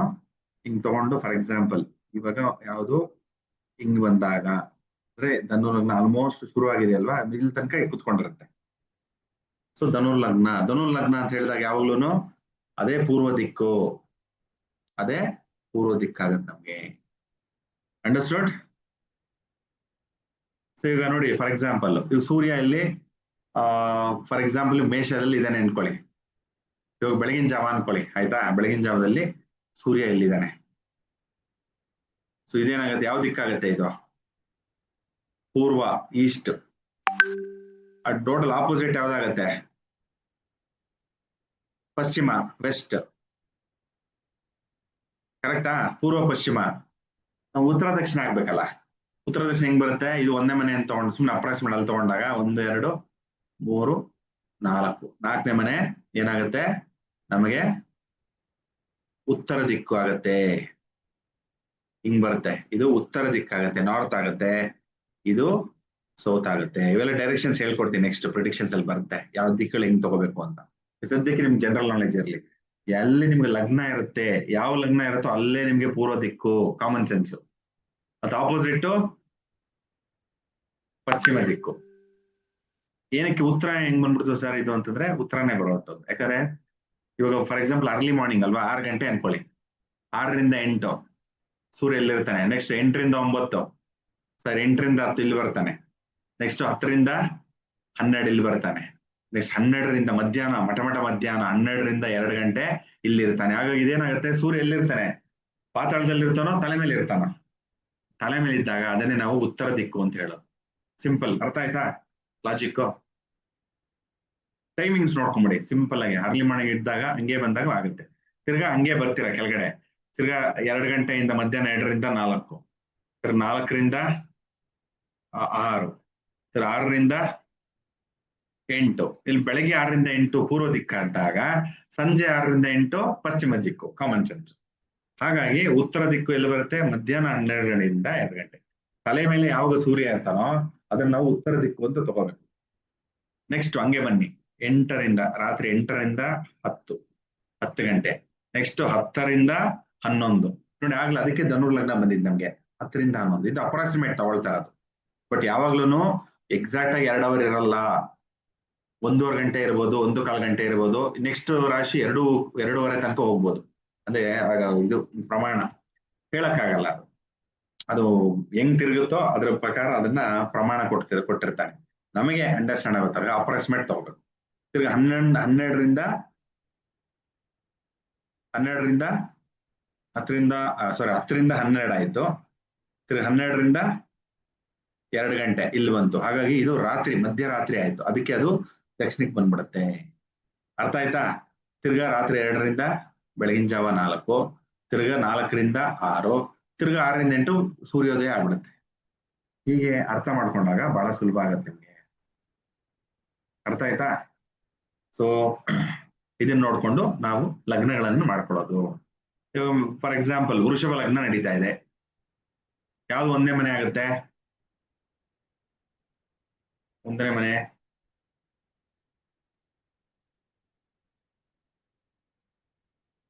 ವೃಷಭ ರಾಶಿ.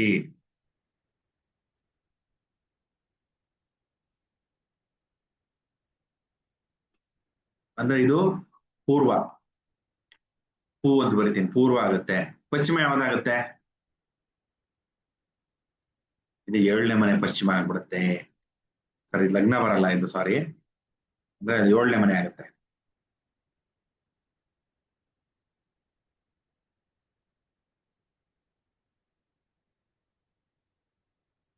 ಇವೆಲ್ಲ ಗಮನ ಕೊಟ್ಟು ಕಲ್ತ್ಕೊಳ್ಳಿ ಆಯ್ತಾ? ಎಷ್ಟೋ ಜನ ಹೇಳ್ಕೊಡಲ್ಲ ಇವೆಲ್ಲ, ನಾವೇ ಕಲ್ತ್ಕೋಬೇಕು. 1, 2, 3 ನಿಮ್ಗೆ ಅದು ಭವಿಷ್ಯ ಹೇಳ್ತೀರಲ್ಲ, ಅವಾಗ ತುಂಬಾ ಹೆಲ್ಪ್ ಆಗತ್ತೆ ಇವೆಲ್ಲ. 7, 8, 9, 10, 11 ಮತ್ತೆ 12 ಮನೆ ಆಗುತ್ತೆ. 4ನೇ ಮನೆ ಏನಾಯ್ತು? 4ನೇ ಮನೆ ಅಂದ್ರೆ ಇಲ್ಲಿ ವೃಷಭ. ಇಲ್ಲಿ ತಗೊಳ್ಳಿ, ಇಲ್ಲಿ ಬರೀತೀನಿ, ಗೊತ್ತಾಗತ್ತೆ ನಿಮ್ಗೆ. ಇದು ಪೂರ್ವ ದಿಕ್ಕು, ಇದು ಪಶ್ಚಿಮ ದಿಕ್ಕು, ಪಶ್ಚಿಮ. 4ನೇ ಮನೆ ಅಂದ್ರೆ 1, 2, 3. 4ನೇ ಮನೆ ಯಾವ್ದಾಗುತ್ತೆ? ಉತ್ತರ ದಿಕ್ಕು, ಉತ್ತರ. ಇದು 7ನೇ ಮನೆ. 7ನೇ ಮನೆ ಪಶ್ಚಿಮ, ಅಂದ್ರೆ ಡೈರೆಕ್ಟ್ ಆಪೋಸಿಟ್ ಇದು, ಗೊತ್ತಾಯ್ತಾ? 180 ಡಿಗ್ರಿ. ತಿರ್ಗಾ ಇಲ್ಲಿಂದ 1, 2, 3 4ನೇ ಮನೆ ಅಂದ್ರೆ ಇದಕ್ಕೆ ಆಪೋಸಿಟ್. ಇದು ಉತ್ತರ ಆದ್ರೆ ಇದೇನಾಗ್ಬೇಕು? ದಕ್ಷಿಣ. ಎಲ್ಲಿ ಬರುತ್ತೋ 1ನೇ ಮನೆ ಅಲ್ಲಿಂದ ತಗೋಬೇಕು. ಅರ್ಥ ಆಯ್ತಾ? ಸಿಂಪಲ್. ಇವಾಗ ಸಿಂಹ ರಾಶಿ 1ನೇ ಮನೆ ಆಗುತ್ತೆ. ಒಂದು ಹೋಮ್ವರ್ಕ್ ಒಂದು ಬರ್ದು ನೋಡಿ ಇವಾಗ ನೀವು. ಸಿಂಹ ರಾಶಿ 1ನೇ ಮನೆ. 1ನೇ ಮನೆಯಿಂದ ಯಾವ್ದು ಉತ್ತರ ಓಪನ್ ಮಾಡ್ತೀನಿ, ನೀವೇ ಹೇಳ್ಬೇಕು. ಯಾರನ್ನ 2 ನಿಮಿಷ ಟೈಮ್ ಕೊಡ್ತೀನಿ. ಯಾವ ರಾಶಿ ಯಾವ ದಿಕ್ಕು ಬರುತ್ತೆ ಹೇಳ್ಬೇಕು ನಿಮ್ಗೆ ಇವಾಗ.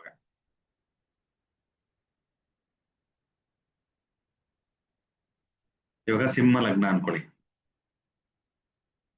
ಸಿಂಹ ಲಗ್ನ ಇದು 1ನೇ ಮನೆ ಆಯ್ತು, ಕರೆಕ್ಟಾ? ಇವಾಗ ಅನ್ಮ್ಯೂಟ್ ಮಾಡ್ತೀನಿ. ಯಾರು ಒಬ್ರು ಮಾತಾಡಿ, ಹ್ಯಾಂಡ್ ರೈಸ್ ಮಾಡಿ ನೋಡೋಣ. ಯಾರು ಹ್ಯಾಂಡ್ ರೈಸ್ ಮಾಡ್ತೀವಿ ಅವ್ರು ಅನ್ಮ್ಯೂಟ್ ಮಾಡ್ತೀನಿ.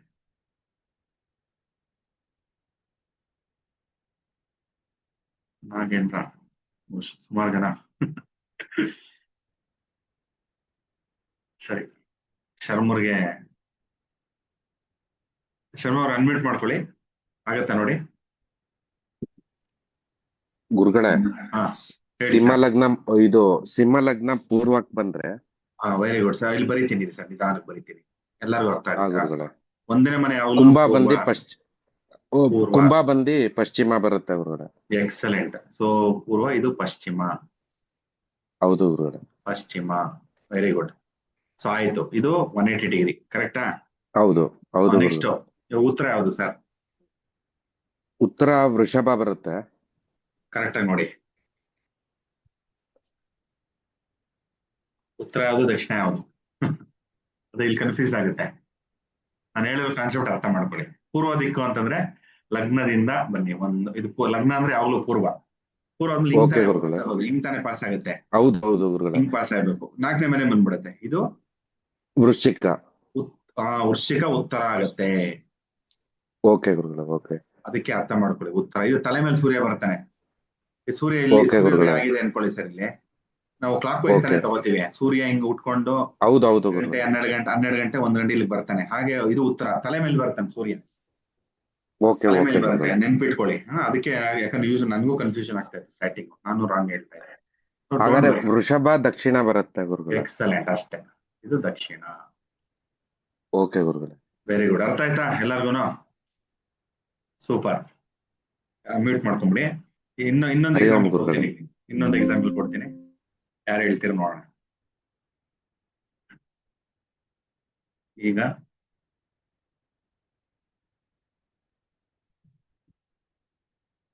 ಮೀನ ರಾಶಿ, ಮೀನ ಲಗ್ನ ಬಂತು. ಯಾರು ಹೇಳ್ತೀರಾ? ಹ್ಯಾಂಡ್ ರೈಸ್ ಮಾಡಿರೋರು ಹೇಳ್ಬೋದಾ?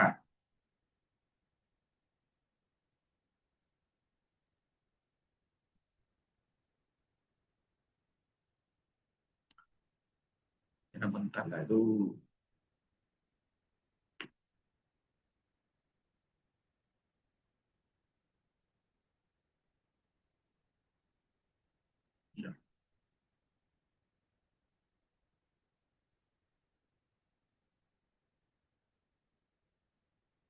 ಜನ ಮಾಡಿದ್ದಾರೆ. ಆಶಾ ಮೇಡಮ್ ಅನ್ಮ್ಯೂಟ್ ಮಾಡ್ಕೊಳ್ಳಿ. ಸರ್ ನಮಸ್ತೆ. ನಮಸ್ತೆ, ಹೇಳಿ ಮೇಡಮ್, ನೋಡೋಣ. ಮೀನ ಬಂದು ಪೂರ್ವ ಆಗುತ್ತೆ ಸರ್, ಕನ್ಯಾ ಪಶ್ಚಿಮ ಆಗುತ್ತೆ. ನಂಬರ್ ಹೇಳಿ, ಯಾವ ನಂಬರ್ ಹಾಕ್ಬೇಕಿದು? ಮೀನ 1. ಒಂದು ನಂಬರ್. Very good. ಏನಕ್ಕೆ ಅಂದ್ರೆ ಅದೇ ಲಗ್ನ ಯಾವಾಗಲೂ 1 ನಂಬರ್ ಅದೇ ಲಗ್ನ ಇರೋದ್ರಿಂದ. ಇದನ್ನ ಪೂರ್ವ ಅಂತ ಹೇಳ್ತಾರೆ ಮೇಡಮ್. Very good. ಹಾ ಸರ್. ಪೂರ್ವ. ನೆಕ್ಸ್ಟ್ ಪಶ್ಚಿಮ 8. 7. 7 ಸರ್, ಸಾರಿ. 7 ಪಶ್ಚಿಮ ಕನ್ಯಾ. ಕನ್ಯಾ ರಾಶಿ ಪಶ್ಚಿಮ. Very good. ಪಶ್ಚಿಮ ಅಂತ ಬರೀತೀನಿ. ಓಕೆ, ನೆಕ್ಸ್ಟ್ ಮಿಥುನ 4 ಉತ್ತರ. Very good. 1 2 3 4 ಬಂತು. ಇದು ಉತ್ತರ, ಯಾಕಂದ್ರೆ ಹಿಂಗೇ ಬರುತ್ತೆ. ಕರೆಕ್ಟಾ? ಸೂರ್ಯ ಹಿಂಗೇ ಬರ್ತಾನೆ. ಸೊ ಇದು ಮತ್ತೆ ವೃಶ್ಚಿಕ ದಕ್ಷಿಣ. ಸರಿಯಾಗಿ ನೋಡಿ, ಆಪೋಸಿಟ್. ಧನಸ್ಸು ಸಾರಿ, ವೆರಿ ಗುಡ್. ಕನ್ಫ್ಯೂಷನ್ ಮಾಡ್ಕೊತಾ ಇದ್ದೀನಿ ನಾನು. ಯಾವಾಗ್ಲೂ ಅಷ್ಟೇ 180 ಡಿಗ್ರಿ ಅಂದ್ರೆ ಇದೆ. ಆಪೋಸಿಟ್ ಅಂದ್ರೆ ಇದೇ ಬರುತ್ತೆ, ಕಾರ್ನರ್. ಸೊ ಇದು ಹೌದು ಸರ್. ದಕ್ಷಿಣ. Very good, excellent. ಅರ್ಥ ಆಯ್ತಾ ಇದೆ ಎಲ್ಲರಿಗೂ? Thank you sir. ತುಂಬಾ ಸುಲಭ. ಸೊ ಹಾಗಾಗಿ ಇದನ್ನ ಸ್ವಲ್ಪ ತಲೆಯಲ್ಲಿ ಇಟ್ಕೋಬೇಕು. ಸ್ವಲ್ಪ ಲಾಜಿಕ್ ಇದೆ, ಇಲ್ಲಾಂದ್ರೆ ಕನ್ಫ್ಯೂಸ್ ಮಾಡ್ಕೊಂಡ್ಬಿಡ್ತೀರಾ. ಸೊ ಇದನ್ನ ಪ್ರಾಕ್ಟೀಸ್ ಮಾಡ್ಬೇಕು. ಸಿಂಪಲ್. Okay, very good. ತುಂಬಾ ಶಾರ್ಪ್ ಇದ್ದಾರೆ ಈ ಟೀಮು. ಗುಡ್. ಸರಿ, ಅದೇ ಮುಂದುವರಿತಾ ಬಂದಾಗ ನೆಕ್ಸ್ಟ್ ಇನ್ನೊಂದು ಕಾನ್ಸೆಪ್ಟ್ ಏನು ಅಂತಂದ್ರೆ, ಇದನ್ನ ನಾವು ಭಾವಗಳು ಅಂತ ಕರಿತೀವಿ. ಯಾವ್ದು ಭಾವಗಳು? ಈಗ ಮೇಡಮ್ನವರು ಹೇಳಿದ್ರು, ಆಶಾ ಮೇಡಮ್ ಅವರು ಹೇಳಿದ್ರು. ಸೊ ಇದು ನಾವು ಮೀನ ರಾಶಿ ಅಂತ ತಗೊಂಡಾಗ, ಫಾರ್ ಎಕ್ಸಾಂಪಲ್ ಮೀನ ರಾಶಿ ಅಂತ ಲಗ್ನ ಅಂತ ತಗೋತೀವಿ. ಇದು ನಮಗೆ 1ನೇ ಮನೆ ಆಯ್ತು. ಕರೆಕ್ಟಾ? 1 ಮನೆ. ನಾವ್ ಇದು ಮನೆ ಅಂತ ಕರೆಯಲ್ಲ. ಯಾವ ಲಗ್ನ ಬರುತ್ತೋ ನಾವ್ ಇದನ್ನ 1ನೇ ಭಾವ, 2ನೇ ಭಾವ ಅಂದ್ರೆ ಏನು? ನಾವು ವ್ಯಕ್ತಪಡಿಸ್ತೀವಲ್ಲ ಭಾವನೆಗಳು. ದುಃಖ ಭಾವ ಇರ್ಬೋದು, ಖುಷಿಯ ಭಾವ ಇರ್ಬೋದು, ಆಶ್ಚರ್ಯ ಭಾವ ಇರ್ಬೋದು, ಅದೇ ಭಾವ ಅಂತ ಕರೆಯೋದು. ಒಂದೊಂದು ಭಾವ ಅಂತ ಏನು ನೋಡೋಣ. 3ನೇ ಭಾವ, 4ನೇ ಭಾವ, 5ನೇ ಭಾವ. ಇದನ್ನ ಭಾವ ಅರ್ಥ ಮಾಡ್ಕೊಂಡು ಆಮೇಲೆ ಮನೆ ಅಂತ ಕರೀರಿ, ಜನರಲ್ ಆಗಿ ತೊಂದರೆ ಇಲ್ಲ. ಬಟ್ ನಿಮ್ಗೆ ಭಾವ ಅನ್ನೋದು ಗೊತ್ತಿರಬೇಕು. 5th 6th 6ನೇ ಭಾವ, 7ನೇ ಭಾವ, ನಾವು ಜನರಲ್ ಆಗಿ ಏನ್ ಹೇಳ್ತೀವಿ, ಕಲ್ತಿರೋ ಜ್ಯೋತಿಷರು 7ನೇ ಮನೆ, 8ನೇ ಮನೆ, 9ನೇ ಮನೆ ಅಂತ ಹೇಳ್ತೀವಿ. ನಮಗೆ ಗೊತ್ತಾಗುತ್ತೆ ಅಂದ್ರೆ ನಾವು ಲಗ್ನದಿಂದ ಹೇಳ್ತಾ ಇದೀವಿ ಅಂತ ಅರ್ಥ ಆಗತ್ತೆ. ಇನ್ನು ಮುಂದೆ ನಾವು ಏನ್ ಮಾತಾಡಿದ್ರು ಕೂಡ ನಾವು ರಾಶಿಯಿಂದ ಮಾತಾಡಲ್ಲ. ಮೇಷ ರಾಶಿ 1, ವೃಷಭ ರಾಶಿ 2 ಹಂಗ್ ಬರಲ್ಲ. ಇನ್ನೇನೇ ನಾವು ಈ ಮನೆ ಅಂತ ಹೇಳಿದ್ರು ಅಷ್ಟೇ, ಭಾವ ಅಂತ ಹೇಳಿದ್ರು ಅಷ್ಟೇ ಒಂದೇ. ಅಂದ್ರೆ ಲಗ್ನದಿಂದ ಅದನ್ನ ನಿರ್ಧರಿಸಲ್ಪಟ್ಟಿದೆ ಅಂತ ಅರ್ಥ ಮಾಡ್ಕೋಬೇಕು. ಬೇಕಾದ್ರೆ ನೋಟ್ ಡೌನ್ ಮಾಡ್ಕೊಳ್ಳಿ. 9ನೇ ಭಾವ ಅಂದ್ರೆ 10ನೇ ಭಾವ, 11ನೇ ಭಾವ. ಅಕ್ಕ ಭಾವ ಅಲ್ಲ ಇದು, ಇದು ಭಾವ ಅಂತ ಕರಿತೀವಿ. ಅಂದ್ರೆ ಭಾವನೆಗಳನ್ನ ವ್ಯಕ್ತಪಡಿಸುವಂಥದ್ದು 12ನೇ ಭಾವ. ಅರ್ಥ ಆಯ್ತಾ? ಸೊ ಈಗ ನಾವು ಮುಂದೆ ಏನ್ ಮಾತಾಡಿದ್ರು 2ನೇ ಮನೇಲಿ ಏನಿದೆ ಅಂತಂದ್ರೆ ಲಗ್ನದಿಂದ, ಯಾವ ಲಗ್ನ ಅಂತ ಕೇಳ್ಬೇಕು ನೀವು. ಅರ್ಥ ಆಯ್ತಾ? 2ನೇ ಮನೇಲಿ ಸೂರ್ಯ ಇದ್ದಾನೆ, ಏನ್ ಹೇಳ್ತೀರಾ ಅಂತ ಕೇಳ್ತೀನಿ ನಾನು. ನೀವು ನಿಮ್ ಕ್ವಶನ್ ಏನಿರ್ಬೇಕು, ಯಾವ ಲಗ್ನ ರೀ ಅಂತ ಕೇಳ್ಬೇಕು ನೀವು. ಅರ್ಥ ಆಯ್ತಾ? ಸೊ ಆಗ ಭಾವ ನಿರ್ಧರಿಸಲ್ಪಡುತ್ತೆ. ನೋಡಿ ಇವಾಗ ಅಲ್ಲಿ 12 ಭಾವಗಳಿರುತ್ತೆ. ಅದನ್ನ 12 ಮನೆಗಳು ಅಂತ ಕರಿತೀವಿ. ಬಟ್ ಮುಖ್ಯವಾಗಿ ಅದನ್ನ ಭಾವಗಳನ್ನು ಅಂತ ಹೇಳ್ಬೇಕು ನಾವು. ಕ್ಲಿಯರಾ? ಸೊ ಮೊದಲನೇ ಭಾವ, ಫಾರ್ ಎಕ್ಸಾಂಪಲ್ ಇವಾಗ ಮಿಥುನ ರಾಶಿ, ಆಶಾ ಮೇಡಮ್ ಎಕ್ಸಾಂಪಲ್ ತಗೊಳ್ಳೋಣ.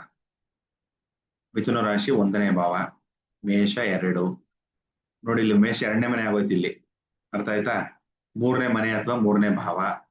ಮಿಥುನ 4ನೇ ಮನೆ ಅಥವಾ 4ನೇ ಭಾವ. ಕಟಕ 5ನೇ ಭಾವ.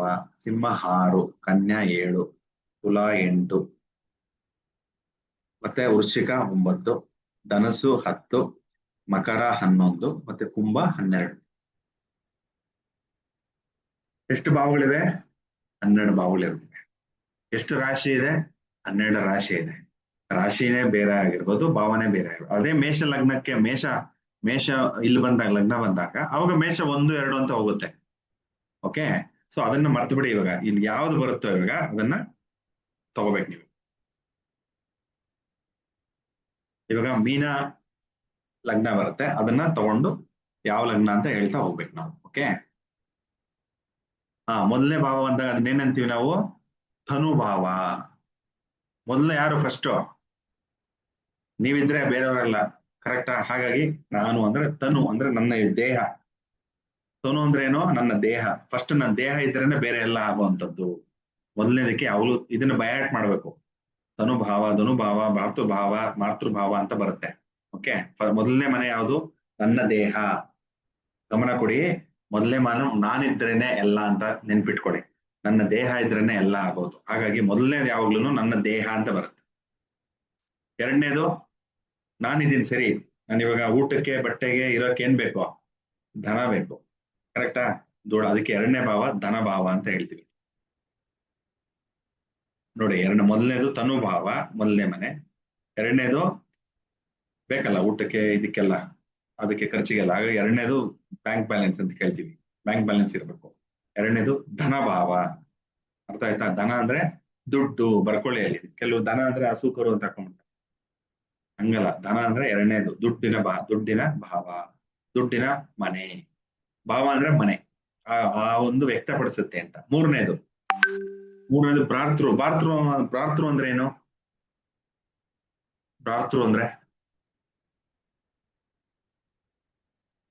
ಭ್ರಾತೃಭಾವ ಅಂತ ಹೇಳ್ತೀವಿ. ಅನ್ಮ್ಯೂಟ್ ಮಾಡಿದೀನಿ, ಹೇಳಿ. ಭ್ರಾತೃ ಅಂದ್ರೆ ಕಿರಿಯ ಸಹೋದರ. ಅಣ್ಣ ಗುರುಗಳೇ. ಸಹೋದರ ಸಹೋದರಿಯರು. Very good. ಕಿರಿಯ ಸಹೋದರ. ಕಿರಿಯ ಸಹೋದರ ಅನ್ಕೊಳ್ಳಿ. ಕಿರಿಯ ಸಹೋದರ ಅಥವಾ ಕಿರಿಯ ಸಹೋದರಿ. ಭ್ರಾತೃ ಅದು ಕಾರಕಗಳು ಬೇರೆ ಸರ್. ಭ್ರಾತೃ ಅಂತಂದ್ರೆ ನಮ್ಮ ಒಡ ಹುಟ್ಟಿದವರಲ್ಲಿ ಯಾರು? ಕಿರಿಯರು. ನಮ್ಮ ತಂಗಿ ಆಗಿರ್ಬೋದು, ಹಿರಿಯರು. ಅದು ಇಂಪಾರ್ಟೆಂಟ್. ಅರ್ಥ ಆಗ್ತಾ ಇದೆಯಾ ನಿಮ್ಗೆ? ಕಿರಿಯರು, ಒಡ ಹುಟ್ಟಿದವರು, ರಕ್ತ ಸಂಬಂಧಿಕರು. ಅದರಲ್ಲೂ ಕೂಡ ಯಾರು ಮೇಯ್ನು? ಅದರಲ್ಲೂ ಕೂಡ ನಮ್ಮ ಒಡ ಹುಟ್ಟಿದವರು ಕಿರಿಯರು ಅಂತ ಬರ್ಬೇಕು. ಮೂರನೇದು ಯಾವಾಗಲೂ ಅಷ್ಟೇ. ಮೂರನೇದು ತಿರುಪತಿ ನಾಮ ಇಟ್ಕೊಳ್ಳಿ. ಮೂರನೇದು ನಿಮ್ಗಿಂತ ಚಿಕ್ಕವರು, ನೀವು ದೊಡ್ಡವರಾಗಿದ್ರೆ ನಿಮ್ಮ ಹತ್ರ ದುಡ್ಡು ಕೇಳ್ತಾರೆ, ನಾನು ಚಾಕ್ಲೇಟ್ ತಗೋಬೇಕು, ಅದ್ ಕೊಡಬೇಕು ಅಂತ. ನಿಮ್ಗೆ ತಿರುಪತಿ ನಾಮ ಹಂಗ್ ನೆನ್ಪಿಟ್ಕೊಳ್ಳಿ. ಅರ್ಥ ಆಯ್ತಾ? ಎರಡನೇದು ದುಡ್ಡು. ನಂಬರ್ 2 ಯಾವಾಗಲೂ ವಿಕ್ಟ್ರಿ ಹಿಂಗ್ ಸಿಂಬಲ್ ತೋರಿಸ್ತಾರಲ್ಲ ಯಡಿಯೂರಪ್ಪನವರು, ವಿಕ್ಟ್ರಿ ವಿಕ್ಟ್ರಿ ವಿಕ್ಟ್ರಿ ಅಂತ. ಹಾಗಾಗಿ ದುಡ್ಡು ಅಂದ್ಕೊಳ್ಳಿ, ಎರಡನೇ ಮನೆ. ದುಡ್ಡಿದ್ರೇನೆ ನಮ್ಗೆ ವಿಕ್ಟ್ರಿ ಸಿಗೋದು ಅನ್ಕೊಳ್ಳಿ. ಹಾಗಾಗಿ ಎರಡನೇದು ಧನಭಾವ. ಮೊದಲನೇದು ಒಂದು, ನಾನೇ ನಂಬರ್ 1 ಅನ್ಕೊಳ್ಳಿ, ಅಂದ್ರೆ ನನ್ನ ದೇಹ.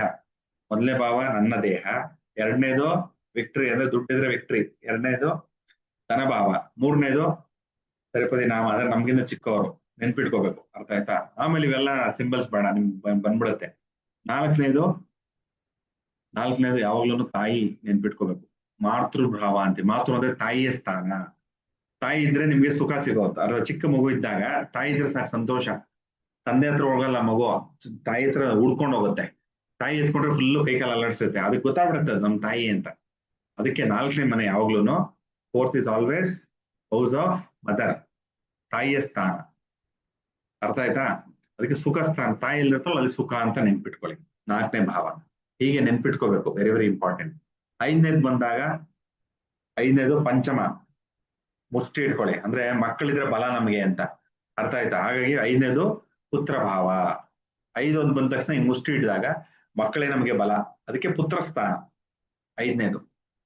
ನೆಕ್ಸ್ಟ್ 6ನೇದು, 6 ಕೇಳಲಿಲ್ಲ, 6ಕ್ಕೆ ಏನೋ ಹೇಳ್ತಾರಲ್ಲ, 6 ಕೇಳಲಿಲ್ಲ 3 ಕೇಳಿಲಿಲ್ಲ ಅಂತ. ಹಾಗೆ 6 ಬಂತು ಅಂದ್ರೆ ರೋಗ ಭಾವ ಅಂತ ಇಟ್ಕೊಳ್ಳಿ ಸದ್ಯಕ್ಕೆ. ರೋಗ, ಏನ್ ರೋಗ ಬರುತ್ತೆ, ಯಾವ ರೋಗದಿಂದ ನಾವು ಸಾಯ್ತೀವಿ ಅಂತ ಹೇಳ್ಬೋದು 6ನೇ ಮನೆ. ಯಾವಾಗ ಆಪರೇಷನ್ ಆಗುತ್ತೆ, ನಿಮ್ಗೆ ಸಿಸೇರಿಯನ್ ಆಗುತ್ತಾ, ನಾರ್ಮಲ್ ಡೆಲಿವರಿ ಆಗುತ್ತಾ, ಎಲ್ಲ ಹೇಳ್ಬೋದು 6ನೇ ಮನೆ ನೋಡಿದ ತಕ್ಷಣ. ಆಯ್ತಾ? ಸೊ 6ನೇ ಮನೆದು ರೋಗ ಭಾವ. ಆ ಒಂದು ಅಧಿಪತಿ ನೋಡ್ಕೊಂಡು, ಇವಾಗ ಇದಕ್ಕೆ ಅಧಿಪತಿ ಯಾರು? ಸಿಂಹ ರಾಶಿ ಅಧಿಪತಿ ಯಾರು? ಸೂರ್ಯ. ಸೂರ್ಯನ್ ನೋಡ್ಬಿಟ್ರೆ ಮತ್ತೆ ಆ ಮನೇಲಿ ಯಾವ ಗ್ರಹಗಳು ಕುತ್ಕೊಂಡಿದ್ದಾರೆ ನೋಡ್ಕೋಬೇಕು. ಸೂರ್ಯನ್ ನೋಡಿದಾಗ ನಿಮ್ಗೆ ಯಾವ ರೋಗ ಬರುತ್ತೆ ಅಂತ ಹೇಳ್ಬೋದು ಅಂದಾಜು. ಆ ಟೈಮಲ್ಲಿ ಗ್ರಹ ದಶಾಭುಕ್ತಿ ನೋಡ್ಕೊಂಡು ನಿಮ್ಗೆ ಇಂಥ ರೋಗ ಬರುತ್ತೆ, ಹುಷಾರಾಗಿರಿ. ಸೂರ್ಯ ಅಂತಂದ್ರೆ ಏನು ನಮ್ಗೆ ಗೊತ್ತಿದೆ ಆಲ್ರೆಡಿ. ಏನ್ ರೋಗ ಬರ್ಬೋದು? ಮೂಳೆಗಳ ರೋಗ, ಮತ್ತೆ ಹೃದಯ ರೋಗ, ಹಾರ್ಟ್ ಅಟ್ಯಾಕ್ ಆಗುವಂಥದ್ದು, ಮತ್ತೆ ಸ್ಟ್ರೋಕ್ ಬರುವಂಥದ್ದು, ಅವೆಲ್ಲ ಸಿಂಹರಾಶಿ ಮೀನ ಲಗ್ನದವ್ರಿಗೆ. ಸಿಂಹರಾಶಿ ಅಂದ್ರೆ ಸೂರ್ಯ ಒಳ್ಳೆ ಪೊಸಿಷನ್ ಇರ್ಬೇಕು. ಅದೇ ಸೂರ್ಯ ಬಂದು ತುಲಾಲ್ ಕುತ್ಕೊಂಡಾಗ, ಸೂರ್ಯ ಇಲ್ಲಿ ತುಲಾ ರಾಶಿಯಲ್ಲಿ ಕುತ್ಕೋತಾನೆ, ಏನ್ ಮಾಡ್ತೀರಾ? ಏನ್ ಸ್ಥಾನ ಇದು? ಉಚ್ಚ ಸ್ಥಾನನೋ ನೀಚ ಸ್ಥಾನನೋ? ನೀಚ ಸ್ಥಾನ. ವೀಕ್ ಆಗ್ಬಿಟ್ಟ ಅಂದ್ರೆ ರೋಗ 100% ಬರುತ್ತೆ ಇವ್ರಿಗೆ. ಅದು ರಾಹು ಜೊತೆ ಕುತ್ಕೊಂಡಿದ್ದೇನೆ ಅನ್ಕೊಳ್ಳಿ, ರಾಹು ಇಲ್ಲಿ ಕುತ್ಕೊಂಡಿದ್ದಾನೆ ಜೊತೆಗೆ, chances of heart attack is more, chances of cancer is more. ಅರ್ಥ ಆಯ್ತಾ? ಸೊ ಹಾಗಾಗಿ ಇವೆಲ್ಲ ನೋಡ್ಕೋಬೇಕು. ಇಲ್ಲೂ ಕೂಡ ಸೂರ್ಯನ ಜೊತೆ ಬಂದು ಇಲ್ಲಾಂದ್ರೆ ಮಂಗಳ ಗ್ರಹ ಇಲ್ಲಿ ಕುತ್ಕೊಂಡಿರ್ತೇನೆ ಅನ್ಕೊಳ್ಳಿ, ಕಟಕ ರಾಶಿಯಲ್ಲಿ 4ನೇ ಮನೆ ಆಸ್ಪೆಕ್ಟ್ ಅಲ್ಲ ಕೊಡೋದವನು, ದೃಷ್ಟಿ 1 2 3 4. ಅವಾಗ ಏನಾಗುತ್ತೆ, ಈ ಫುಲ್ ಈ ಮನೆ ಕೆಟ್ಟೋಗುತ್ತೆ. 8ನೇ ಮನೆ ಏನು? ಮೃತ್ಯು ಸ್ಥಾನ. ರೋಗಾಧಿಪತಿ ಮೃತ್ಯುಗೆ ಬಂದ್ಬಿಟ್ಟ. ಅರ್ಥ ಆಯ್ತಾ? ಇಲ್ಲೇ ನೋಡಿ 6ನೇ ಮನೆ ರೋಗ ಭಾವ. ರೋಗಾಧಿಪತಿ ಯಾರು ಇಲ್ಲಿ? ಈ ಎಕ್ಸಾಂಪಲ್ ಅಲ್ಲಿ ಸೂರ್ಯ ಎಲ್ಲಿ ಕುತ್ಕೊಂಡ? 8ನೇ ಮನೆಯಲ್ಲಿ ಕುತ್ಕೊಂಡಿದ್ದಾನೆ. 8ನೇ ಮನೆ ಏನಿಲ್ಲಿ? ಆಯು ಮತ್ತು ಮೃತ್ಯು ಭಾವ, ಮೃತ್ಯುವಲ್ಲಿ ಕುತ್ಕೊಂಡ್ಬಿಟ್ಟಿದ್ದಾನೆ. ರೋಗಾಧಿಪತಿ ಮೃತ್ಯು ಅಂದ್ರೆ ರೋಗ ಬಂದು ಬೇಗನೆ ಹೋಗ್ಬಿಡ್ತಾರೆ. ಹೇಗೆ ಹೋಗ್ತಾರೆ? ಹಾರ್ಟ್ ಅಟ್ಯಾಕ್ ಆಗ್ಬೋದು, ಇಲ್ಲ ಕ್ಯಾನ್ಸರ್ ಬರ್ಬೋದು. ಬಟ್ ನಿಮ್ಮನ್ನ ನೋಡ್ಕೊಂಡು ಇವಾಗ ನೀವೇ ಡಿಸೈಡ್ ಮಾಡ್ಬೇಡಿ, ಆಮೇಲೆ ತಪ್ಪು ತಿಳ್ಕೊಬೇಡಿ. ನಾನು ಎಕ್ಸಾಂಪಲ್ ಕೊಡ್ತಾ ಇರೋದು, ಅದು ಅಷ್ಟೇ ನೋಡೋದಲ್ಲ, ಇನ್ನ ಬೇರೆ ಬೇರೆ ಎಲ್ಲ ನೋಡ್ಬೇಕು. ಈ ತರ ಇದ್ರು ಕೂಡ 100 ವರ್ಷ ಬದುಕಿರೋರು ಇದ್ದಾರೆ. ಅಂದ್ರೆ ಇದನ್ನ ಬಿಟ್ಟು ಸುಮಾರು ಬೇರೆ ಬೇರೆ ಕಾಂಬಿನೇಷನ್ಸ್ ನೋಡ್ಬೇಕು ನಾವು. ನಿಮ್ಗೆ ಜಸ್ಟ್ ಒಂದು ಎಕ್ಸಾಂಪಲ್ ಕೊಡ್ತಾ ಇದೀನಿ, ಅರ್ಥ ಆಯ್ತಾ? ಸೊ ನಿಮ್ಮ ಜಾತಕಗಳು ತೆಗೆದು ನೋಡ್ಕೊಂಡ್ಬಿಟ್ಟು ಅಯ್ಯೋ ನಂಗೂ ಹಿಂಗಿದೆ, ನಂಗೂ ಕ್ಯಾನ್ಸರ್ ಬಂದ್ಬಿಡುತ್ತೆ, ನಾನು ಸತ್ತು ಹೋಗ್ತೀನಿ ಅನ್ಕೋಬಾರ್ದು. ತಪ್ಪು. ಅಂದ್ರೆ ಸುಮಾರು ಇನ್ನ ಎಷ್ಟೋ ಕಾಂಬಿನೇಷನ್ಸ್ ನೋಡಿ ನಾವು ಕೊನೆಗೆ ನಾವು ನಿರ್ಧಾರ ಮಾಡ್ಬೇಕು. ಅದನ್ನೆಲ್ಲ ಆಮೇಲೆ ಕಲ್ತ್ಕೊಳ್ಳೋಣ. ನಿಮ್ಗೊಂದು ಎಕ್ಸಾಂಪಲ್ ಹೇಳ್ತಾ ಇರೋದು ನಿಮ್ಗೆ, ಅರ್ಥ ಆಯ್ತಾ? ಸೊ ಈಗ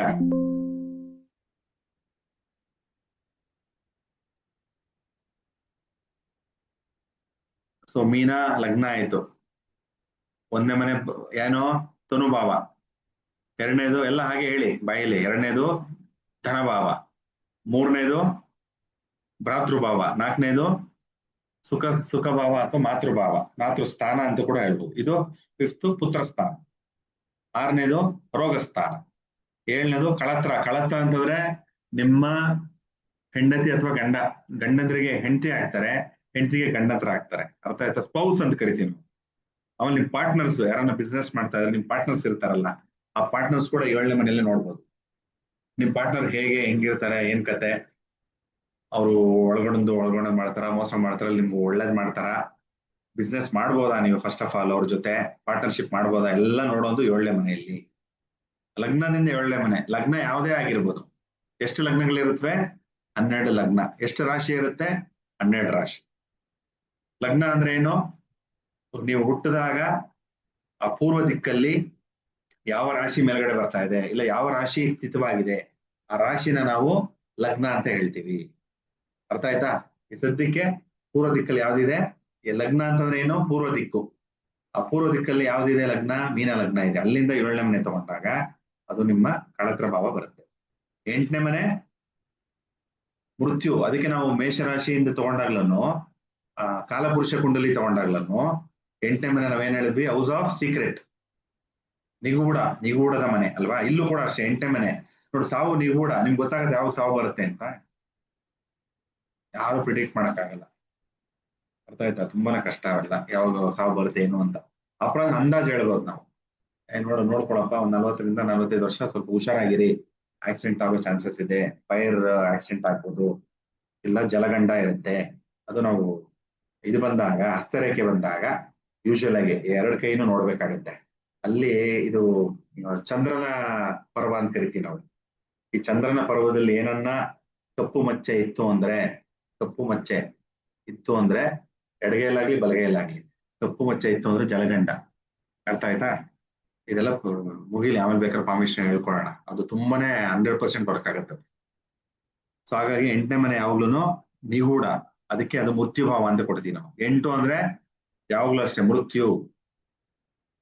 ನೆನ್ಪಿಟ್ಕೊಳ್ಳಿ, ಎಲ್ಲಿ 8 ಬರುತ್ತೋ ಅಲ್ಲಿ ಹುಷಾರಾಗಿರ್ಬೇಕು.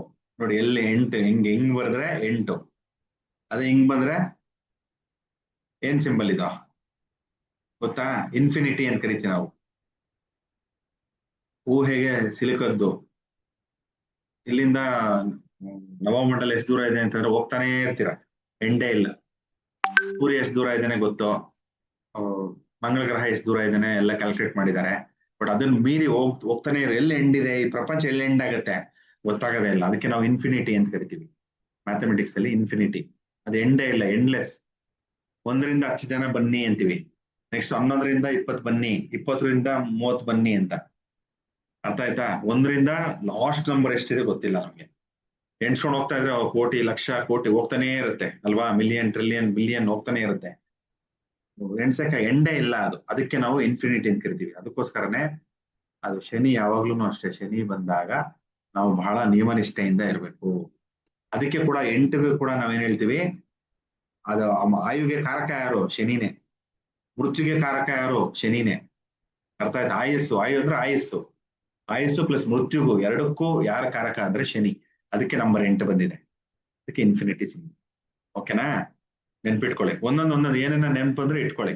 1 ಅಂತಂದ್ರೆ ನಮ್ಮ ದೇಹ ತನುಭಾವ, 2 ಅಂದ್ರೆ ವಿಕ್ಟ್ರಿ ಧನಭಾವ, 3 ಅಂತಂದ್ರೆ ನಿಮ್ಮ ತಮ್ಮಂದ್ರು ತಂಗಿಯಂದ್ರು, 4ನೇ ಭಾವ ಅಂತಂದ್ರೆ ಸುಖ, ಶಾಂತಿ, ನೆಮ್ಮದಿ, ನಿಮ್ಮ ತಾಯಿ ಕೊಡುವಂಥದ್ದು ಸುಖ.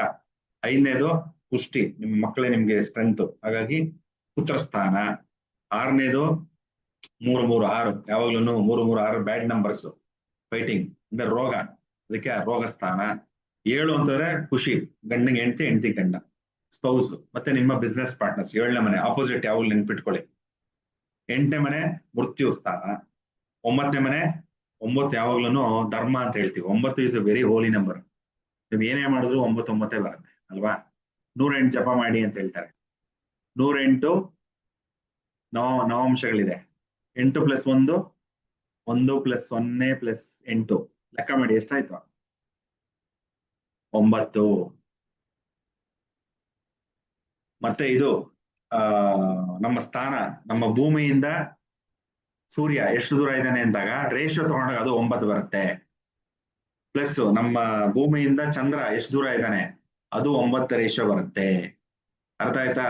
ಹಾಗಾಗಿ ಪ್ರತಿಯೊಂದನ್ನು ರೇಷಿಯೋ ಕೂಡಿಸಿರ್ತಾರೆ. ಜಪ ಮಾಡಿ 108, ಹೋಮ ಮಾಡಿ 108, ನವಾಂಶ ಎಷ್ಟು 108, ಪ್ರತಿಯೊಂದು 108 108. 9 ಅನ್ನೋದು ಕಾಸ್ಮಿಕ್ ನಂಬರ್ ಅಂತ ಕರಿತೀವಿ ನಾವು. ದೈವತ್ವದ ನಂಬರ್ 9. ಅರ್ಥ ಆಯ್ತಾ? ಸೊ ಬಹಳ ಬಹಳ ವಿಶೇಷ. ಅದಕ್ಕೋಸ್ಕರನೇ 9 ಯಾರಿಗೆ ವಿಶೇಷ? ನಮ್ಮನೇಲಿ ಸಲಹೋದು ಕಾಪಾಡೋದು ಯಾರು? ಆ ದೈವ. ಅದಕ್ಕೆ ನಮ್ಮ ಮನೆಯಲ್ಲಿ ಯಾರು ದೈವ ನಮಗೆ? ಆಗಿನ ಕಾಲದಲ್ಲಿ ನಮ್ಮ ತಂದೆನೆ. ದುಡ್ಕೊಂಬಂದು ನಮಗೆ ಊಟ ಬಟ್ಟೆಗಳೆಲ್ಲ ಕೊಡೋರು. ನಮ್ಮ ತಾಯಿ ಪಾಪ ಎಲ್ಲ ಮಾಡೋರು, ಅಡಿಗೆ ಎಲ್ಲ ಮಾಡೋರು. ಬಟ್ ಮೇಯ್ನು ದುಡ್ಕೊಂಬಂದ್ರೆ ತಾನೇ ಅಡಿಗೆ ಮಾಡೋದು, ಆ ರೀತಿ. ಹಾಗಾಗಿ ಎಲ್ಲರನ್ನು ಸಾಕಿ ಸಲಹಿ ಒಳ್ಳೆ ದಾರಿಯಲ್ಲಿ ತರ್ಸ್ಕೊಡೋದು. ಆಗಿನ ಕಾಲದ ತಾಯಿಗೆ ಟೈಮ್ ಇರ್ತಾ ಇರ್ಲಿಲ್ಲ. ಪೋಷಣೆ ಮಾಡ್ಬೇಕು, ಅಡಿಗೆ ಮಾಡ್ಬೇಕು, ಚಟ್ನಿ ಮಾಡ್ಬೇಕು, ಕ್ಲೀನ್ ಮಾಡ್ಬೇಕು, ಎಲ್ಲ ಮಾಡ್ಕೋದ್ರಿಂದ ಫುಲ್ ಬ್ಯುಸಿ ಆಗ್ಬಿಡೋಳು ತಾಯಿ. ಹಾಗಾಗಿ ನಮ್ಮ ಅನ್ನಪೂರ್ಣೆ ಆ ಅಮ್ಮಂಗೆ ಟೈಮೇ ಸಿಗ್ತಾ ಇರ್ಲಿಲ್ಲ. ಟೈಮ್ ಸಿಕ್ಕೋದು ಯಾರಿಗೆ? ನಮ್ಮ ತಂದೆಗೆ. ದುಡ್ಕೊಂಬರೋರು ಬೆಳಗ್ಗೆಯಿಂದ ಸಂಜೆ ಬಂದಾಗ ನಮ್ ಜೊತೆ ಆಟ ಪಾಠಗಳೆಲ್ಲ ಕೊಡ್ಕೊಡೋರು, ಬುದ್ಧಿ ಹೇಳ್ಕೊಡೋರು.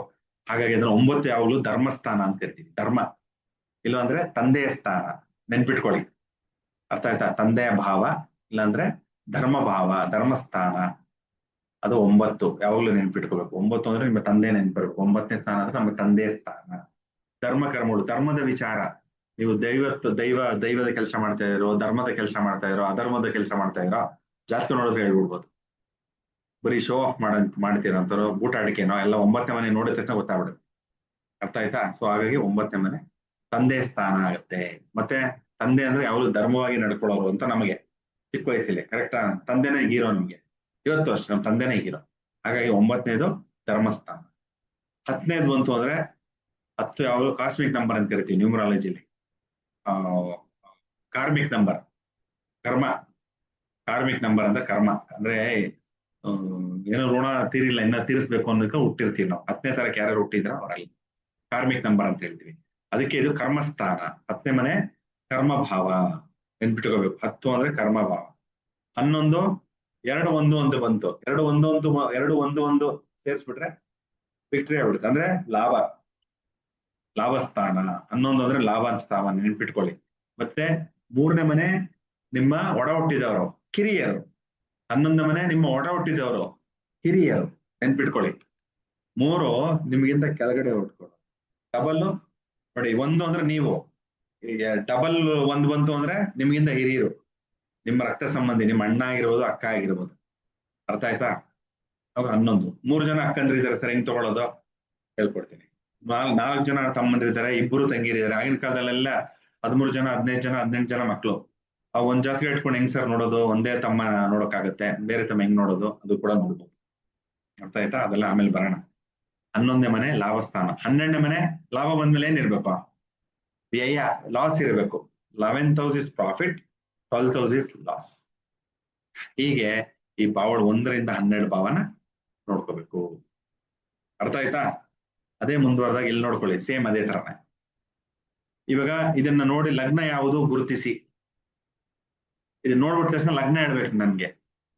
ಸಿಂಪಲ್, ಯಾರು ಹೇಳ್ತೀರಾ? ಅನ್ಮ್ಯೂಟ್ ಮಾಡಿದೀನಿ. ನಾನು ಹೇಳ್ತೀನಿ ಗುರುಗಳೇ. ಹೇಳಿ ವಿಜಯಲಕ್ಷ್ಮಿ ಮೇಡಮ್, ಯಾವ್ದು ಲಗ್ನ ಇದು?